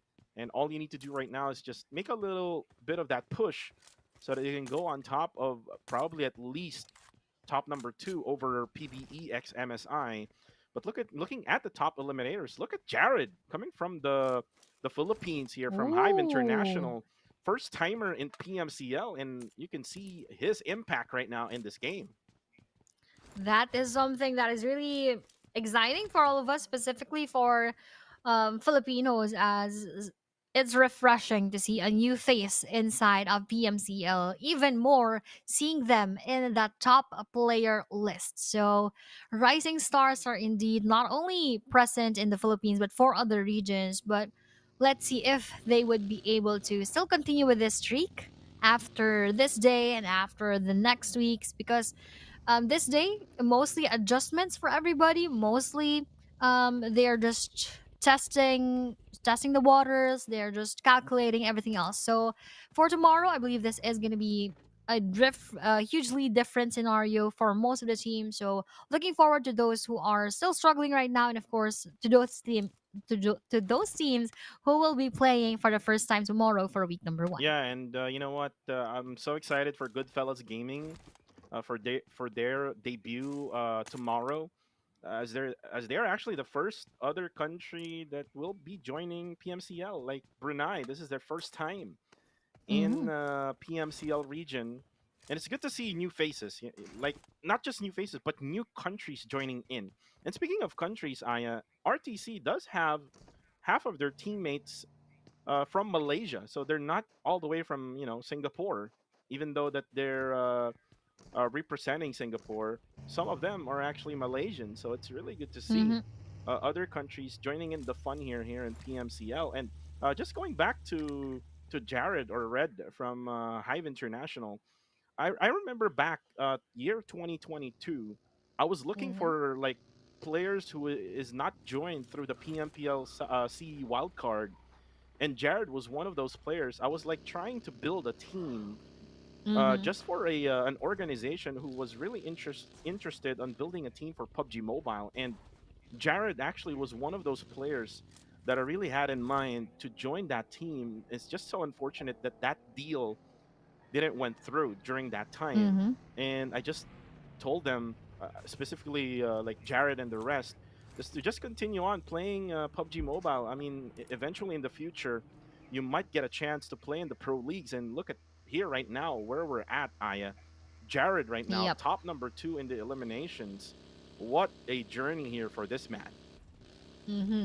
That is what we want to see. Not only, of course, in the Philippine scene. Probably the viewers might mention that we always mention the Philippine teams, but in general, I believe wherever we go, it is a good thing to see new players in the scene, new people in new situations, and them actually being very efficient and even topping off the leaderboard. So that is one of the highlights that we have right now is Hive Red, and of course the other teams coming from the other regions who are showing exemplary performance for match, or rather for day number one. And for Zeta Bro, as you've said earlier, yes, they were able to get a bit of points from that previous match, but still not enough for them. As we all know, bros would like to dominate, would like to gather a lot of points, but that is not yet the same bros that we are seeing on the screen. Well, right now, Fearless, as they are now rotating. Ooh, look at their rotation here, Aya. They're just following this path right on the Mm-hmm. edge of the island of Miramar, right on the eastern side. So they're trying to play it safe. And this is not the usual thing to do in Miramar. I mean, if you're in Erangel, I would understand, but Fearless Esports right now, they might have some sort of problem when it comes to rotation for today, and that's why they're doing this sort of rotation just right on the edge, just on the roadside. The blue zone will eat them alive for now. It is stage number one, so it is just okay for them to go through this blue zone. Eventually, they will go either to the northern side of the circle or might be onto the far western side if they will go as far as they could. But now looking at Silent Gods, Claire just still looting around. RTC though, also the same as what SG is doing, just looting around. Ooh, look at this Ooh, shift. And it now goes to 2-1 Esports. And remember, they have struggled all throughout the middle pack of the map rotation that we have. But now, looks like their advantage is on their side as the circle went to their position. And actually, once again, for PBXMSI who bought the circles and the zones for our Wrangle maps earlier, they are taking, again, the favor of that circle because they are coming from the northern side and no one is taking that extreme north part of that circle. So that means a lot more advantage on their end. But here, this advantage is for the side of Master Smile as he is receiving so much of those bullets, and even from that Mini 14 off top, securing that knockout, and eventually later on going for that elimination. But because they have players above, which is YG right now, I believe that is Marn Boy. He needs to be very, very careful Oh, Jappy is in because, trouble. oh, Jappy is in trouble right now. Let's see if what will happen here right now. Jappy's very in trouble right now, but good thing there's going to be Jibna who will try to bait out Joseph. However, Jibna is very low in HP. Hativ is Ooh. also fighting against one of the players of Arame Bro, but right now Jibna needs to find cover as Nathan now will try to go for the defense here together with him as Joseph right now with a DBS, but he's actually too far away, but actually takes the knockdown. Another one coming from Joseph, and Joseph is dominating Harame Bro now as Jappy now all eyes on this side. 2-man down for Max, 2-man down also for Harame Bro. Nades will go popping out onto Joseph with a splash damage, but his DPS is really strong. But from a different angle, it's Kill Enemy now goes for the third party. And now what's left here is going to be just Harame Bro with Jappy goes down on now. And now Range will be the only member left for Harame Bro. And he's got to be fighting all 4 members of Kill Enemy. And now the push is coming. Master D2K looking for the final member of Harame Bro. Range not showing up yet. And now Iterex healing up. One of the players of KE got knocked down. I'm not sure what happened there, but look at this. Now Range will go for the surprise Ooh. attack. Knocks one down for Kill Enemy. He will try to get a little bit of the points, and there you go. Iterex saves the day for Kill Enemy. Unfortunately for Range, he was not able to get that 1 point.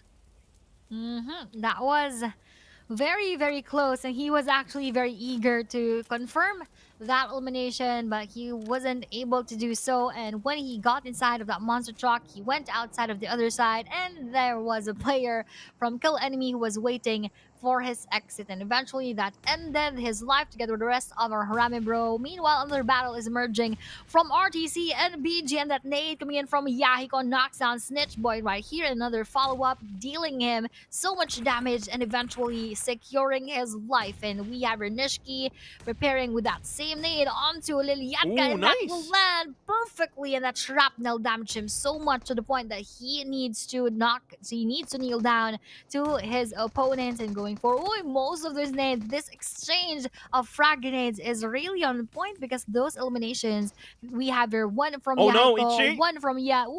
one from another player from the other side, but that is another good spot because they are all on fire. That is a good delay and that is a good defense. And Ichi, who was on fire earlier on, able to survive that molly. And now RTC, they need to make that defense running as E-Boy is now going for the heal. Now Nish will try to set up smokes here for them to conceal themselves. But this is a really dangerous thing that they're doing. With one nade, they can just easily go down. And as we're doing this one, there's also another fight happening on a different area. TTQ Liquid goes down. And now Yatka, together with the 4-member strong of Burmese Goals, now just pressuring, boxing in RTC from Singapore. Lil Shalom now. He does have a molly that he can use. Might as well just use it right now, just making sure that there's nobody else to stay inside that. Oh, and there you go. That's just like what I said, Aya. With that smoke, you won't be able to mobilize your way out. And now it's gonna just give you not enough space for you to hide. And now Nishiki, S12K, and a dream. Oh, knocks out too. And now Nishiki, can he do a clutch? No more bullets left. No more shells left for that S12K. Lil Shalom now will try to get in. Oh, he actually takes some damage still. And now the first aid will not come into effect. He will try to get out. No, and Nish. Unfortunately, there's just way too many Burmese goals.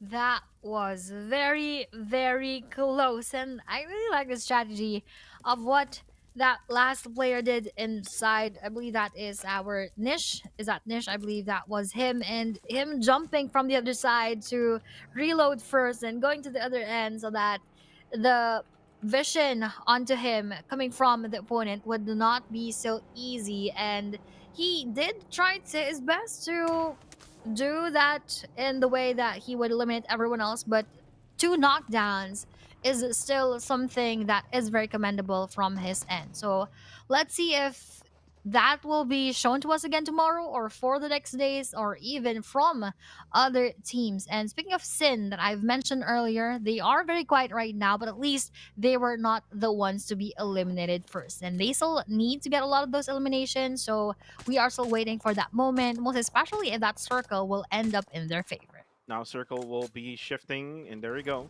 Not really much of change. The only thing that would be really interesting now would be the southern side. 2 teams will try to fight that southwestern side of that circle. Sin Esports, though, now giving off some, I believe so, some bullets for them to, get enough. For Wako, he does have the MK12. Ooh, look at this. It's going to be 214 versus PBES MSI.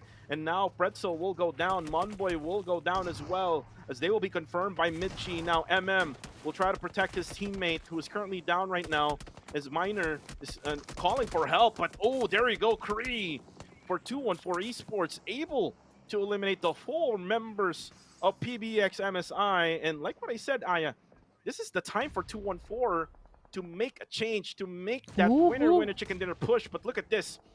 Nades being thrown by both sides, FV and Master D2K. And looks like Master D2K is saying that, I'm not going to go for that. I'm going to go towards my teammates. But, ooh, here comes another challenger, Aya. Oh, another challenger now in the scene. APG versus 214. Exchange of nades is being done right now. And on the screen, we have a lot of teams, of course. But we have 214 MS being taken down with that nade coming from below. APG is doing their best to hinder the streak that 214 is doing. And nice spray down with that moving vehicle coming from 214. Nade is now once again being thrown. But fortunately, that did not disrupt the reviving moment of Kree towards MS so that they they could have better chances later on in facing our anchor PUBG 214. Mitchie is still just waiting for that perfect moment for him to push with that DBS. This is gonna be fun later on, but not so much fun with those splash damages in front Oh, of Yumi you. boy. Explosion from Explosion APG.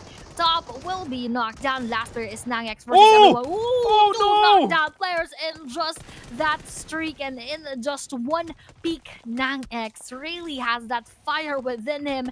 Let's see how else would 214 handle this one. He actually got 3. First was Yumi Boy. Now next was Emas or Mitchie. And it's all now down to just Kree. 214 no. Esports. I'm not sure if they can still try to clutch it. But look at Nangex pushing in. No fear at all. As Nangex able to eliminate all 4 members of 214 Esports. Look at how many Wow. kills he has. 4. And that 4 came OMG. from 214. OMG. That was a very good fight. It might be difficult to admit that because that was a PH team, but overall, that was a very good fight that APG has shown us. What a good defense, and definitely grace under pressure. That is something that is almost impossible, but he pulled it off, and just really kudos to Nangex for doing so. Yeah, and this is what I talked about with now Red Bull and GUI not available for the Cambodian side, as Austria is now focusing on PMSL. It's all up now to Nangex and Skynin to do all of the dirty work. But look at this, FV just waiting and choosing whichever player he will have to go for the spray. He did manage to go for the damage, but then again, it will not be him who will be the ones to go for the knockdown. It will be a different one to get that knockdown on to kill enemy. I'm not so sure which team that one is, but it's gonna be just nearby them. And look at FB just using all of the bullets he has in the magazine. Ooh, IterX doesn't have any much cover. Is he fully aware of that? No, I'm not sure at all. But now FV will be focused on to the other 3 players remaining for kill enemy, as Lukis now will be revived. The top though on the kill feed knocks down Romeo Boy with a headshot. And it's now going to be Rankit's time to go for the push and maybe go for the loot up. But look at this. Nexus Vanguard versus KH. And KH, just way too many for him as Nexus Vanguard Esports takes out TTQ. Time to quick, going out quickly inside of the game. And that is also YG. After a good game for match number 5, doesn't seem to be able to keep and maintain that momentum. So after this game rather, they need to make up for those lost points for the next days, because I believe they wouldn't be playing tomorrow. I'm not just quite sure about that, but we have Rasin Wako onto that other end targeting another team, but Over he is HP. also damaged at the same time. And while he is going for that bandages, he needs to get inside of the circle. He has a lot of things on his plate right now, Kuku, and that is not going to be easy later on, as Sin MV is battling it out with KE Kaya. But fortunately, we have Rasin Cole to back them up and to do cover for them as they're trying to revive. Buzon is already chasing after them, look at but this. they need to, of course, yes, put him in that vehicle, and they need to get inside to prioritize that circle right away. And Sin Esports right now just showing off their last-ditch effort for today to save their day. Because right now they're currently at 12. And they do have 3 eliminations now in the bag. Lukey's now just looking towards Sin Esports. He's the last man standing for kill enemy. He does have actually to think about also of the other squads who is right nearby him. He doesn't have also a helmet. So Lukey's, when it comes to defense, he doesn't have any much. Just this big haystack and his level 2 vest. But for the meantime, Sin Esports was able now to regroup and reset. Oh, but then again, here comes Gardens of Angel, Clay Jr. Clay Jr. right now, just waiting for the right time. And he's actually not alone, Aya. He's not alone. There are still other players of Gardens of Angels on a different angle. But right now, they're getting some damage from afar, and this is APG. From a different side, it's the other side of the road from that hill. Ooh, Now they are having a bit of that struggle from any point of the battlefield right now. Look at this. KE Lookies is just crawling freely, running freely because everyone else is busy with their own micro battles. Wako Cool still knocked down. Meanwhile, they're still targeting our Burmese goals on the other end of the bridge. Or rather, that was NX as of this moment, and they're trying their best to knock them out. But as that zone circle, rather that zone moves inside, and that previous circle is just going to be a smaller. The only favored teams here would be APG and our GOA. Oh, and Ranked right now, his UAZ will take a lot of damage coming from Burmese goals. And not only that, I'm pretty sure that APG is also helping out the cause here. But look at Burmese goals. Lil Yatka able to spot the players of Sin from down below.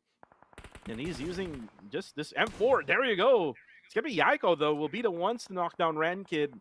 Wako is currently down as well. So Sin will not get Wako and Rankid all together. They might be stuck with only 2 members left. And the Burmese goals, after that pressure done towards Sin Esports, their next objective now is to get into the circle. That is indeed what they need to prioritize right now. They're all on their vehicles to move a bit forward, but first they need to clear out SG Lucy right in front of them. But the blue zone targets and secures Sin Rankin right now, leaving them with only 2 players. Oh, and Hive Daily are receiving so much damage coming in from SG Zyle from afar, and that will be one more knockout for their side.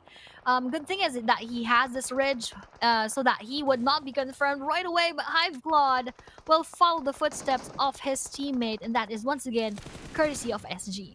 And Zyle right now putting some bullets over to Hive. Claire, though, will confirm Claude. Now 762. Go for the heal up here. They are at the western side of the zone, but if you try to look things up here, Aya, it's just way too out in the open when they try to get into the circle. So all they can do now is to fight against Silent Gods. And look at Red, no fear at all, with 1 HP left in the Dream. Unfortunately, Zyle will be able to spot him in the blue zone. The blue zone will knock him down, will get confirmed by Zyle. And now Zyle now will have to move closer now to the circle as the blue zone now damages him. It's just way too much damage out there, Aya.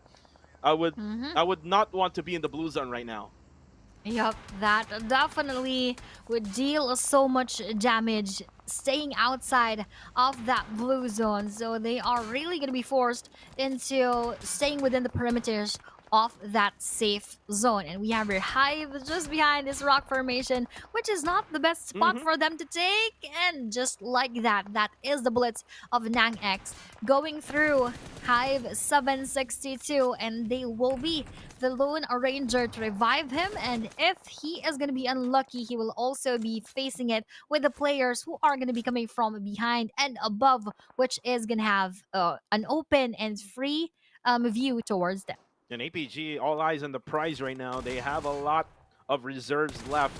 All of those, death rates that they have done, eliminated earlier on, it can just easily replenish all of their items, all of their bullets. But while that is happening, Guardians of Angel, one of their players got taken down.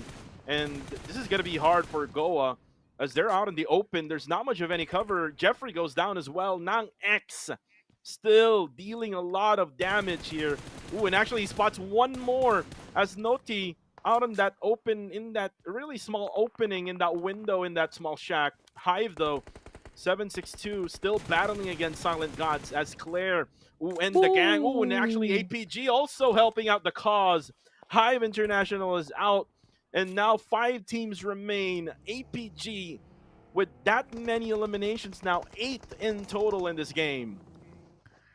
What a play coming in from them right now with 8 together with Burmese goals, 8 points as well. So now this is exactly the time of those teams who didn't get the chance earlier for 5 previous matches to actually rise to the top and make their teams shine. But now, APG Top not shining to the top as he got knocked down from the side of our SG and BG joining that engagement. Oh, left and right now. Go in front of him is Noti, but Noti will secure that elimination. And fortunately, he still can survive that engagement, which leaves us up to 4 remaining teams. Right now, it's going to be Burmese Goals now. Time to engage and lock in against APG. And it's going to be up to Nangex again, who did manage to go for a 4v1 earlier on with 214 Esports. And right now, nades are going to be cooked.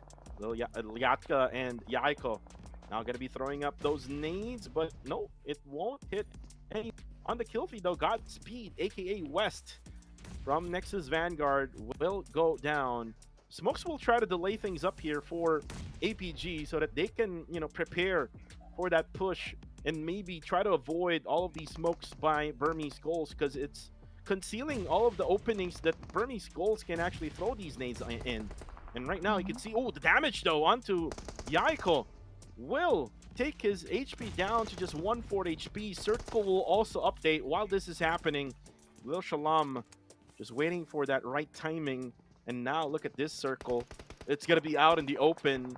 So there's not much of any choice. And now Nangex gets knocked down by the nade coming from Burmese Goals. And it's now going to be a 1v4 situation. And this is the problem of Burmese Goals. They don't know that there's 2 men remaining in that longhouse.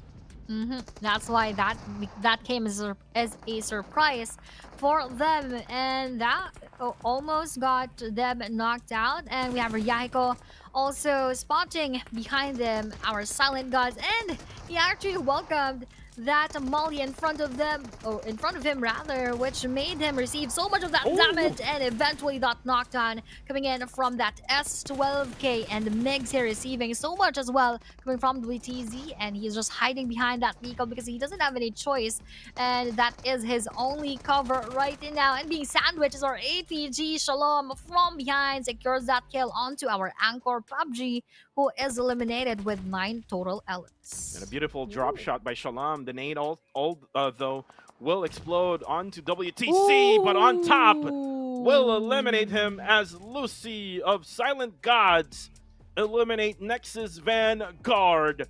And now they have 10 eliminations, Aya.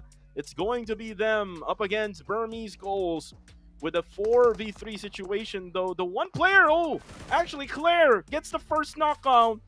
It's going to be coming from a different angle. A flank coming from Claire, just using this care package as cover. Now it's going to be a 3v2. 1 HP left for Zyle, I think. And actually Zyle got revived, so this is going to be a 4v1 now, as it's only going to be Lucy who's going to be knocked down, but most likely he won't get the revive anymore. And now the nade's coming from Migs. Now the nade actually gets the knockdown onto Liliatka. 1 more player left for Burmese Goals. Another nade coming from Migs. And 1 more coming from Migs. And Lil Shalom is out in trouble. He'll get pushed by Claire from the backside as Claire gets the winner chicken dinner for Silent Gods. With a dance in the background. We did not see that completely, but they danced their way as they got that winner chicken dinner. So congratulations to our SG or Silent Gods as they ended day number 1 with a winner chicken dinner, and 3 chicken dinners for our PH teams right now, which means that slowly but surely our PH teams are getting their momentum. And of course, our other regions, we have seen that Cambodia and Myanmar has also gotten 1 chicken dinner, I believe, each for match number 4 and match number 3. But now, again, going back to the Philippines is our chicken dinner. So Silent Gods now slowly getting their way through the top. And it's a total team effort for Silent Gods. It's not only Migs. Migs was the game changer right at the end with those frag grenades that he actually took over to Burmese Goals. Eventually, it was Zyle right at the middle. If you try to look back, Aya, it was Zyle, Lucy, together with Claire, who was able to get really good position. They were able to eliminate Hive International. And once they've done that, their next target was Nexus Vanguard. And at the same time, right at the end, Burmese goals was just stuck out there with not much of any angles. They were like on a one-dimensional offense and probably defense as well, because they were just using smokes for them to conceal themselves, not much of any cover. And it was just an easy peasy win for SG, for Silent Gods, to get that winner chicken dinner here on match number 6. Yes, indeed. And I'm just really happy with how things ended for our day number 1. Overall, despite me doing 2 solo cast games, but for our teams, it was really enjoyable to watch that not only the teams who are well known did get that winner chicken dinner, get a lot of eliminations, but it's indeed a mix of all of the new teams, a lot of the new faces, and the new face specifically for Hive Red, even getting to the top 5 list or top 2 spot exactly in the top players for this day. So overall, it is really a refreshing thing for us to see new teams, new faces, and eventually, who knows, might be a new champion for PMCL. Yeah, well, it's just the first day, Aya. Yes, too early to say, So- but yeah. So, I mean, it's not over till it's over, basically. Like, we Yes. still do have 2 weeks of, PUBG Mobile group stage action here in the PMCL. I mean, we can say right now that these teams who has gotten really good scores in the rankings will have that momentum going into day number 2. It's just that how will they maintain it? And Yep. it's really hard to maintain, especially if you're fighting against all of these international teams. There's like Yangon Galacticos, who just popped off in match number 5. There's like APG with Nang X eliminating all 4 members of 214 Esports in that long house. So it's just anybody's game right now, in my opinion. Probably on the second day going forward, we will see a lot of adjustments, especially, I would specifically say, Harame Bro. Harame Bro did struggle all throughout day number 1, and it might be that they're trying to like check things out. It's kind of like a Probably. a temp check for Harame Bro, and maybe next time in the next few days to come for week number 1, we will see the old form of Harame Bro. Probably that could also be one of the possibilities, but really, I'm looking forward to all the matches that we are going to be seeing tomorrow, because most likely that will be a different pattern as of today, because we are going to have different groups. But we have here on the screen, of course, the points that we had for the previous match. A lot of teams here got 0 eliminations because, of course, a lot of LMs have been dominated on the side of our SG, on the side of our Burmese goals, which means that less indeed for the others to take in this game. And looking at the highlights, and it's all about those matchups between Kill Enemy, Harame Bro, and before this, actually, there was an engagement, by the way, that did happen. Eventually, Harame Bro got eliminated because there were just too many of their enemies surrounding them. And then it was all about RTC's last stand, as Nish would tried his luck with that S12K. It's just that he wasn't able to manage all of the shells inside. And then this was a Nang X time. Yumi Boy went in, and then eventually Nang X went for the knockdown of the 4 members of 214 Esports. And it was just unfair for Kree versus Nang X there. It was a UMP versus an S12K. You cannot win, especially up close and personal. I mean, you will take some damage with that UMP, but with that S12K, it's just gonna be way too much. And then here comes the struggle of Sin Esports, because they were getting all those gunshots coming towards the other side of the hill, Burmese goals and APG. And then eventually this was the push towards Nexus Vanguard. It was SG or Silent Gods. Until the end, they were able to wait it out with the frag grenades over by Migs and the last blow by Claire.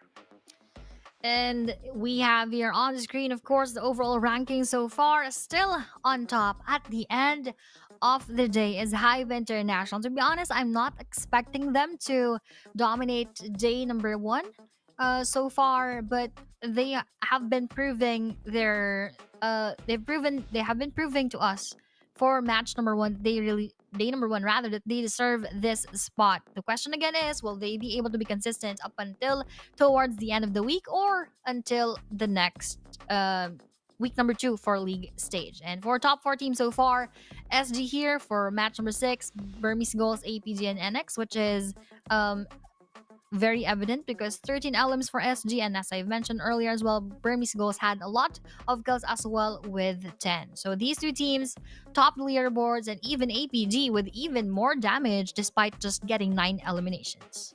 And the MVP is going to be Lucy. And like what I said, Aya, it's not just Migs, it's not just Claire, it's all about the team effort coming from silent gods, and that's what you would need, especially now in this meta that we're living in right now, Aya. You cannot just have one player carrying you all the time, as we are now back at last, Aya, here on our caster scene. Again, this is yours truly, Cuckoo TV, together with the one and only, her debut in the English desk, Aya. And thank you very much for carrying Aya for those 2 games that I was having some technical issues. Again, for the viewers out there, we apologize for those technical issues.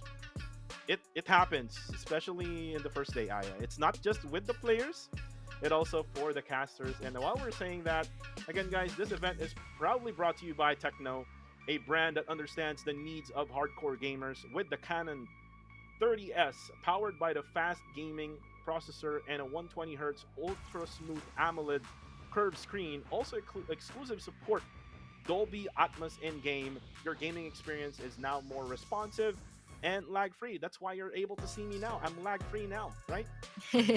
Yes, exactly. And the happiest person that you are now lag free is me.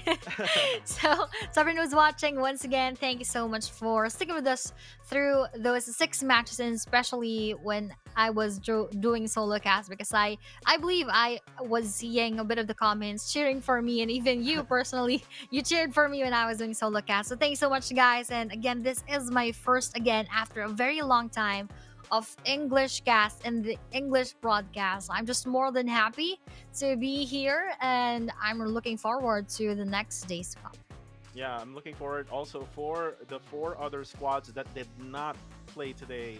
Yes. Remember, we still have Group E. But before we talk about that, guys, we have now the PUBG Mobile 7th anniversary music collaboration.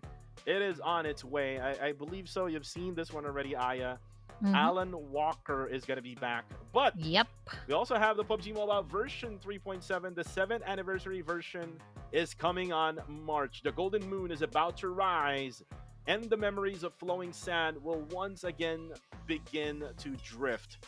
And we've, told you some of the bits and pieces of that update. Hopefully we'll get that soon enough. But for right now, we're going to be back at it again here from the caster scene. Again, this is Cuckoo TV together with Miss Aya Plays. And guys, if you have not subscribed yet to our YouTube channel, please do so on our YouTube channel here in PUBG Mobile Esports. And if you haven't followed yet on our Facebook page for daily updates about any esports news, go to PUBG Mobile Esports right now, as we are live on that page, guys. You can also follow us, guys, because again, we also provide PMCL updates, especially myself, Aya. You can see a lot of updates coming from myself.